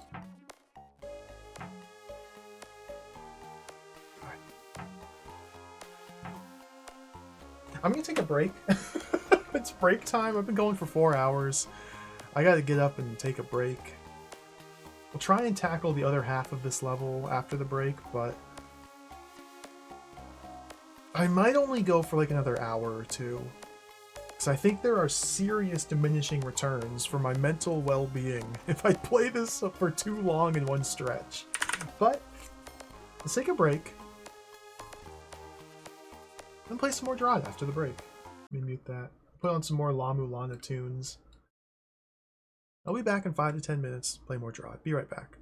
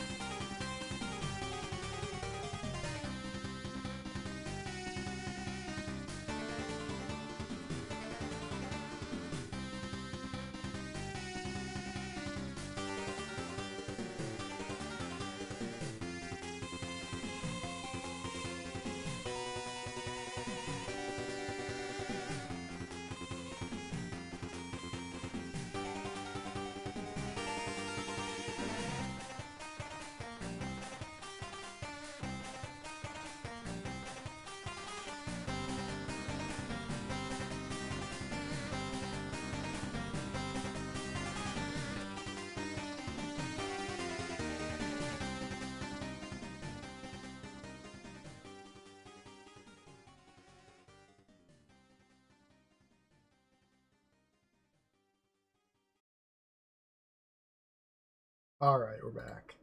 Let's continue playing DROD. Green stuff. I don't think I'm going to finish this floor today, but let's get back to it. I'll give it a good effort. Start the timer. A bunch of little heart blobs here. So I've explored the rest of the floor here. There's probably some more rooms I'm missing for symmetry. Like, there's definitely one over here. There's probably a couple over here. Or one or two, but that's fine. Got about halfway through. So let's start tackling some of these other puzzles. Let's go up here and work on this one. Did I do this one? No. Okay.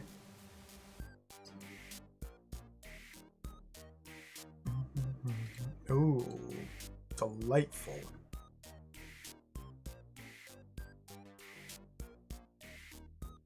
Alright, this seems very straightforward. The goal is to drop the Mimic on this button, and then Bthrow and the Mimic must cut their respective blobs of gel in under 90 turns. We'll cut the gel and touch this button. Well, Bthrow needs to cut the gel and get to this button in under 90 turns. And it's possible, if I can get to this button before the Mimic completes its job, it's possible I can leave appropriate shapes so that I can finish cutting them while Bthrow is in this tiny little space.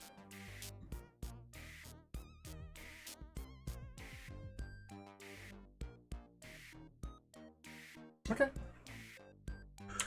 Okay, let's go.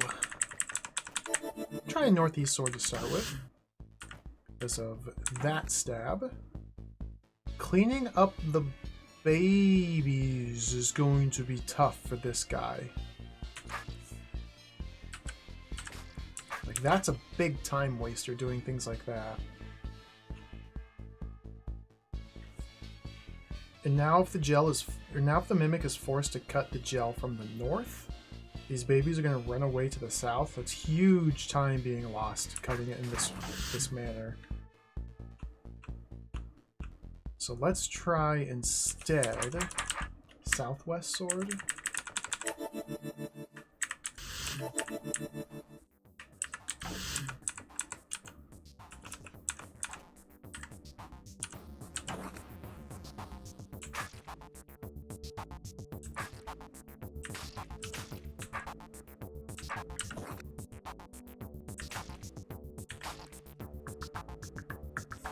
So I want to swing the Mimic around to this side to catch this blob.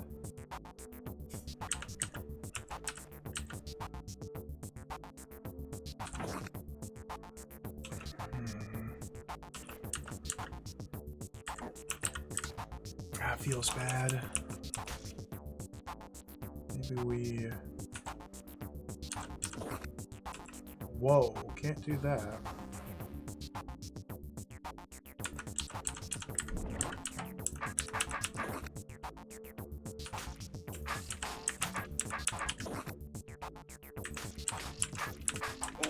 Bthrow's job is almost done, but I have a severe problem I did not recognize in that this is uncuttable. Oh dear. So I can't make that cut until I've done other stuff first, okay? Like that. And that makes this uncuttable. Ah, it's one of these rooms. Okay. And by one of these rooms, I mean it's disaster room.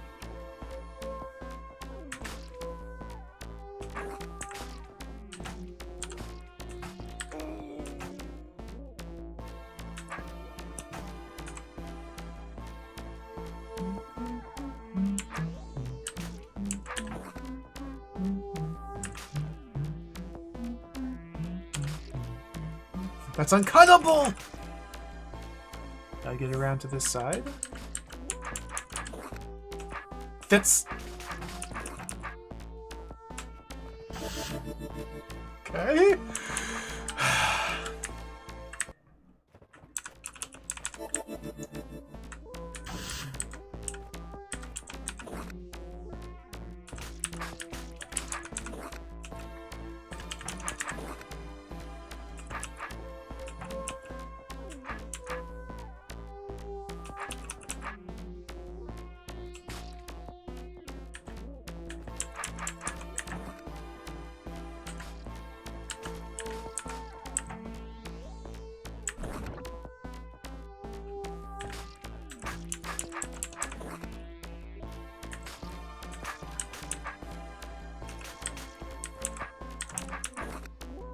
Is that even cuttable?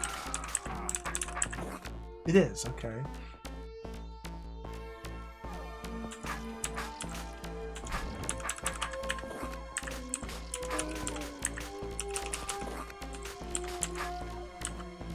So, there's a big problem here.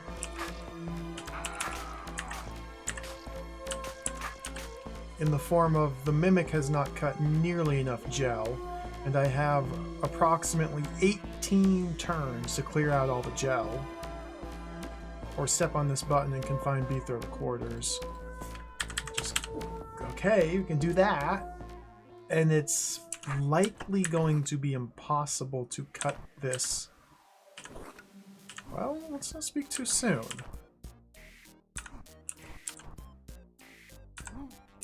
Yeah. There's no way I'm hopping the Mimic up into there.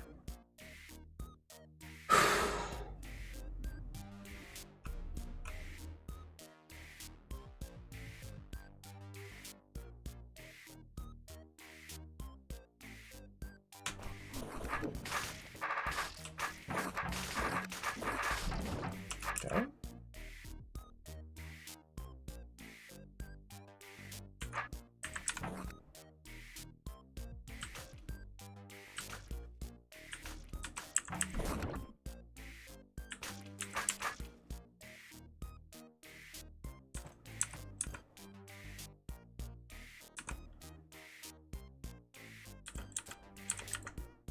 God, this doesn't quite work out.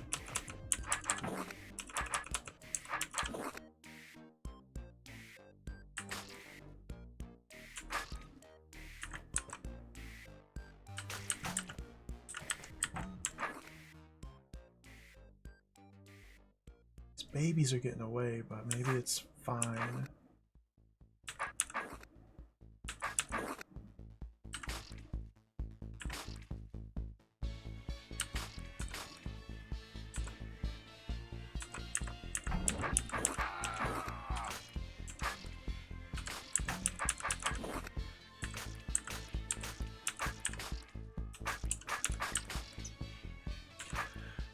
Oi, oi, oi. I don't know about this.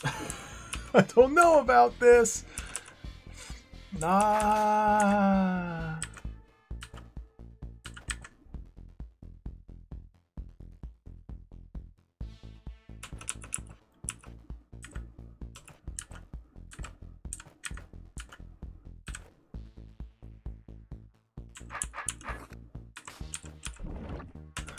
Dear Lord.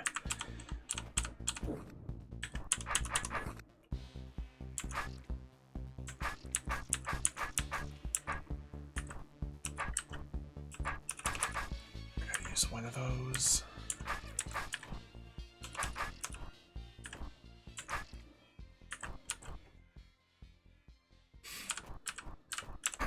Okay.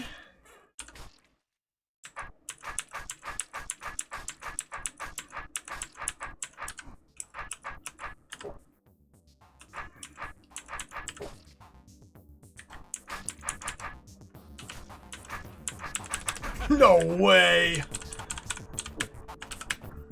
Okay, I feel like that was luck. And I'm gonna take that as a win. Oh, that. Icky. Icky. I feel icky after that room. It's like there's gel just covered me. I just feel icky. That was disgusting. Disgusting. These rooms are disgusting.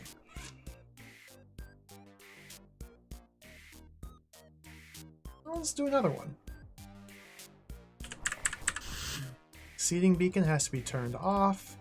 I need to somehow make the last kill while standing between the green doors? There's a whole mess of buttons and switches and buttons and doors and arrows and buttons and doors and arrows and buttons and doors and doors and walls and doors and gel and arrows and doors and buttons and switches. So it's one of these rooms. Let's sit here and click for a moment. Try and make sense of the billions of different things going on. So what's this? What opens that? This opens that? Why would I want to open that? Because that turns on fire traps? This gel is in wall. So on turn 30... What? A bunch of stuff happens. I don't really know what.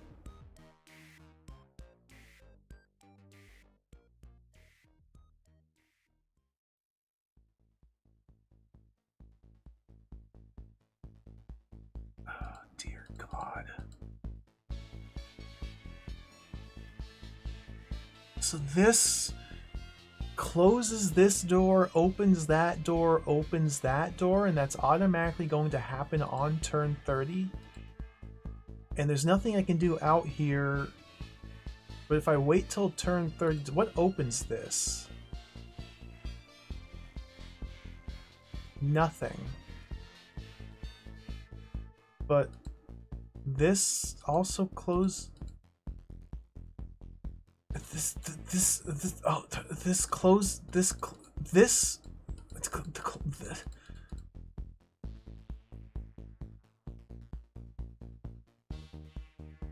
What?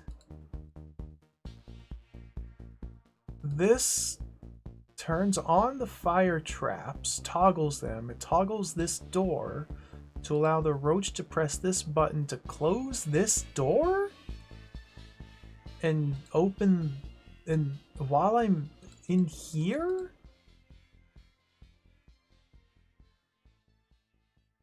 I have no idea what any of this means. Like, why do I want to come in here? What can I even do in here? Nothing. Prevent the gel from growing? Or grow all of the gel? Babies? Okay. Why do I come in here? What do I do?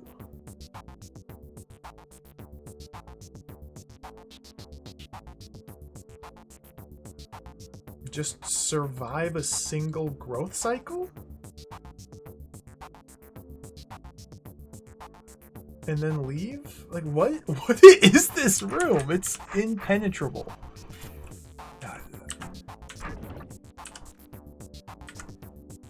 I still say one of my least favorite things about complicated and difficult DROD rooms is the process of parsing all the doors and the pressure plates and the buttons and the switches and the doors and the wires and the plates and the pre-pressed and the depressed and the that's it just comes with the territory. You gotta make your room complicated. It just sucks. I just don't like sitting there parsing things, but whatever.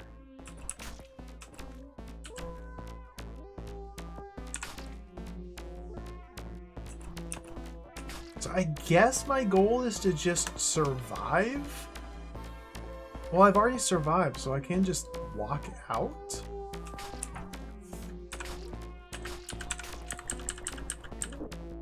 Okay. I walked out.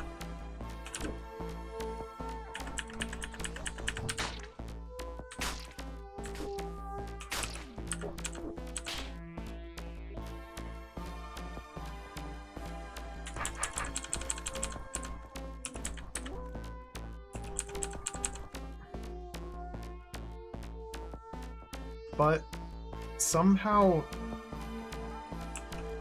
I need to kill the last monster while I'm in here?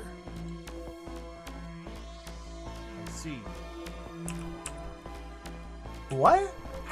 But I can't leave these on.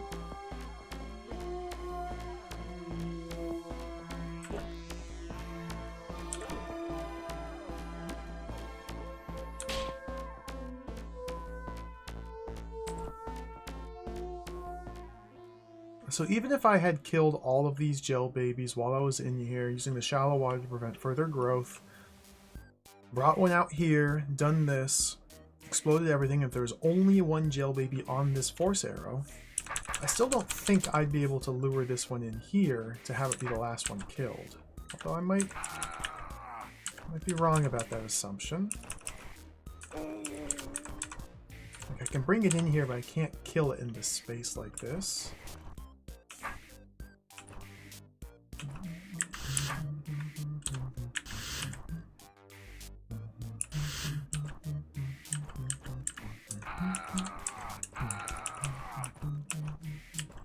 I don't have anything to dance around it other than my sword. If I'm using my sword to maneuver around it, then I don't have time to rotate my sword to stab it.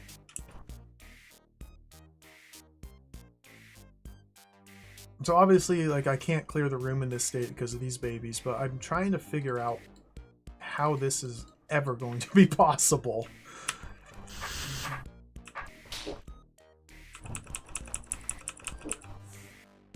Could I bring you with me over here?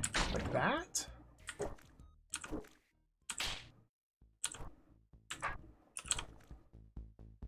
Yes. Okay, so that's how you clear the room. Okay.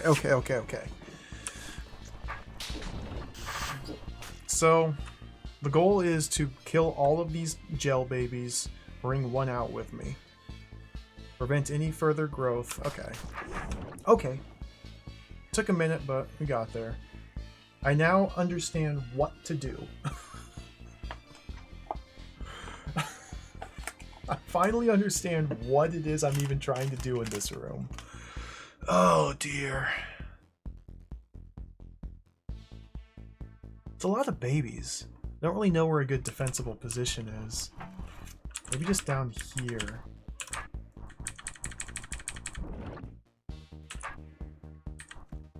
Okay, so if I stand here, only one comes at me. I can use the shallow water in the center. If I'm able to make it there, to prevent further growth. Getting to this spot, not going to be simple. Well, is that true? Yeah, this is already good enough. Okay, I think we're kind of there already. It's just a matter of time. Do that.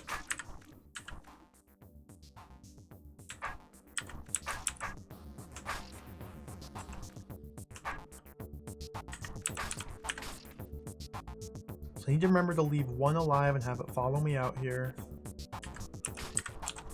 Let's get you. Let's head in this direction.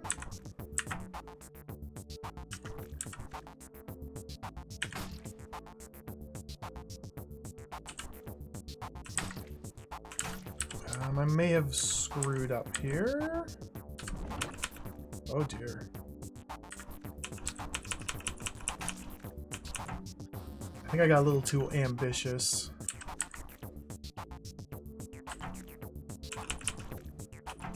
Let's not quite go that far north. Not until I have more turns. There we go.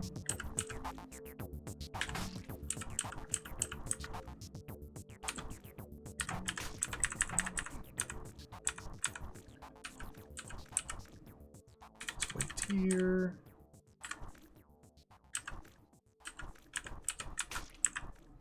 Okay, just a couple more.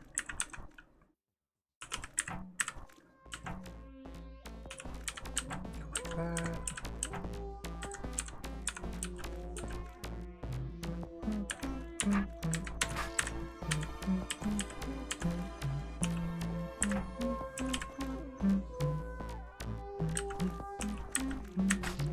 All right, and you are my last baby standing. So let's buy myself as much time as possible. Boom. Come with me. Wait. Put you there. Do that. Go this way. Alright. Cool room. Cool room. A little overly complicated, I would say, but cool room. It's just intimidating when you enter a room like this. It's intimidating, but once you do spend the time to untangle everything, it's actually pretty cool.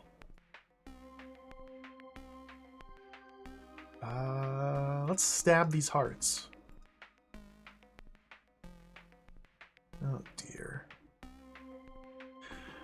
Oh dear.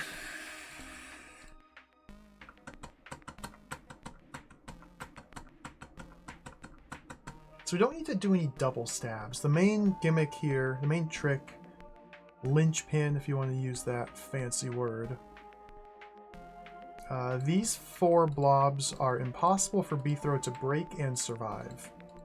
So all 4 of these must be broken by the guard. These 4, simple, I can take care of. In fact, I can get away with opening just 1.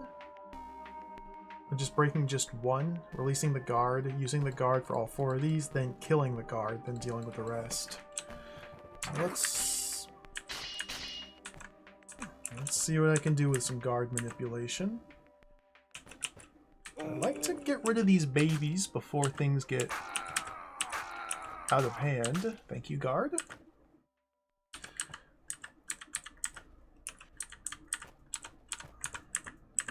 So there we go. Simple guard manipulation technique.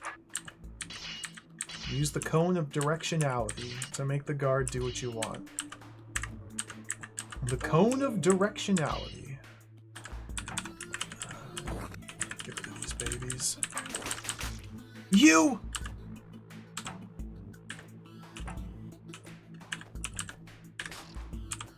Yeah, get him, guard. Thank you. Get him. Oops. It's kind of fun making the guard stab stuff for you.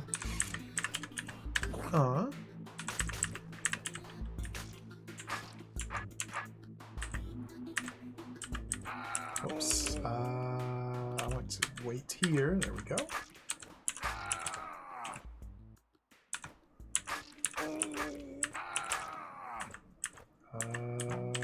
Yeah, let's just get some more babies in the mix. Oh, thank you, guard. You're the real MVP here.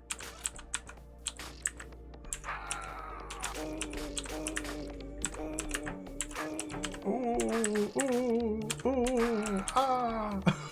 You just saved my life. Thank you, guard. I was doomed, and you saved me.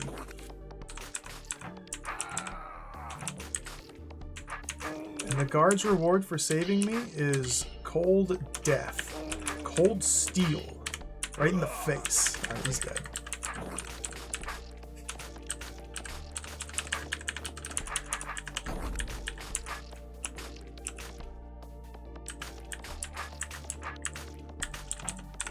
Okay. Not bad. Not bad. Whoa, whoa, whoa, whoa, whoa. Leave this way.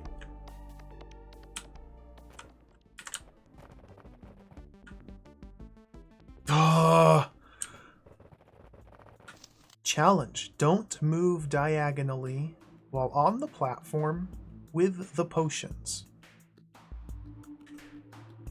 Like, this just makes me want to cry. What am I... Okay. Ignore.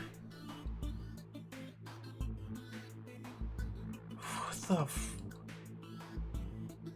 stick, disarm, 10,000 decoys, rearm sword.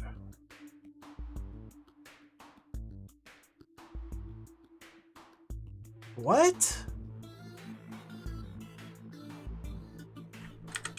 Stick, disarm.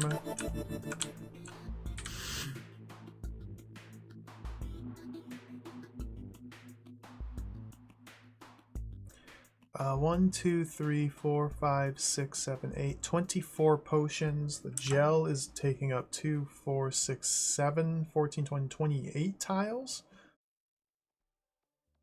2, 4, 6, 7. These are 7 tiles each of gel. 2, 4, 6. So 7, 14, 20. We have 28 tiles of gel. We have 24 potions plus 4 more gives me 28 potions here.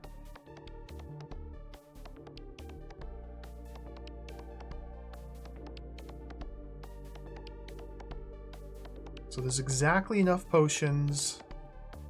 The final potion I place... I don't quite understand...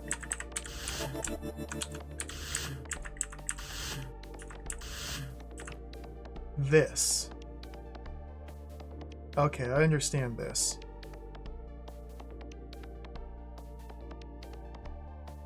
Okay, I think I get it. I get it.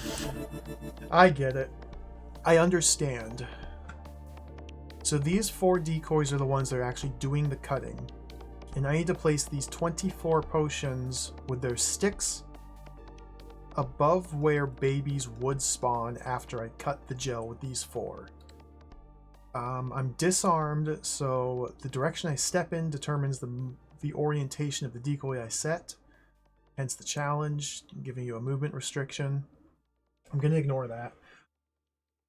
So I can, looking at just this blob here, I can stab it in one of 2 spots. I'm going to leave this on, actually. I can stab it from here or from here. Boing or boing. Either way, the sword will be in this tile. So I need a decoy stick here, here, here, here, here, and here.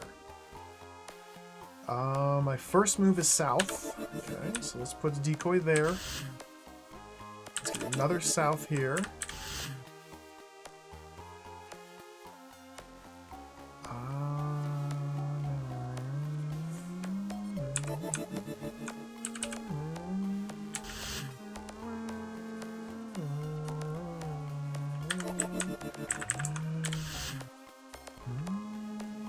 This is going to be very complicated.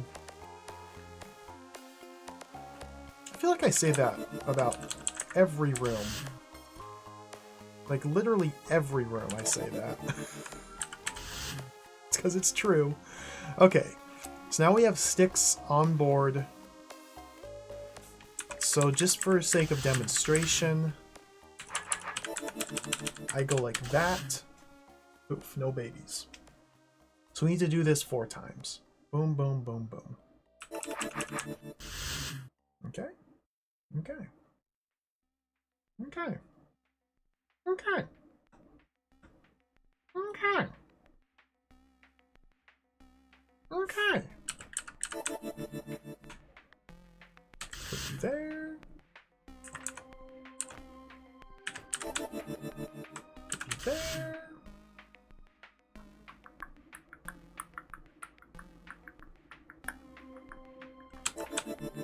Set you there.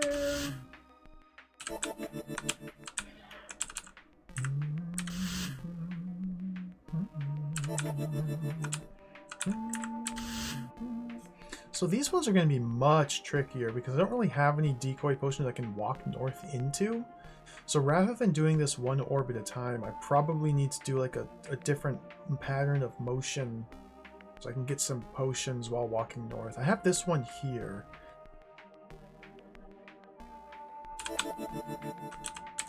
So that's 2 of them. Spot available to stab it. Okay. So let's charge south down the center here.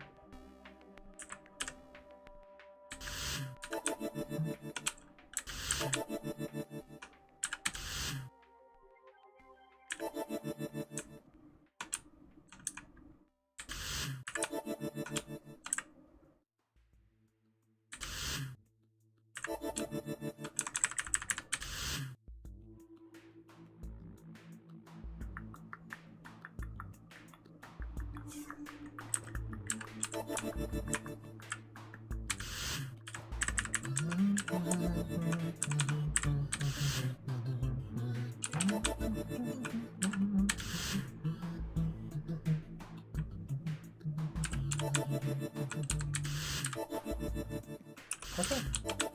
Not bad. Not bad. Challenge variant would be decidedly more difficult, but I am perfectly happy ignoring the challenge. I will lose no sleep over my lack of completed challenges. And I die! Oops. Teehee. The final trick.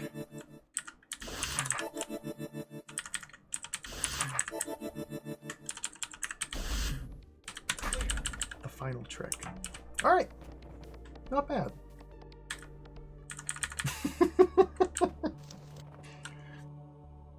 plugging through these pretty quickly. This isn't bad. We haven't gotten to the other half of the level, which uses the switch tokens. We're almost there.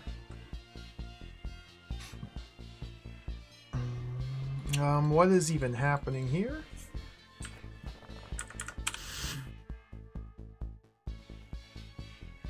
Door, air, door.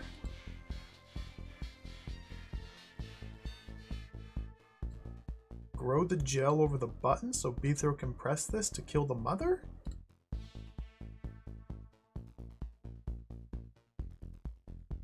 Seems to be the general idea. Although, yeah, once the gel has grown over the button, I need to be in this side of the room. Okay.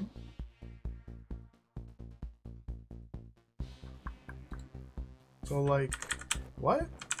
Just kind of hang out and watch gel grow. Okay. There's probably a lot more to it. Little tricksy traps that I just don't see. Probably a lot of little tricksy traps that are going to catch me out. Like, cutting through here to leave the room is not going to be easy. Yeah. Not going to be easy. Be mindful of that. I want to be standing here.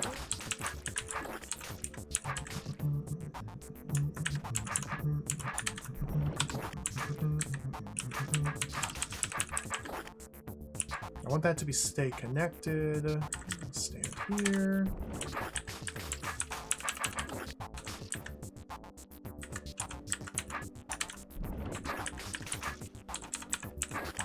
Hello, babies.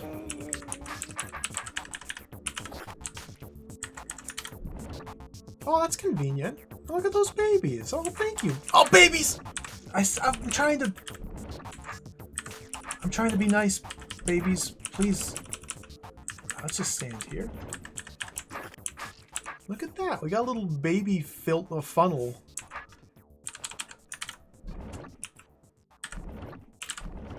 Do I want the baby funnel? I don't know. Maybe I can do away with the baby funnel now and go, Oh, that kill!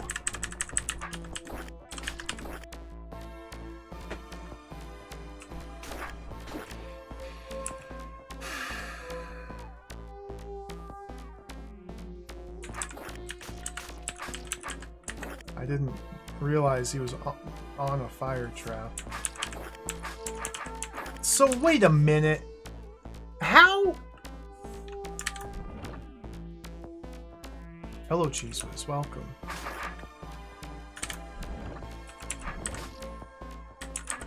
I think I've screwed up.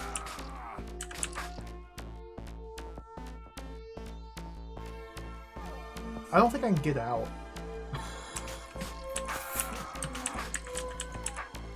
I don't think there's a way for me to get out. I think I need to...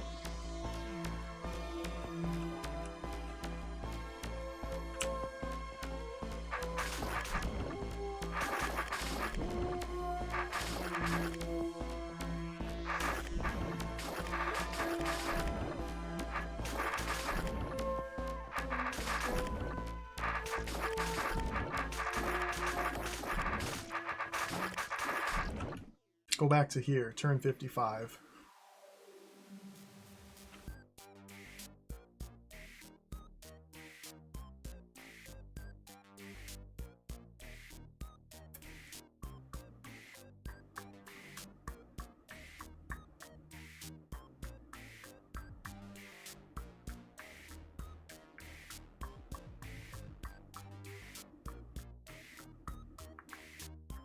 I don't know how to do this. Let me think. Like, I'm trying to think of ways in which I could maybe, like, put a line of babies in this 3-tile corridor? like leave babies up here and have the gel grow underneath the babies out to here. That'll leave me a little path out.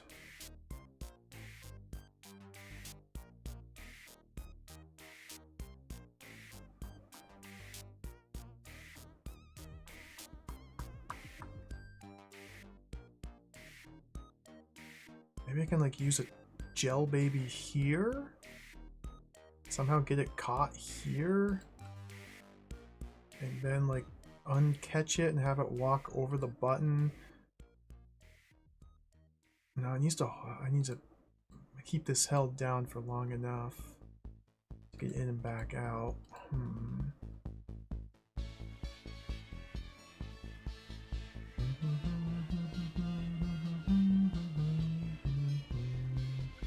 There's something I need to do here. Oh boy, this is a puzzle. Okay, it's a puzzle. I can't just let the gel grow because this is a puzzle. We have to solve the puzzle. It's one of those rooms that has a puzzle in it. Ugh, gross.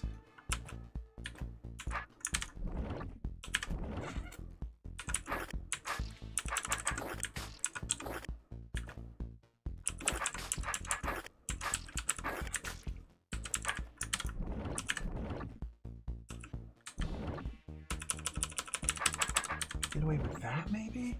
I'm trying to just squeeze it out like a tube of toothpaste. This little 2-tile long stretch of gel. I'm just going... I guess gel doesn't grow over doors once I've cut it. Oh, that's really interesting, actually.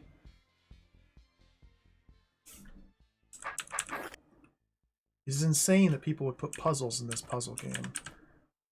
It is madness. Why would you do such a thing?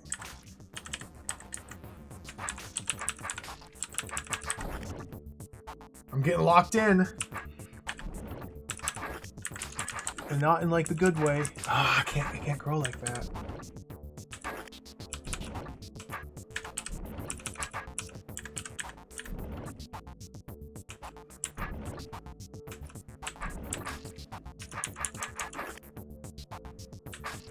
Orb.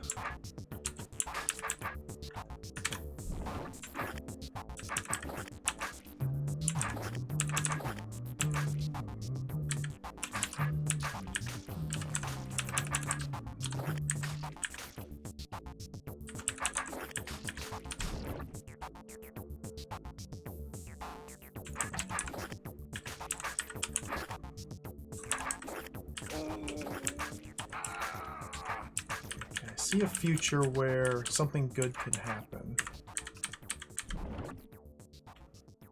I see a future where good things happen like this. Ah!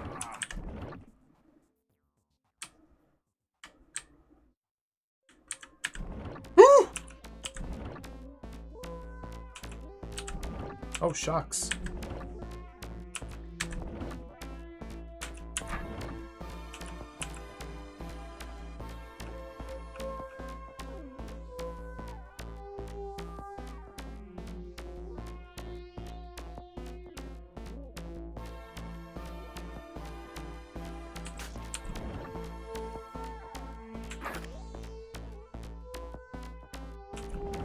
I don't know about this. That's bad.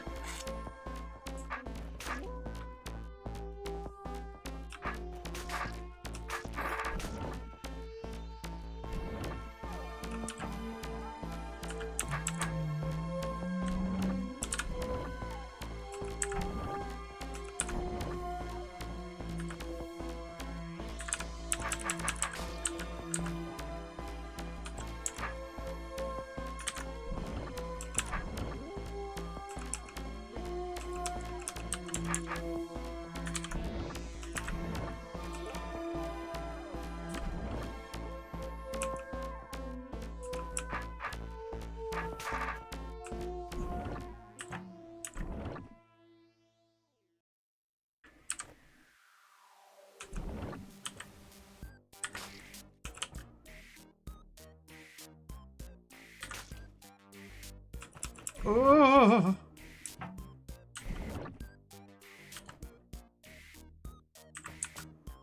What happens here? A lot of babies. So this is another room where I just don't really have a plan. I have vague concepts of a plan, but at the moment I'm just getting myself trapped where I don't want to be. Like I feel like there's a way to carve the gel and leave babies in correct spots or something like that, such that I can be in here while the gel expands out here. Like if there were a gel baby here,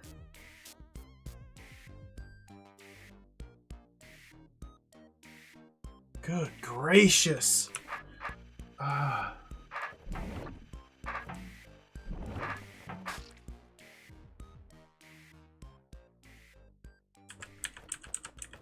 I don't know if this is a lost cause yet.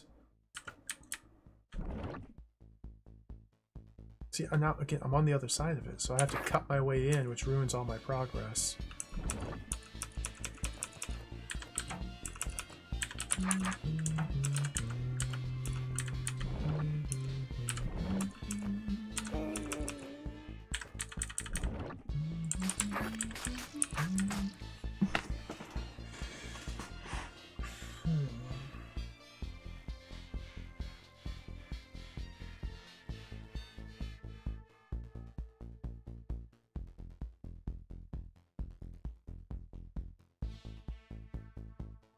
Disaster.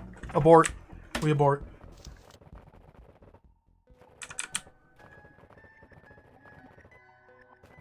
It's impossible. Another impossible room.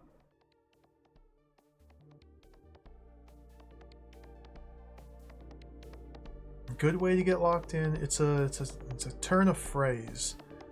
You're getting locked in. You're giving full focus to the task at hand.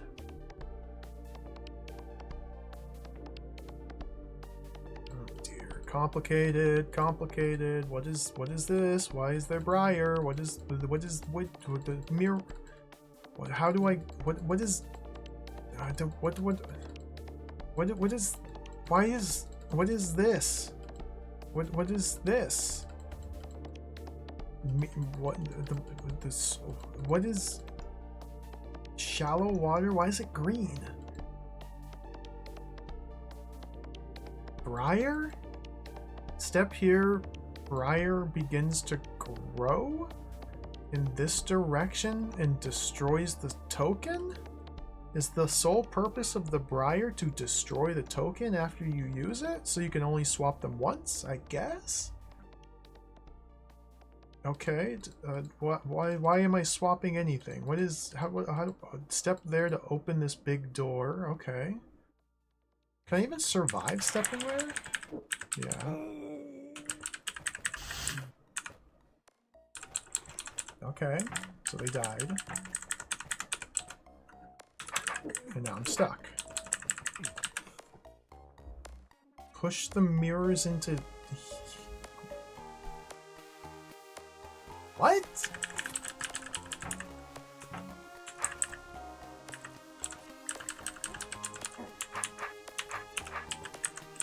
Can't.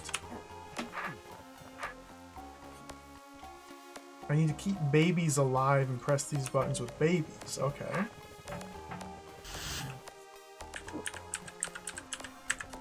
So, when I swap them, they drop dead. I have 5 mirrors. So if I make platform here, here, here, and here, then they will survive the transformation into tar. And I need the 5th mirror to give this guy a way out. Okay, sure. Take a screenshot. MS Paint. So I can remember their positions. Okay. So this seems pretty straightforward, but there could be something I am missing. Highly probable I'm missing something. Put that there. I'm going to put this there. Getting a mirror into this spot is not really gonna work. So that's a problem. I'm spending my extra mirror here, then I can't get a mirror here.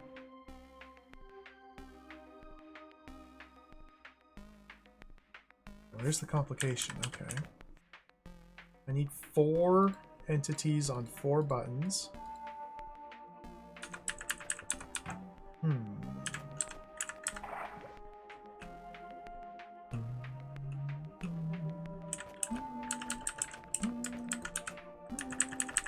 So just to see.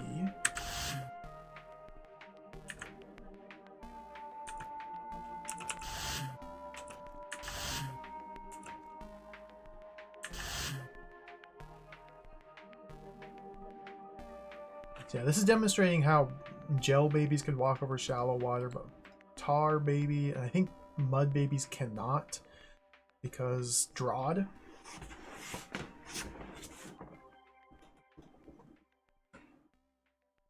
So how do I rescue you?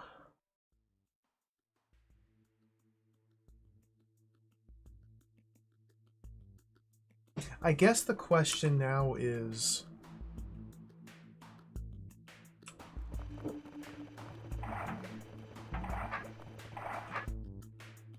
I get away with just putting that there. No. I wait any turns. No.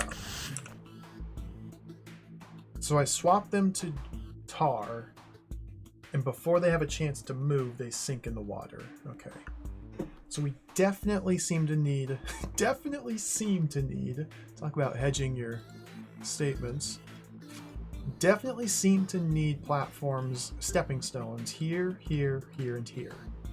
The problem is I have 5 mirrors, and those are 4 stepping stones, and 2 of them require an extra stepping stone to reach. So there's some way to do this better.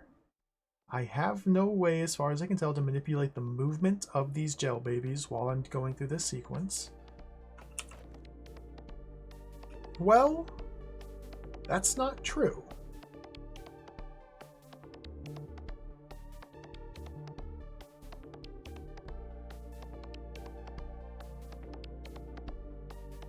If I place a mirror here and a mirror here without dropping it in the drink, then I'll save these 2 babies, and then I can get away with using just 1 mirror here and 2 here. Okay, cool. Very slick. Well, I can't get away. I need to use the second mirror here, but I can use those 2 to...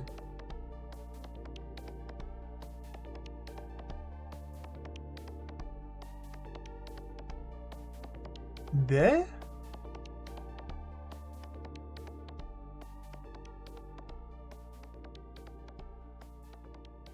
One, 2, 3, 4, 5. Ignore this area entirely. Prevent babies from ever making it to this area by making 2 stepping stones here and here, putting a mirror on this one, which would cause this guy to get caught, this guy to get caught behind him, and a mirror here and a mirror here will cause these 2 to get caught. Okay.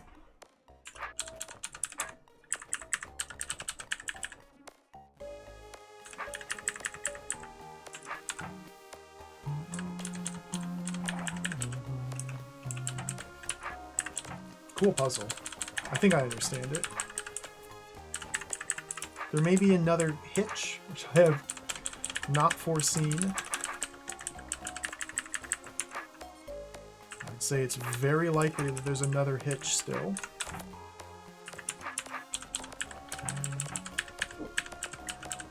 That rescues all the babies. So let's filter them in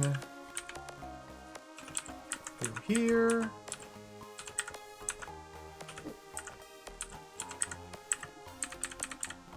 This is not going to be optimal, but I don't care.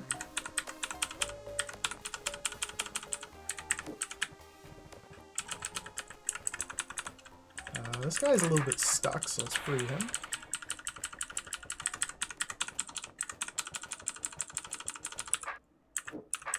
Okay.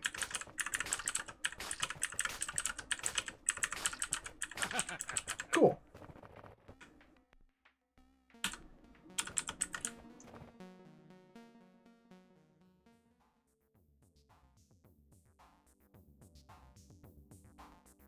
Is this... That's the puke shallow water, yep. Puke green shallow water.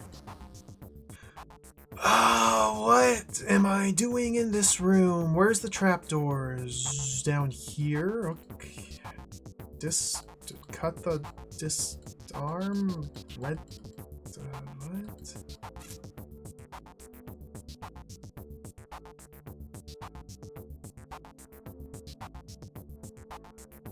What?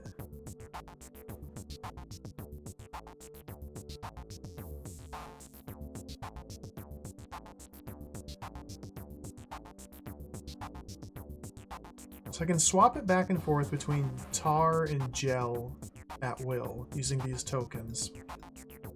I can hide in the shallow water to prevent growth. What am I doing? Just cutting this. Why is this even a... What? What?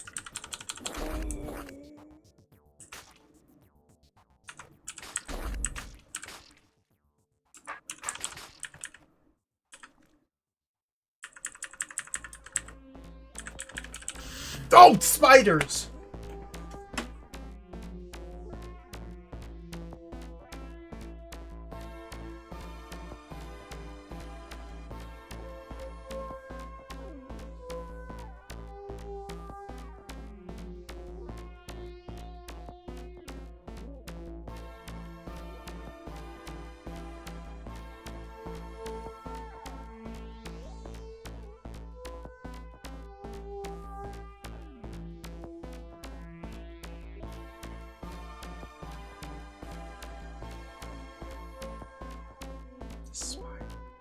Freaking spiders.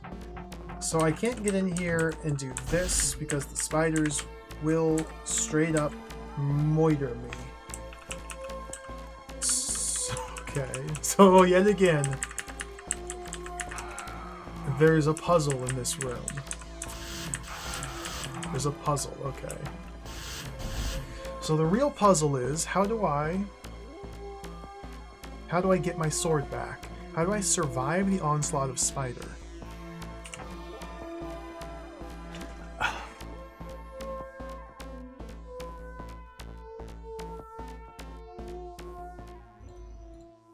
If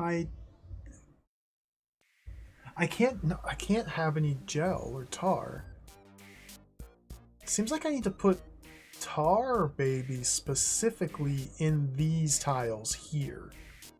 Or at the very least one.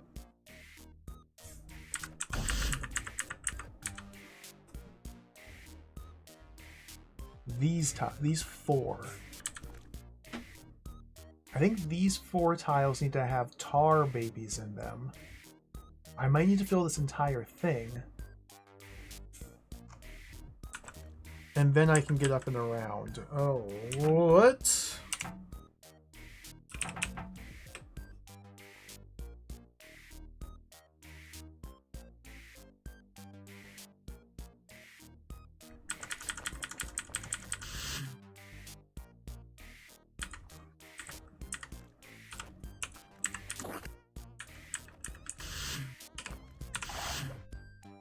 There's one.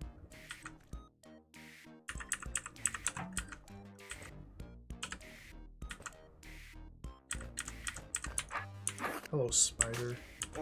Nemesis.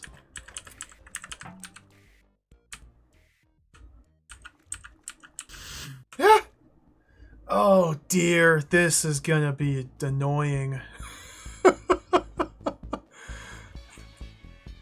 Oh man.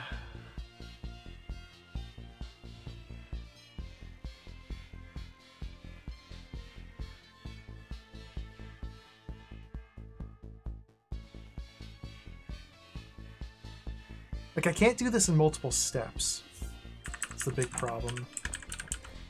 Because whenever I touch the token... Oh,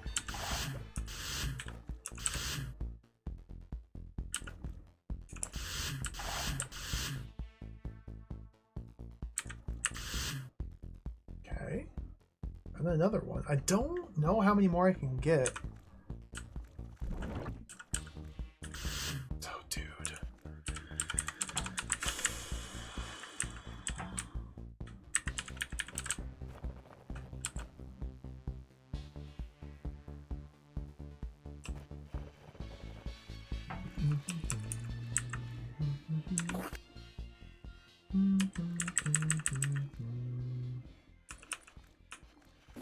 So I only need 4. Let's go like that. Let's see if I can make magic happen here. I'm unsure if I actually can make anything happen of value.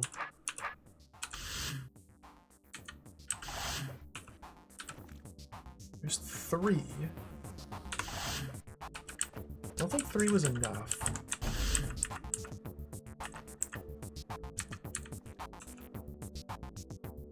No, I definitely need 1 more.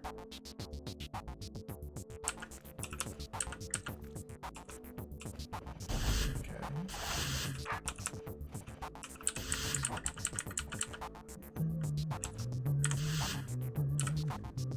Like that. Okay.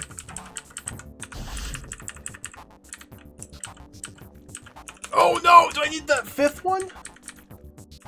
Ah, dingus.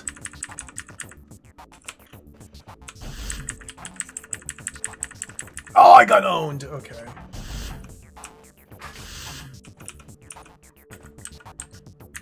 It's never simple. Yeah, there's the 5th one. So let's get the 5th one. Alright, this should do it. Sneaky little room here. I'm gonna hang out here. That doesn't do me any good. Don't actually know if this is good enough. Turn order means that the babies will move after the spiders. So I think I do need a full wall. Oh, no.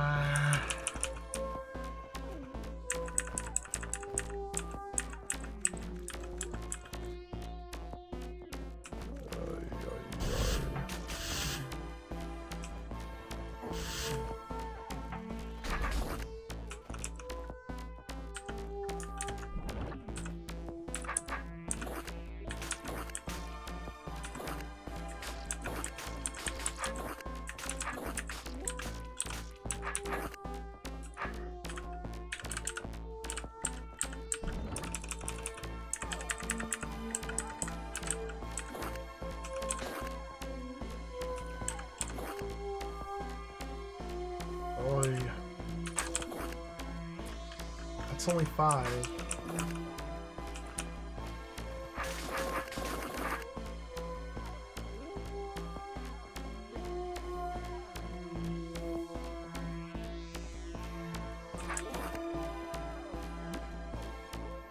Like, these are gonna go. Oh, dear. This is really tricky.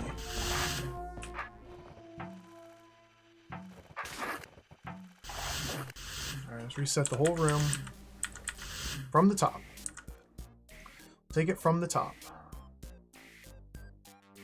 Maybe I want it to be gel when I'm cutting it to make the babies?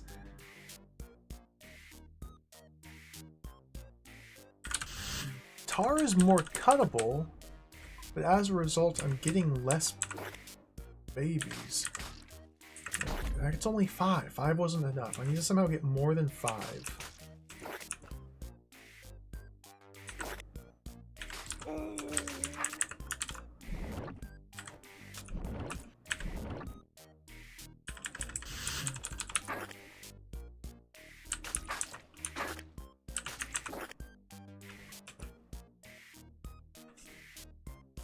This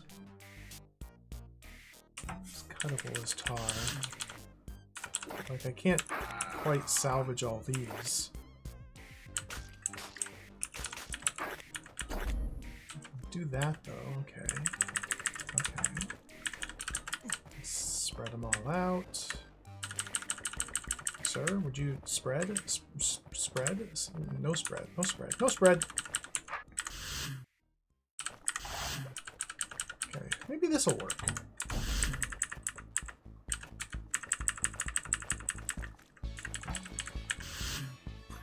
It's gotta be like full, of course.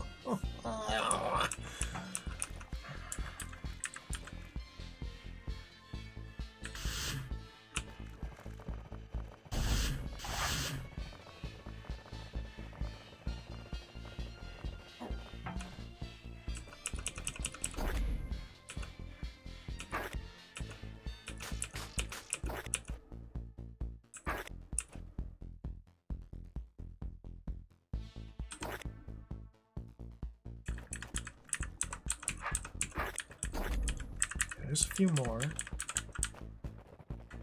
them nice and spread out. Get them nice and spread out. That's exactly how many I need. Okay, let's maximum spreadification. Maximum flattening spreadification, please. Maximum spreadification.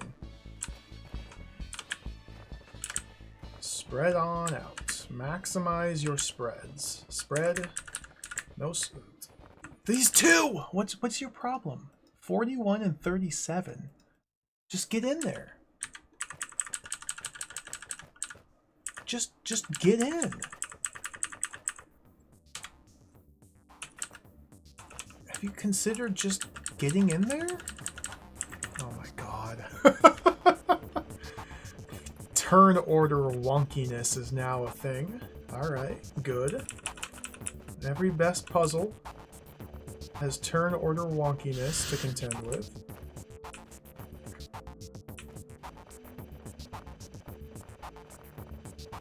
There may be a better approach to cutting the tar, like if I had grown it in the other direction, because the turn order of the produced babies could align better if I had the little bump up here instead of down here. It's very possible. It's very possible. Can I do something with invisibility?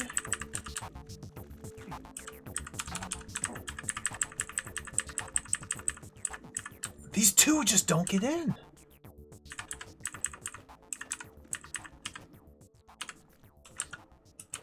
Oh my god.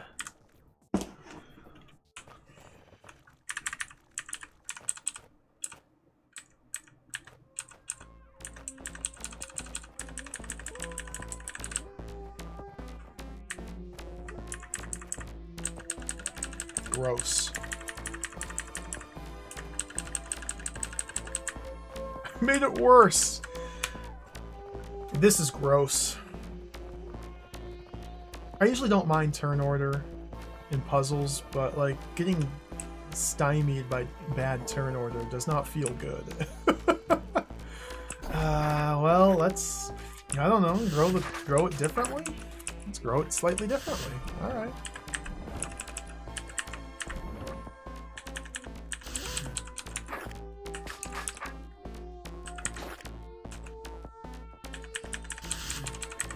Let's try it like this. Oh, I never killed the eye. Oh, the eye. The all-seeing eye. It sees me.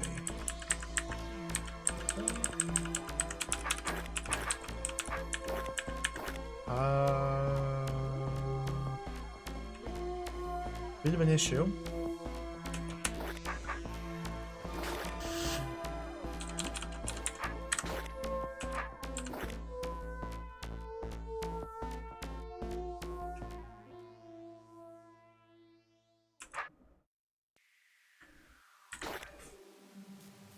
Have a bit of an issue here.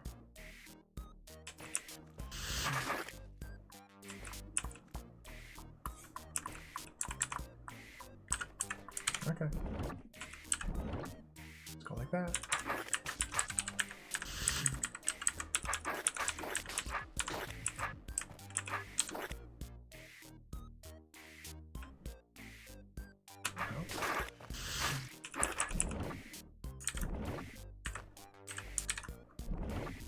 like that.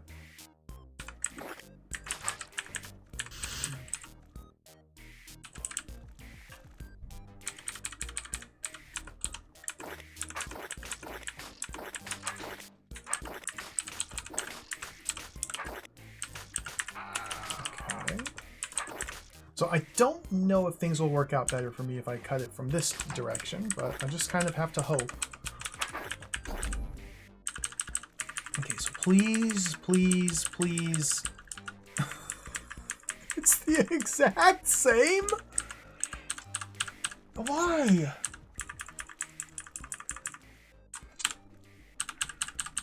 Ugh.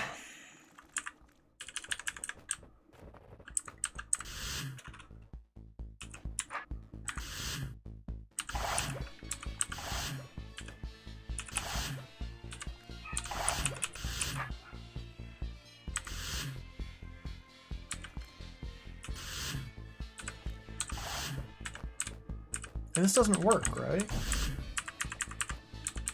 Or am I tripping out over nothing, as I like to do?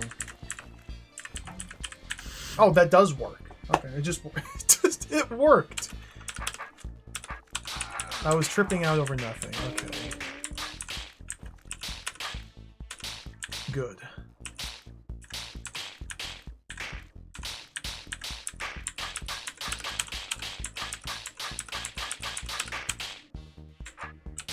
Ah, no grumble. I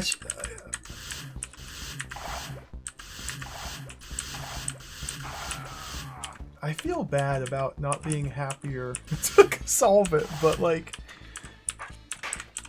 yuck. Alright, we're there. Yuck. 15th place, let's go.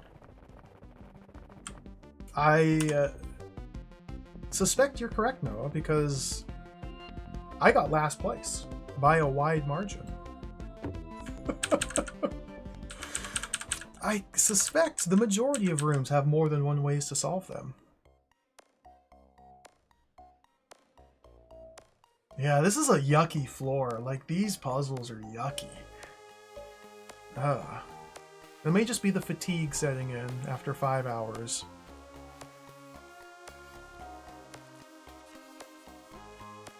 We'll do a couple more. Let's chip away at a couple more.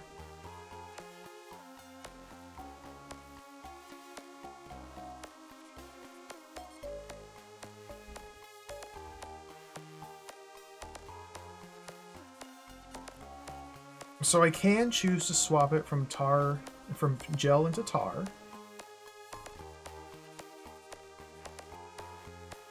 What's my goal? Kill this one monster and leave the room? Okay, to kill this monster I have to remove all of this. Is this cuttable by myself as tar? Let's do the analysis. Powers of analysis say no. This is not cuttable in its current incarnation as tar. I'm disarmed.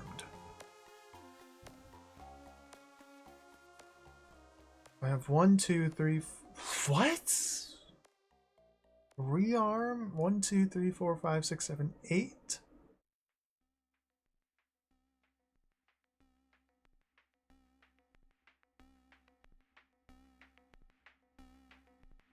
What? I think I want to do that to start with. And then there's nothing I can do other than drop decoys, which cut instantly. But this is not cuttable. So I need to place a decoy so that the final cut is made when I swap it. That's right. Okay. So like you. There. Make the final cut. So that way when I swap, boom. So I just need to remove this shape with my 1, 2, 3, 4, 5, 6, 7.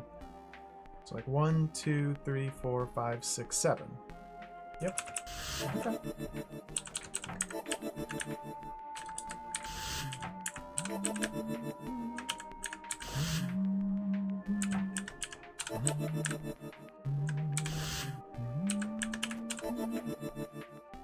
I'm gonna run into problems here. I gotta grab these ones.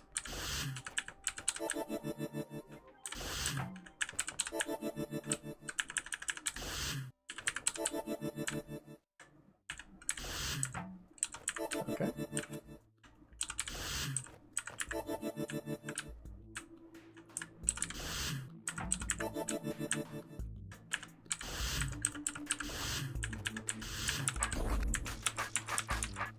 Okay. This may be one of those breathers. This wasn't too bad.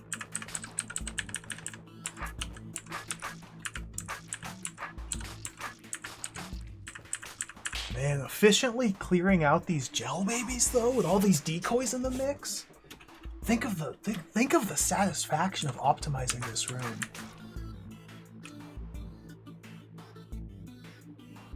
Like, how would you even approach this?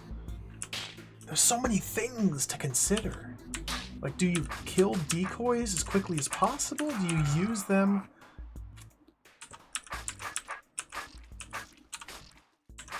to your advantage? Can you use them?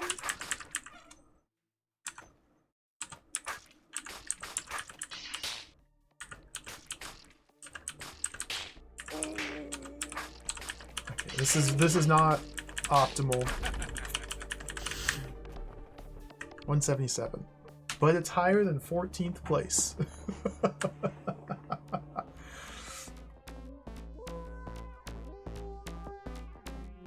Spear, what?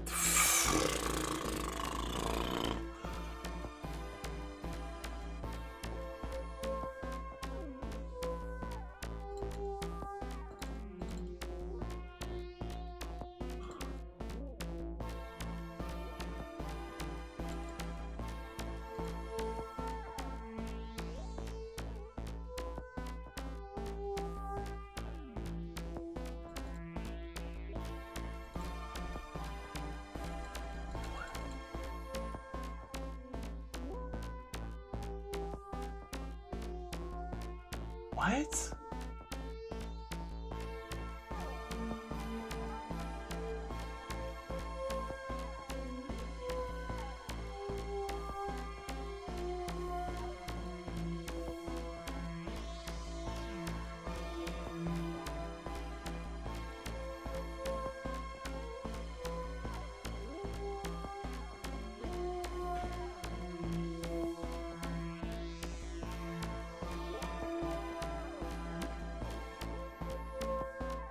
I have to click on everything.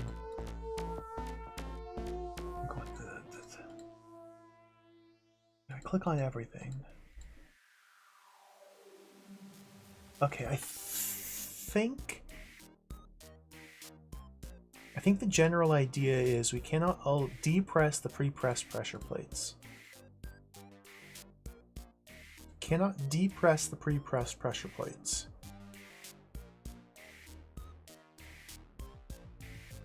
But I have to use the spear to cut my way into the sword and the toothpaste and the button, because the only way through here, because I'm forced to take my sword, I cannot bring a spear into this place. The only way through here is to cut the crumbly walls, wait for tar to grow after using the token. So when this is tar and it grows into a 2x3, then I can cut it with the sword. Do that 4 times to get to the mother. I cannot allow tar to grow over this, so I think that I need to move the Wraithwing here.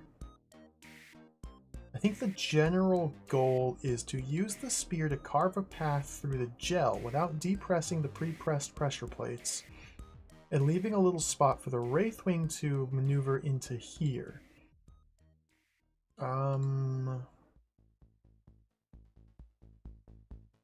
I think that's the general idea.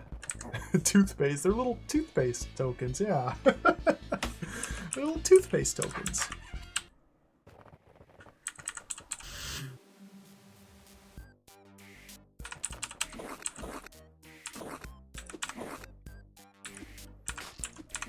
So something like that?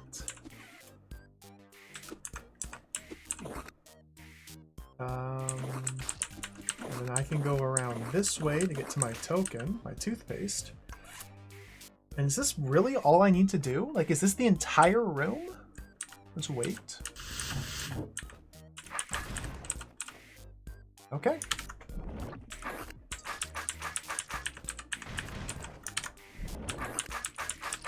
If this is the entire room... Can you do this without waiting? I can. Okay. Just save some turns. Gotta get that high score.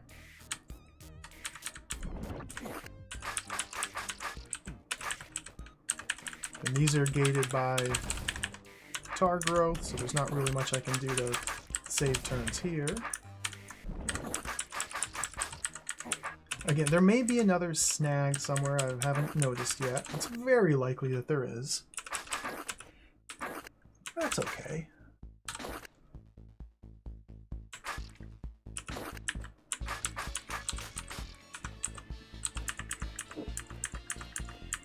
And now I can depress the pre-pressed pressure plates or step on that or just go... Ah! Like that.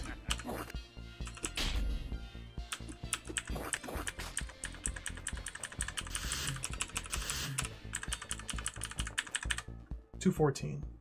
Third place tie! Not too bad.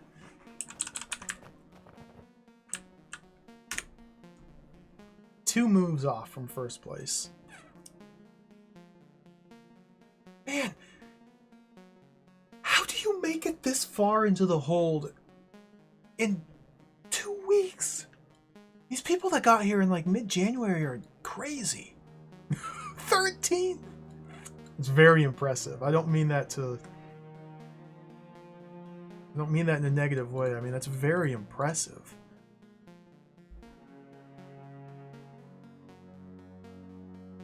Making it this far in like 2 weeks, because this hold came out like the day after Christmas. I guess a little more than 2 weeks, but still.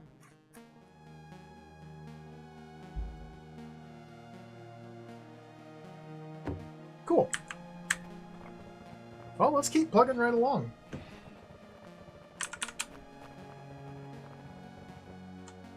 So I have a handful of rooms to go. What are we doing here? Spiders? Spiders? No.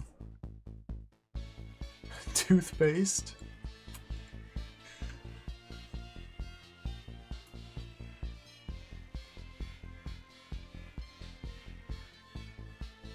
Yeah, it also helps to progress more than 2 days a week. That's a fair point.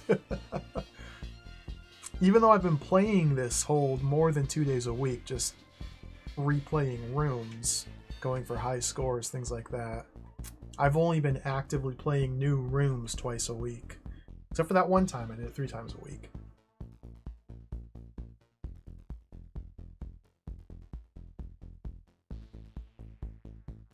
Okay.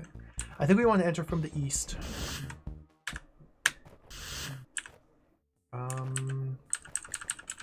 What are the pre-pressed pressure plates doing? This has the potential to become a mega mess.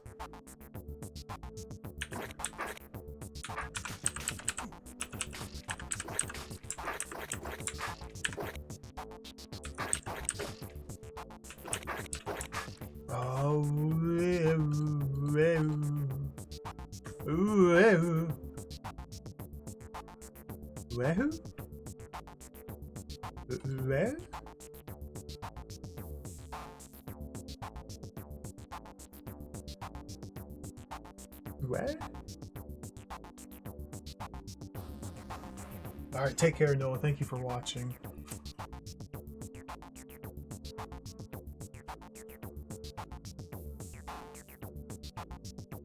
I'm going caveman mode looking at this room. So we can toggle attack back and forth between gel and mud. In fact, we'll need to do that because this shape I cannot cut into as mud. I have to swap it to gel, allow it to grow, and then I can cut into it. Same with this here. Oh, this looks enormously complicated. But I can't get into here until I've cleared one of these two, and I can't get into here until one of these two is cleared.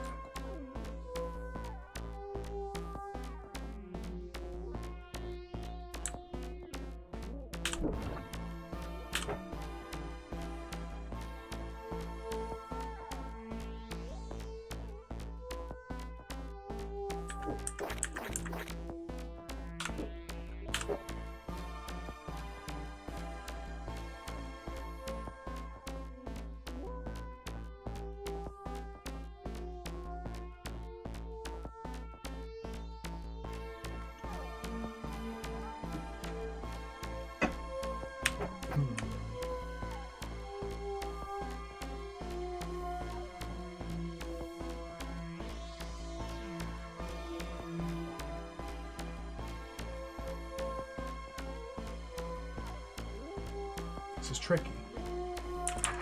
This is tricky.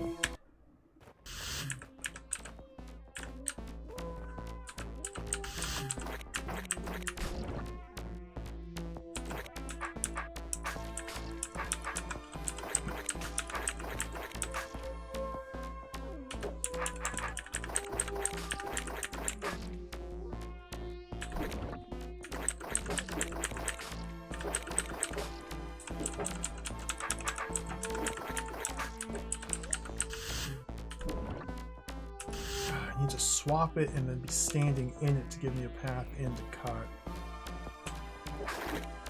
Ugh.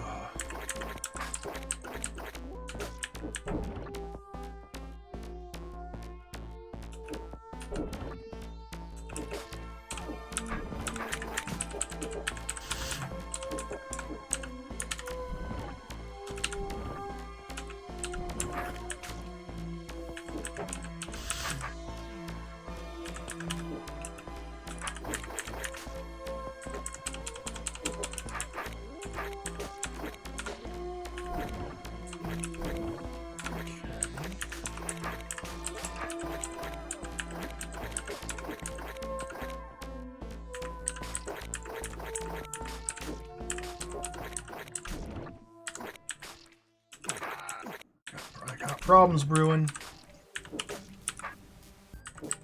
Let's deal with this. Okay, so that's now contained. I have a big problem though because I don't have anything that will ever hold these down. This is tricky.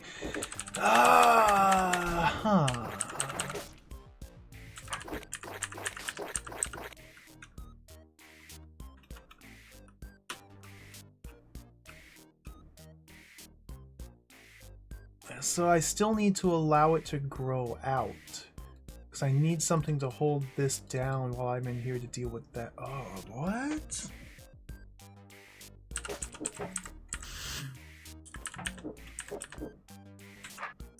That, okay.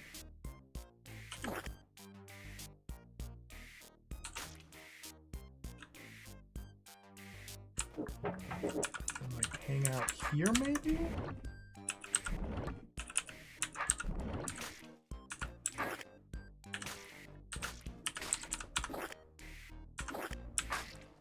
Yeah.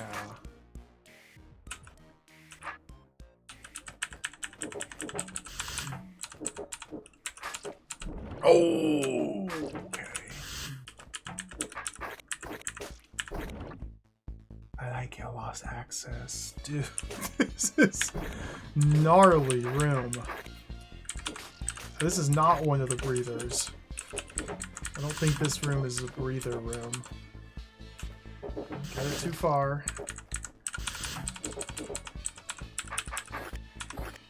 It's like it needs to be mud now to get all the way into the mother.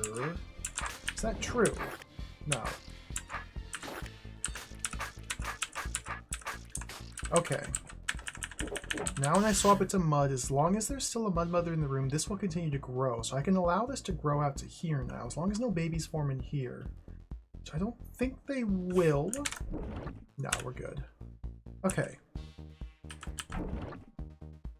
The wall is fine. It's the wall there, brother. So So now the goal is to dive into this shape. That's okay. Allow it to not grow, because I just need to make the one cut. There's that taken care of. Okay. I think we're pretty much in good shape here. Let me trim down as much of this as possible. Well, hey. How about that? I'm kind of a fan of what's happening here. Gel, bear,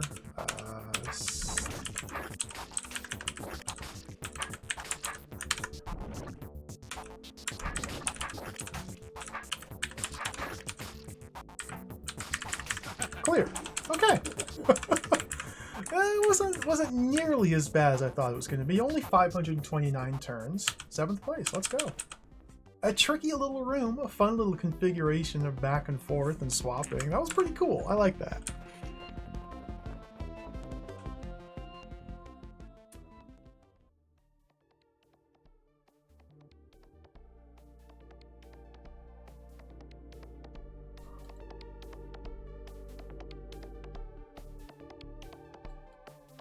Oh dear.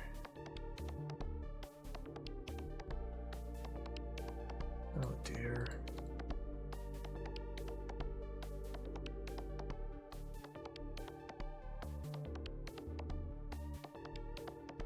Oh dear.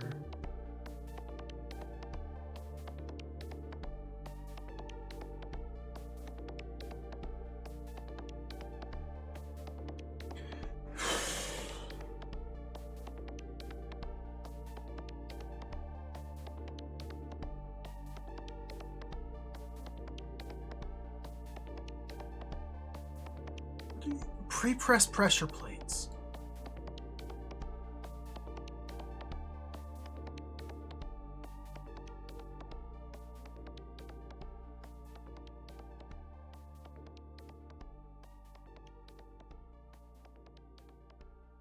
Hello, Doppelopoulos. Welcome.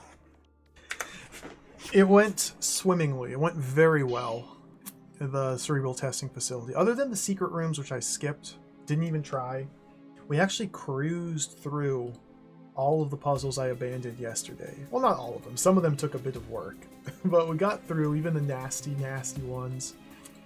And we're done with the brain floor. I've moved into the gel level.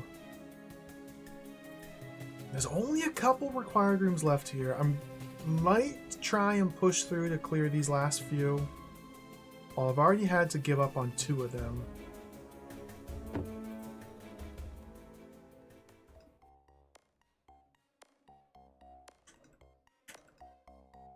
Secret.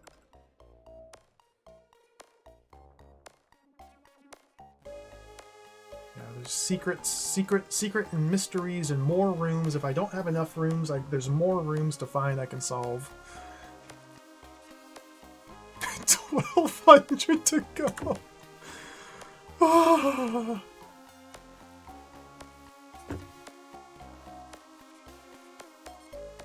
1200 rooms, all roughly this difficulty or harder.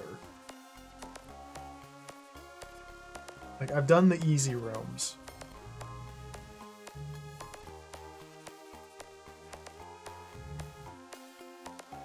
Okay, so in this room here, we've got 2 mimics, we've got multiple swap tokens, toothpaste badges, multiple buttons, babies, 2 gel blobs. So it seems like the goal is we start by swapping it into mud. It's mandatory. And I'm forced to put my mimics... I'll do this one first. Here. And here. This much seems like it's mandatory. I don't really have any choice in the matter up to this point. Other than sword orientation, and this is a bad one. Now...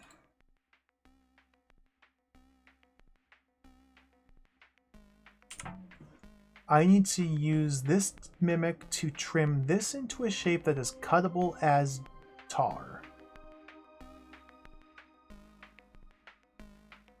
It's currently cuttable as tar. So What? So...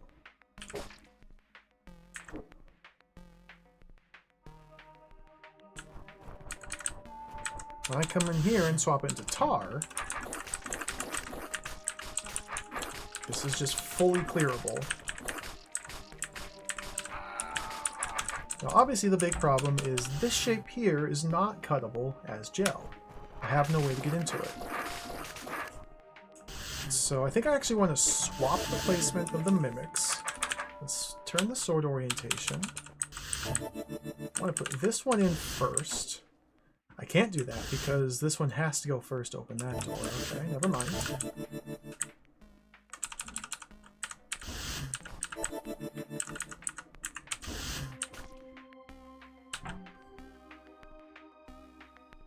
So this guy doesn't need to cut anything here. The problem is the mimics are synchronized.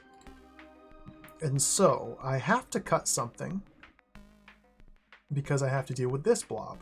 So I'm looking for a shape that is fully cuttable as both tar and gel. I need to create said shape while it's mud. I feel like I've done a puzzle like this in Gigantic Jewel Lost, and I may want to boot that hold up and review some of the rooms to just find my answer, because this sort of puzzle is very hard. Yeah, sounds a little familiar.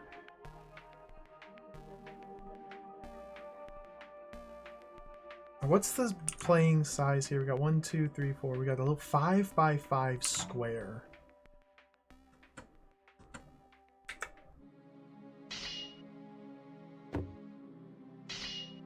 Hold on. Where's my... why did this open up? Interesting.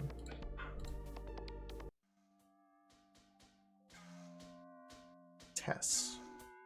This room. Okay. 5x5 shape. This shape. This shape. This is the shape I want right here. Alright, it's that easy. You just look up your notes. Just look up your homework. Just pull up your old homework from a year ago when you last played DROD and just copy your answers. I think this shape right here is the perfect one. I believe this shape here is cuttable as both tar and gel in its entirety and can't be created from mud.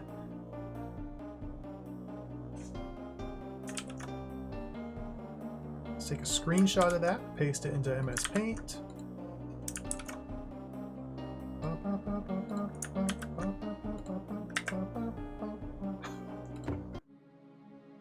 Can't make me solve the same puzzle twice. I've already solved that puzzle. Alright. I've already solved this puzzle before. So let's trim this bad boy down like that.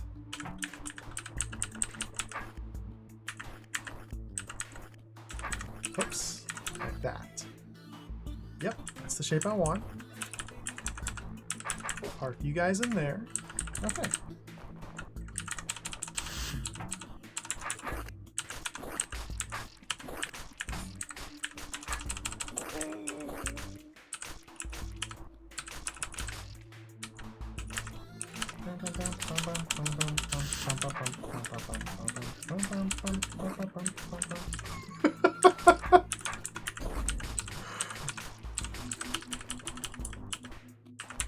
Gaming.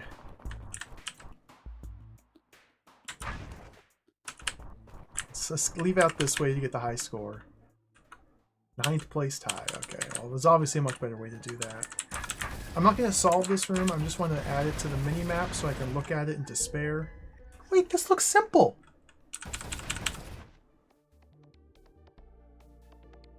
Oh. Whoa.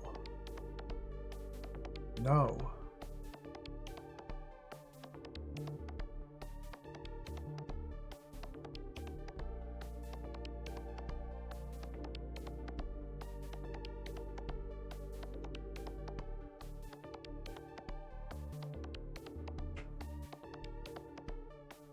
Not simple. Kind of simple. I think the concept in this room...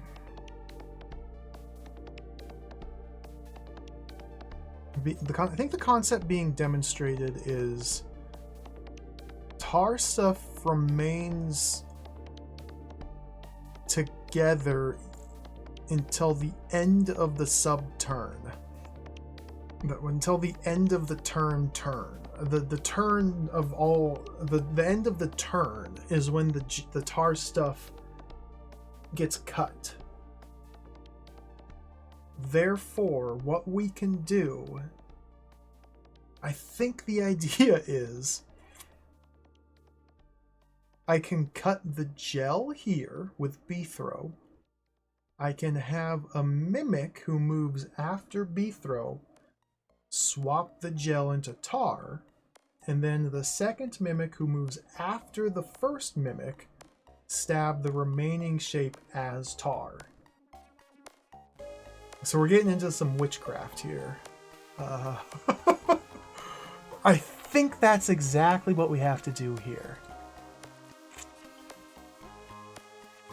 So I need to synchronize mimic placements.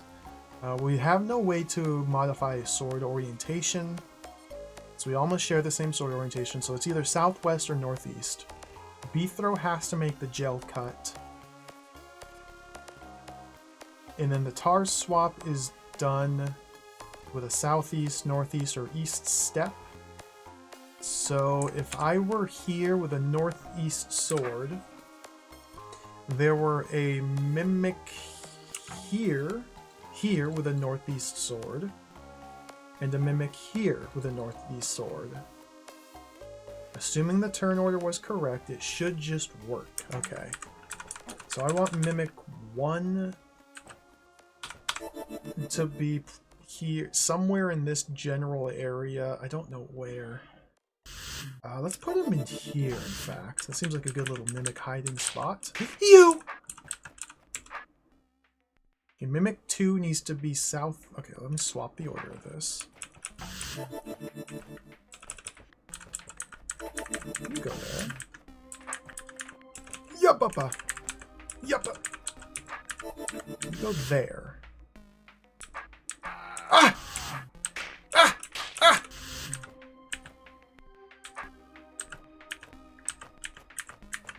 Okay.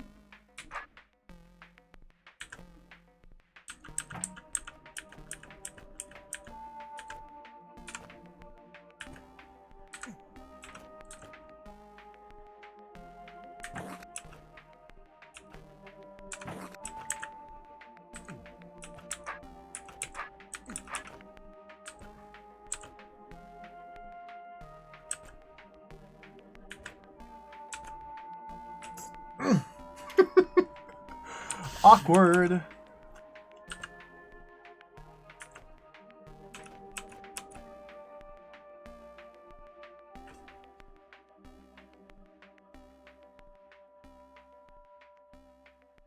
This guy needs to be down 1 relative to where we are. That. Okay, let's see. If I did my science correctly, when I step east, everything explodes. Wow. That's the power of science.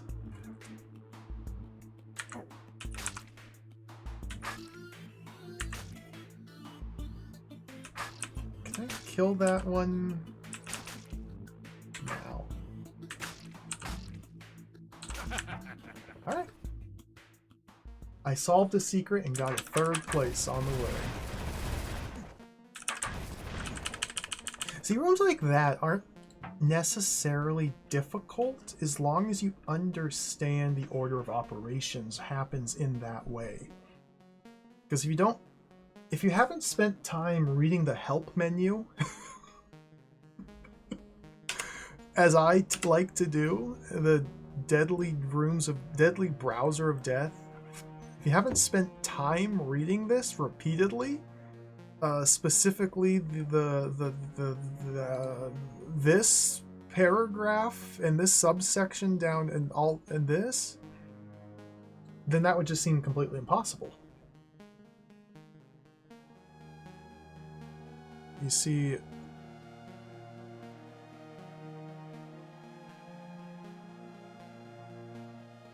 The order that non-monster interactions take place in effect room elements. Tar stuff is destroyed through sword stabs at second. There were no bridges, no fuses, no briar, no growth, no pressure plates, no seep, no doors. Everything else happens during the movement of whatever monster is currently being looked at. So, tar stuff is destroyed after every monster has taken its turn. Monster meaning Beathro and mimics. After every entity has taken its turn, then the tar stuff is removed. And switch tokens happen instantly. It's just DROD. It's just DROD science. DROD science. Exactly. Chapter 4, Section 2, Paragraph 7, Subsection 3 of DROD.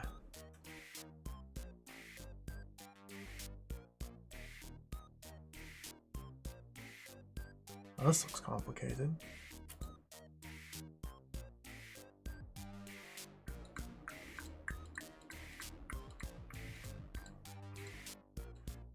What? Orb? Wait, what? Door, pre-pressed, depressed, pre-depressed, button, arrow, button, orb, door, toothpaste. There's another secret over there. Oh my god. I peeped this one already.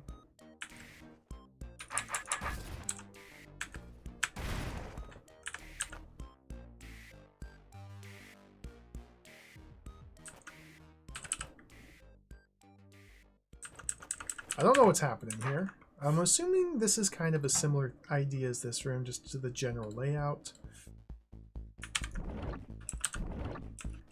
So it doesn't look like I can cut it as gels. Let's do a swap-a-rooney.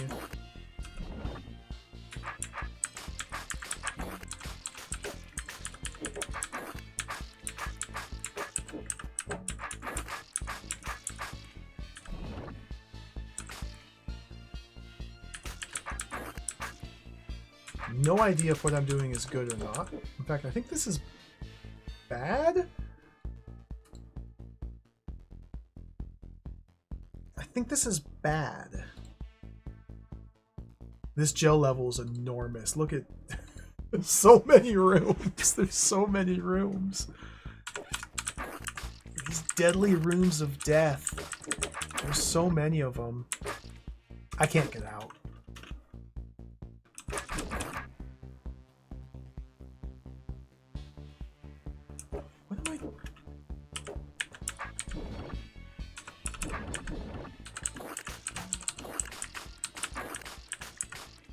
What?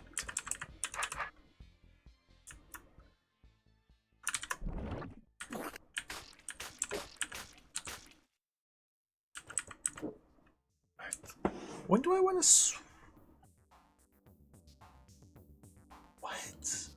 What am I doing?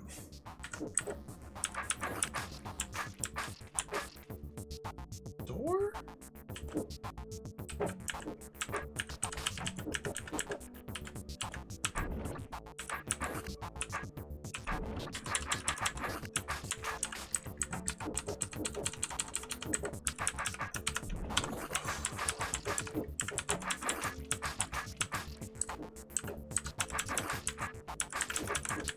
Is that good?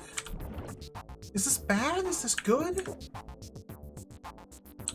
Okay, let's just let it grow.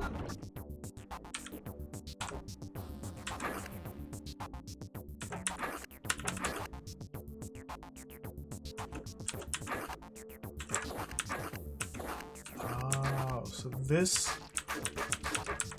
is when it needs to be gel? Yeah.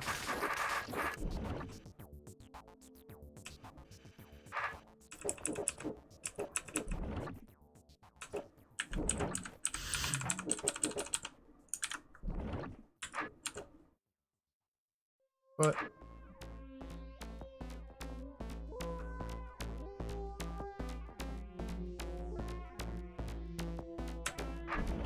no.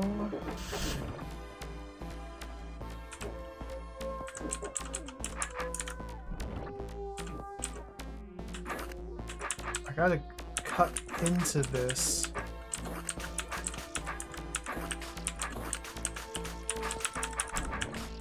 That. Now do the swap-a-rooney.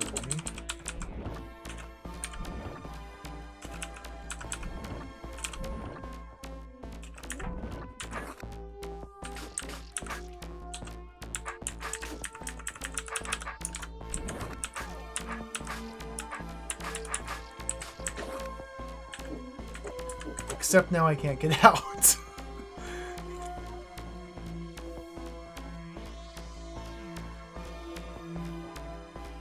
What?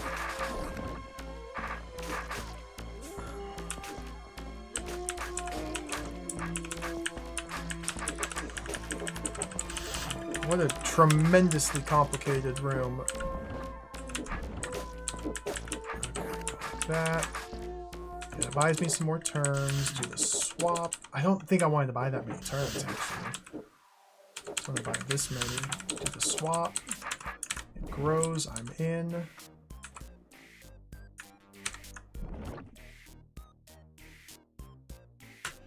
I just have, like, no time.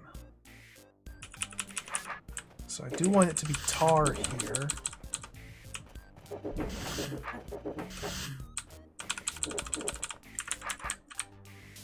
It grows. I cut that. And then this is uncuttable unless I swap.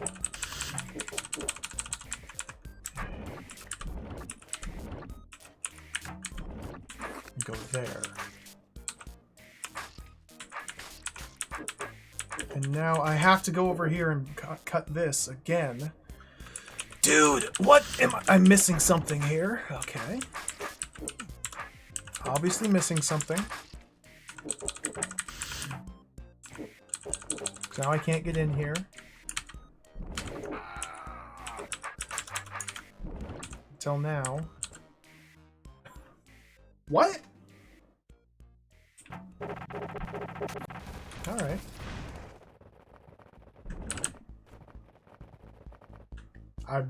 There's something I don't understand about that room.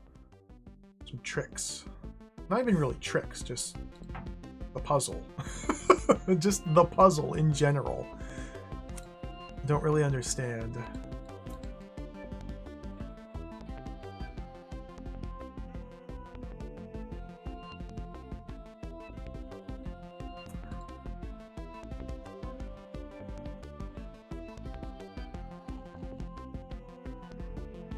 What?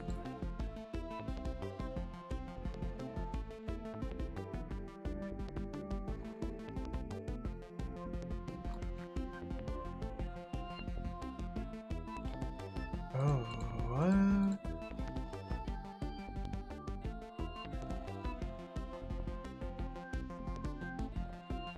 What's that? A room?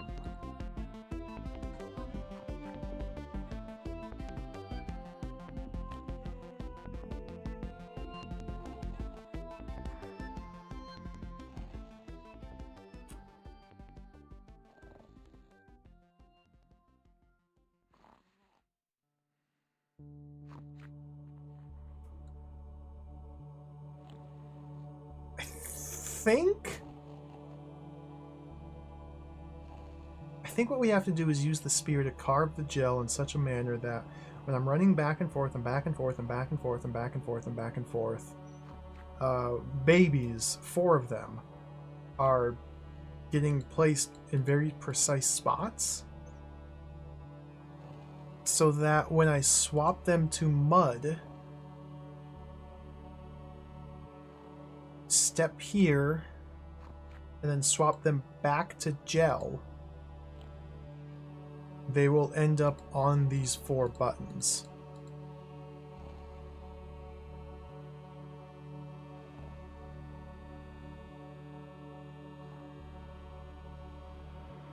can't allow these buttons to be pressed before I have done the swap because of these fire traps. And then these are for killing those babies to clear the room. Okay.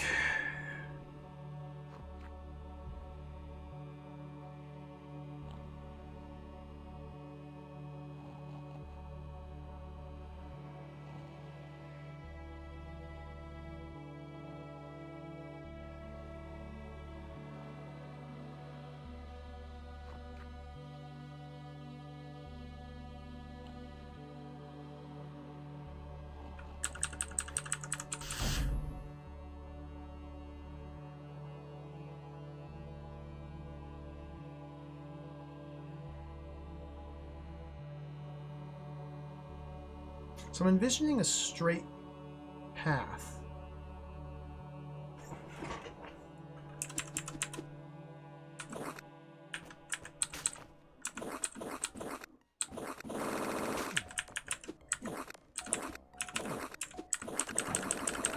Something like this.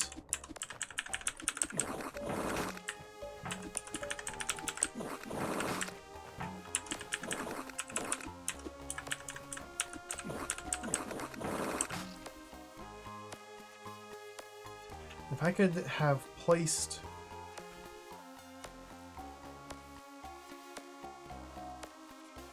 babies up here so that when I go here, gel baby goes to here, it stays there. This gel baby goes there, this one goes there, this one goes there, boom. They go down one more tile. Down one more tile, down one more tile, down one more tile. So they're roughly at the checkpoint.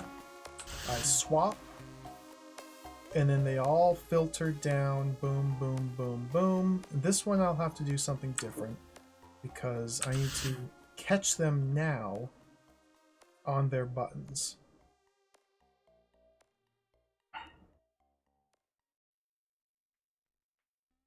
So something like this would almost work if I'm able to get, like, leave babies up here somehow. That's the part I'm kind of unclear about.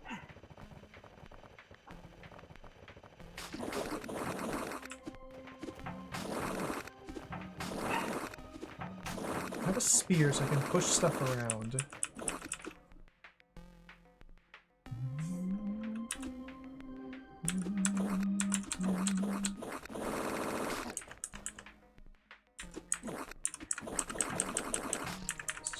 Let's do this again.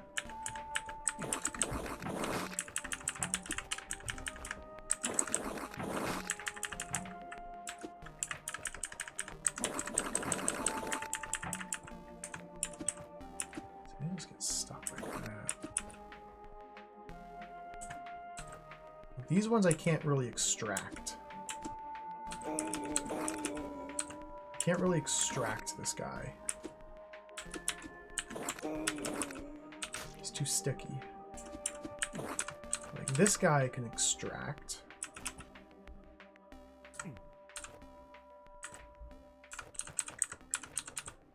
But gets me one.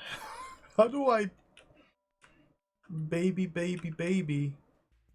and make my way down? Interesting.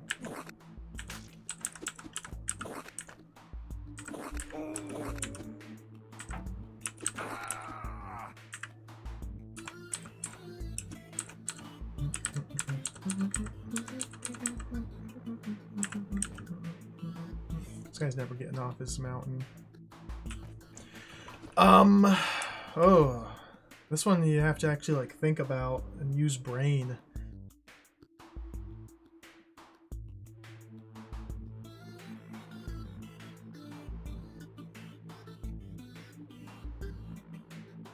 Something like this is part of the way there. In a straight corridor down to the buttons works as long as they are gel, because they're only incrementing south by one step every lap. As long as this is long enough, as long as I'm able to position them up here high enough, so it still work. But getting them up here is not easy.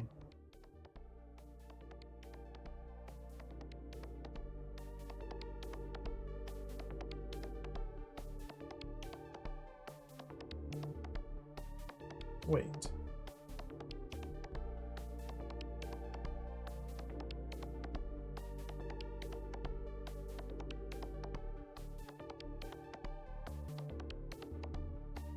All of these buttons close this door. This button opens it. So yeah, the act of me stepping here, swapping from gel to mud, needs to, while I'm standing still, all of the babies need to reach their buttons while I'm just standing here. So I need to press all 4 of these and keep them held down before pressing this button here. Swap them back to gel and run out.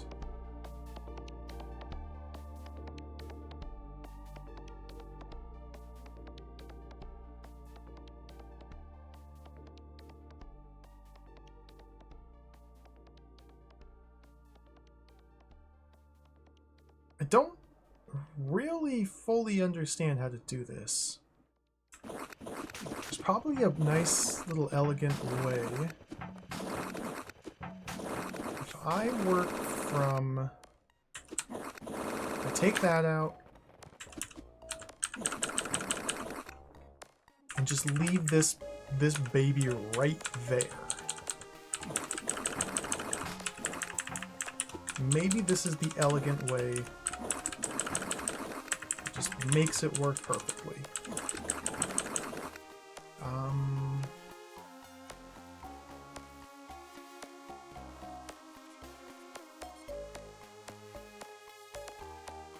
I have to get a little bit creative here.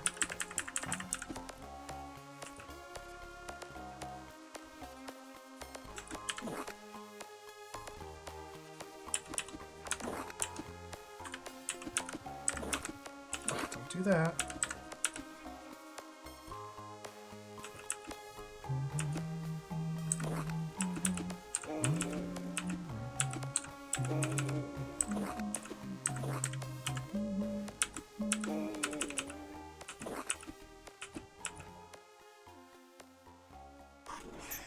I think this might work.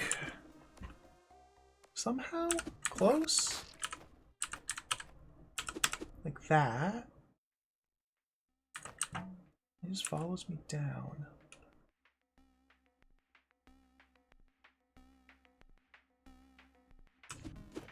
What I was hoping to do is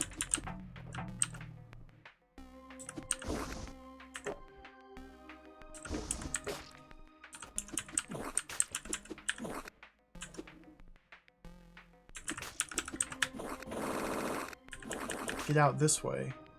Let me see if the rest of these work out.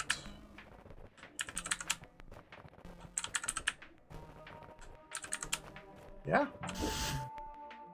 So if I could figure out this last little passage. Okay, we're 3/4 of the way there.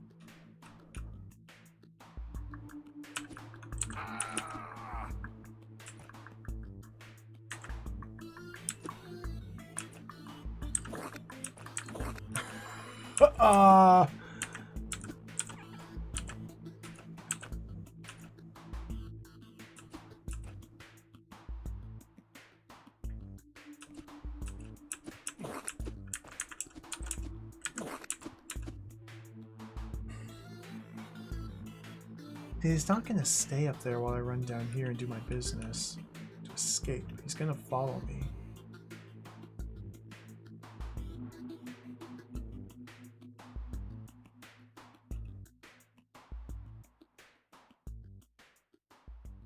Not really sure how to do anything about that.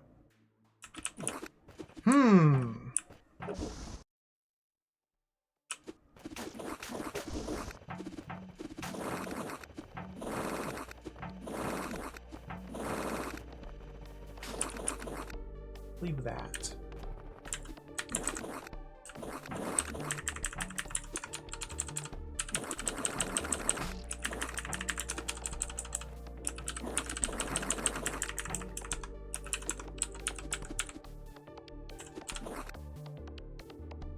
Kill you.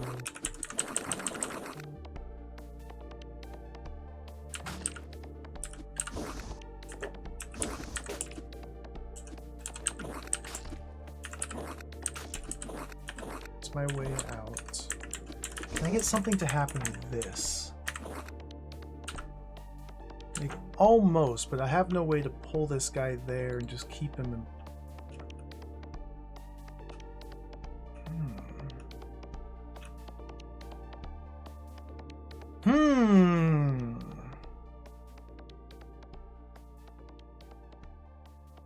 There. I just need one there. The fourth one doesn't incrementally slide down. The fourth one stays right there until I step on this token. And then when it turns into a mud baby, it'll just naturally slide down like that. Okay.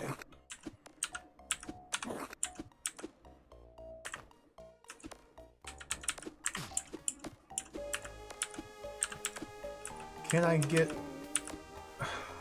a baby there?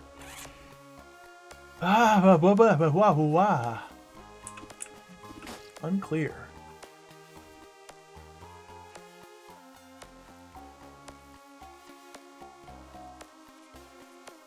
Maybe I'd have to do it the other. I'm gonna have this problem whichever one I leave for last. It's like I just want him there. I just want this guy to stay there and you not to kill me.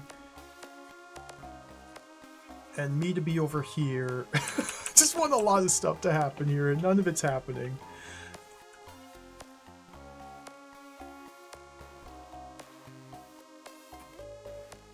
And like I need this wall here. Because I don't need this tile. Without this tile, there's nothing holding that guy in place. Oh dear. Whoa. Press the wrong button.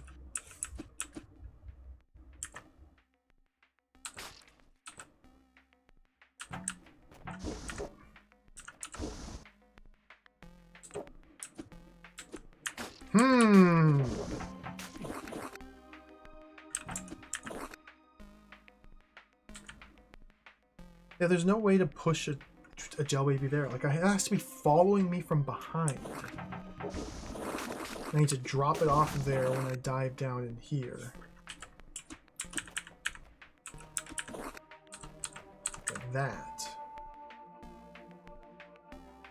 And I need to have left one here as well. Okay, so can I get 2 babies?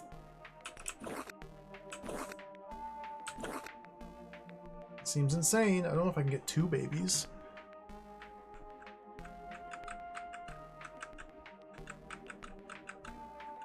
Oh, this is really complicated.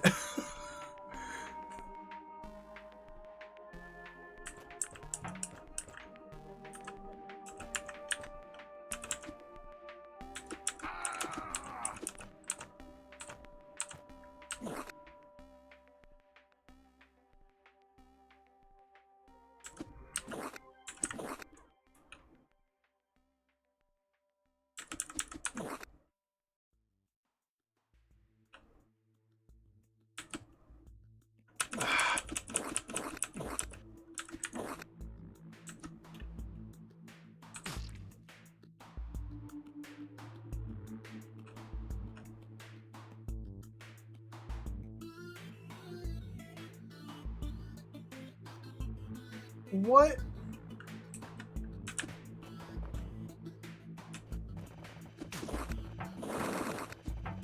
What happens if I leave that there and I punch in like this?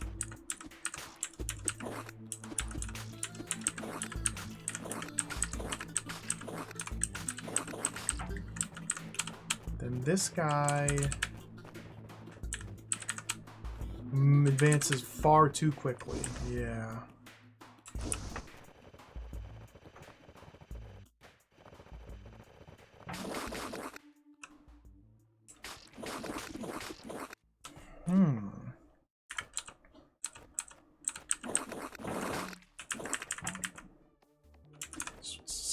There's some key to this.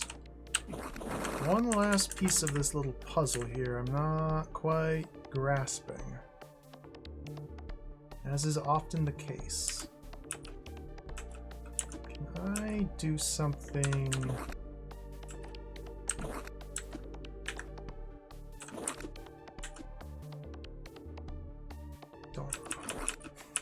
Huh. I don't know. I don't know if I can do something.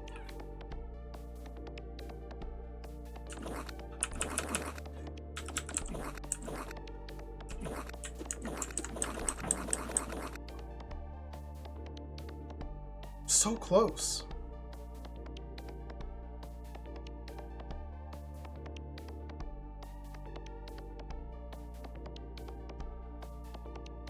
Just not really sure how to get a baby caught up here. Like if I could get a gel baby on this tile right here, boom, 23,5, I would win. This would work. It's all I need is a gel baby there. And I escape out in this direction.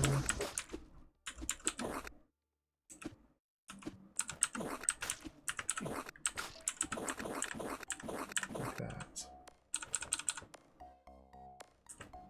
So in what world of reality can I create a gel baby on that tile without disrupting all this other nonsense? Like that?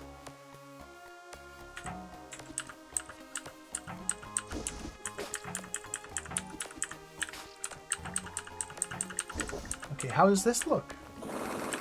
This might be it. I just was thinking of the wrong height. This might work. And you mud your way in.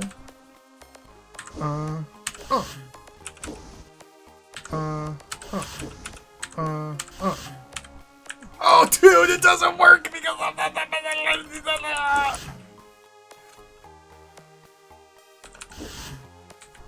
Okay, oh, I just need to modify this.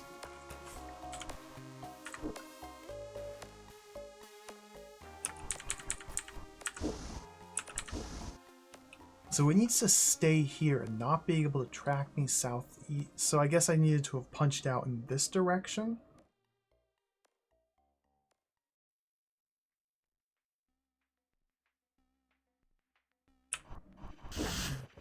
Dang. All right. Well, really close. Really close. Really close. A little bit more tweaking, and this is it.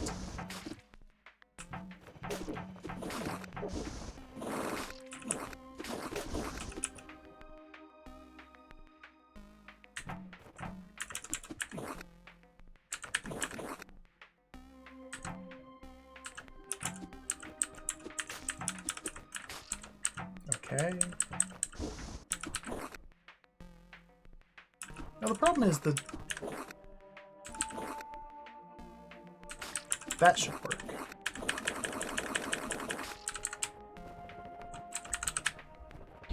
I think that'll work.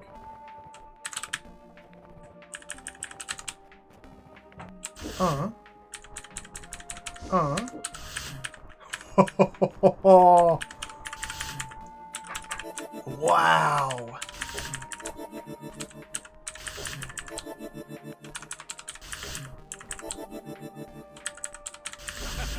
All right. That was cool. That was a really cool room. And I got 10th place too. That was a really cool room. Very tricky.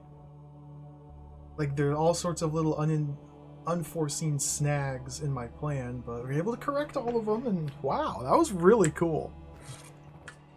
So there's 3 rooms remaining on this floor.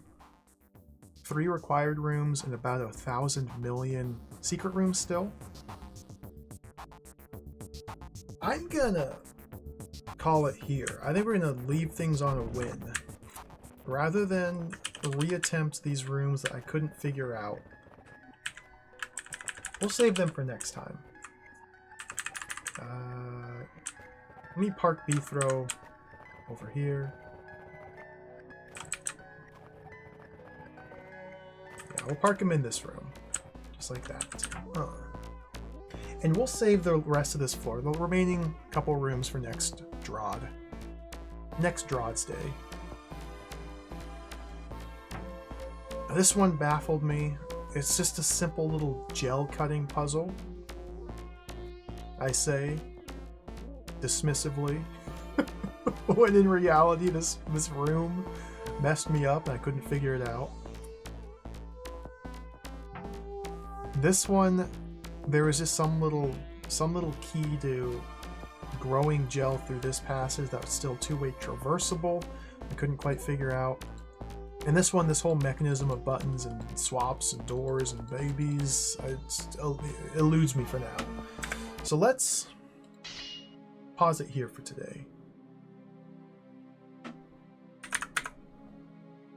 Whew. That's pretty good. That's pretty good. We had pretty good progress. Finished off the cerebral testing facility, save for the rooms that I skipped. And almost cleared out green stuff. I'm pretty happy. There's still speed potions, which should be a lot of fun, and pickaxes to go. And that'll open up the mysterious inner circle of this hub, which should lead to another couple levels, which will be the end of the hold. The end of the hold. Heavy air quotes, the end of the hold. Of course, we're only a little over 50% through, but that's the end of the hold. Not to be confused with the end of the hold. There's still obviously like over 1,000 rooms, but that's the end, somewhere in here. We'll save that for later. Whew. DROD. Thank you for watching. That was another DROD stream. That was stream number 20. We have now streamed this hold 20 times. 20 sessions of DROD. 149 hours across 20 sessions. That's an average of, what, 7? A little over 7 hours per stream? Oh dear lord, that's a lot of DROD. Thank you for watching. We're closing in on the end. Not to be confused with the end, but the end. Who knows, a couple more weeks we might get there. Thanks for watching. Thank you for hanging out. Thank you for the resubs, the follows, the big emotes. Thank you. Today was a lot more successful and satisfying than yesterday. A lot more. We'll come back at it next week. I gotta go. Thanks for watching. Let's do a raid. Because that's what you do at the end of a stream. You gotta raid people. No stream for me tomorrow. No stream tomorrow. I need to get reintegrated into normal video games. What's that mean? I don't know. No stream tomorrow, and then we'll come back on Thursday. Wait, today's Wednesday. We'll come back on Friday and do some dank video gaming.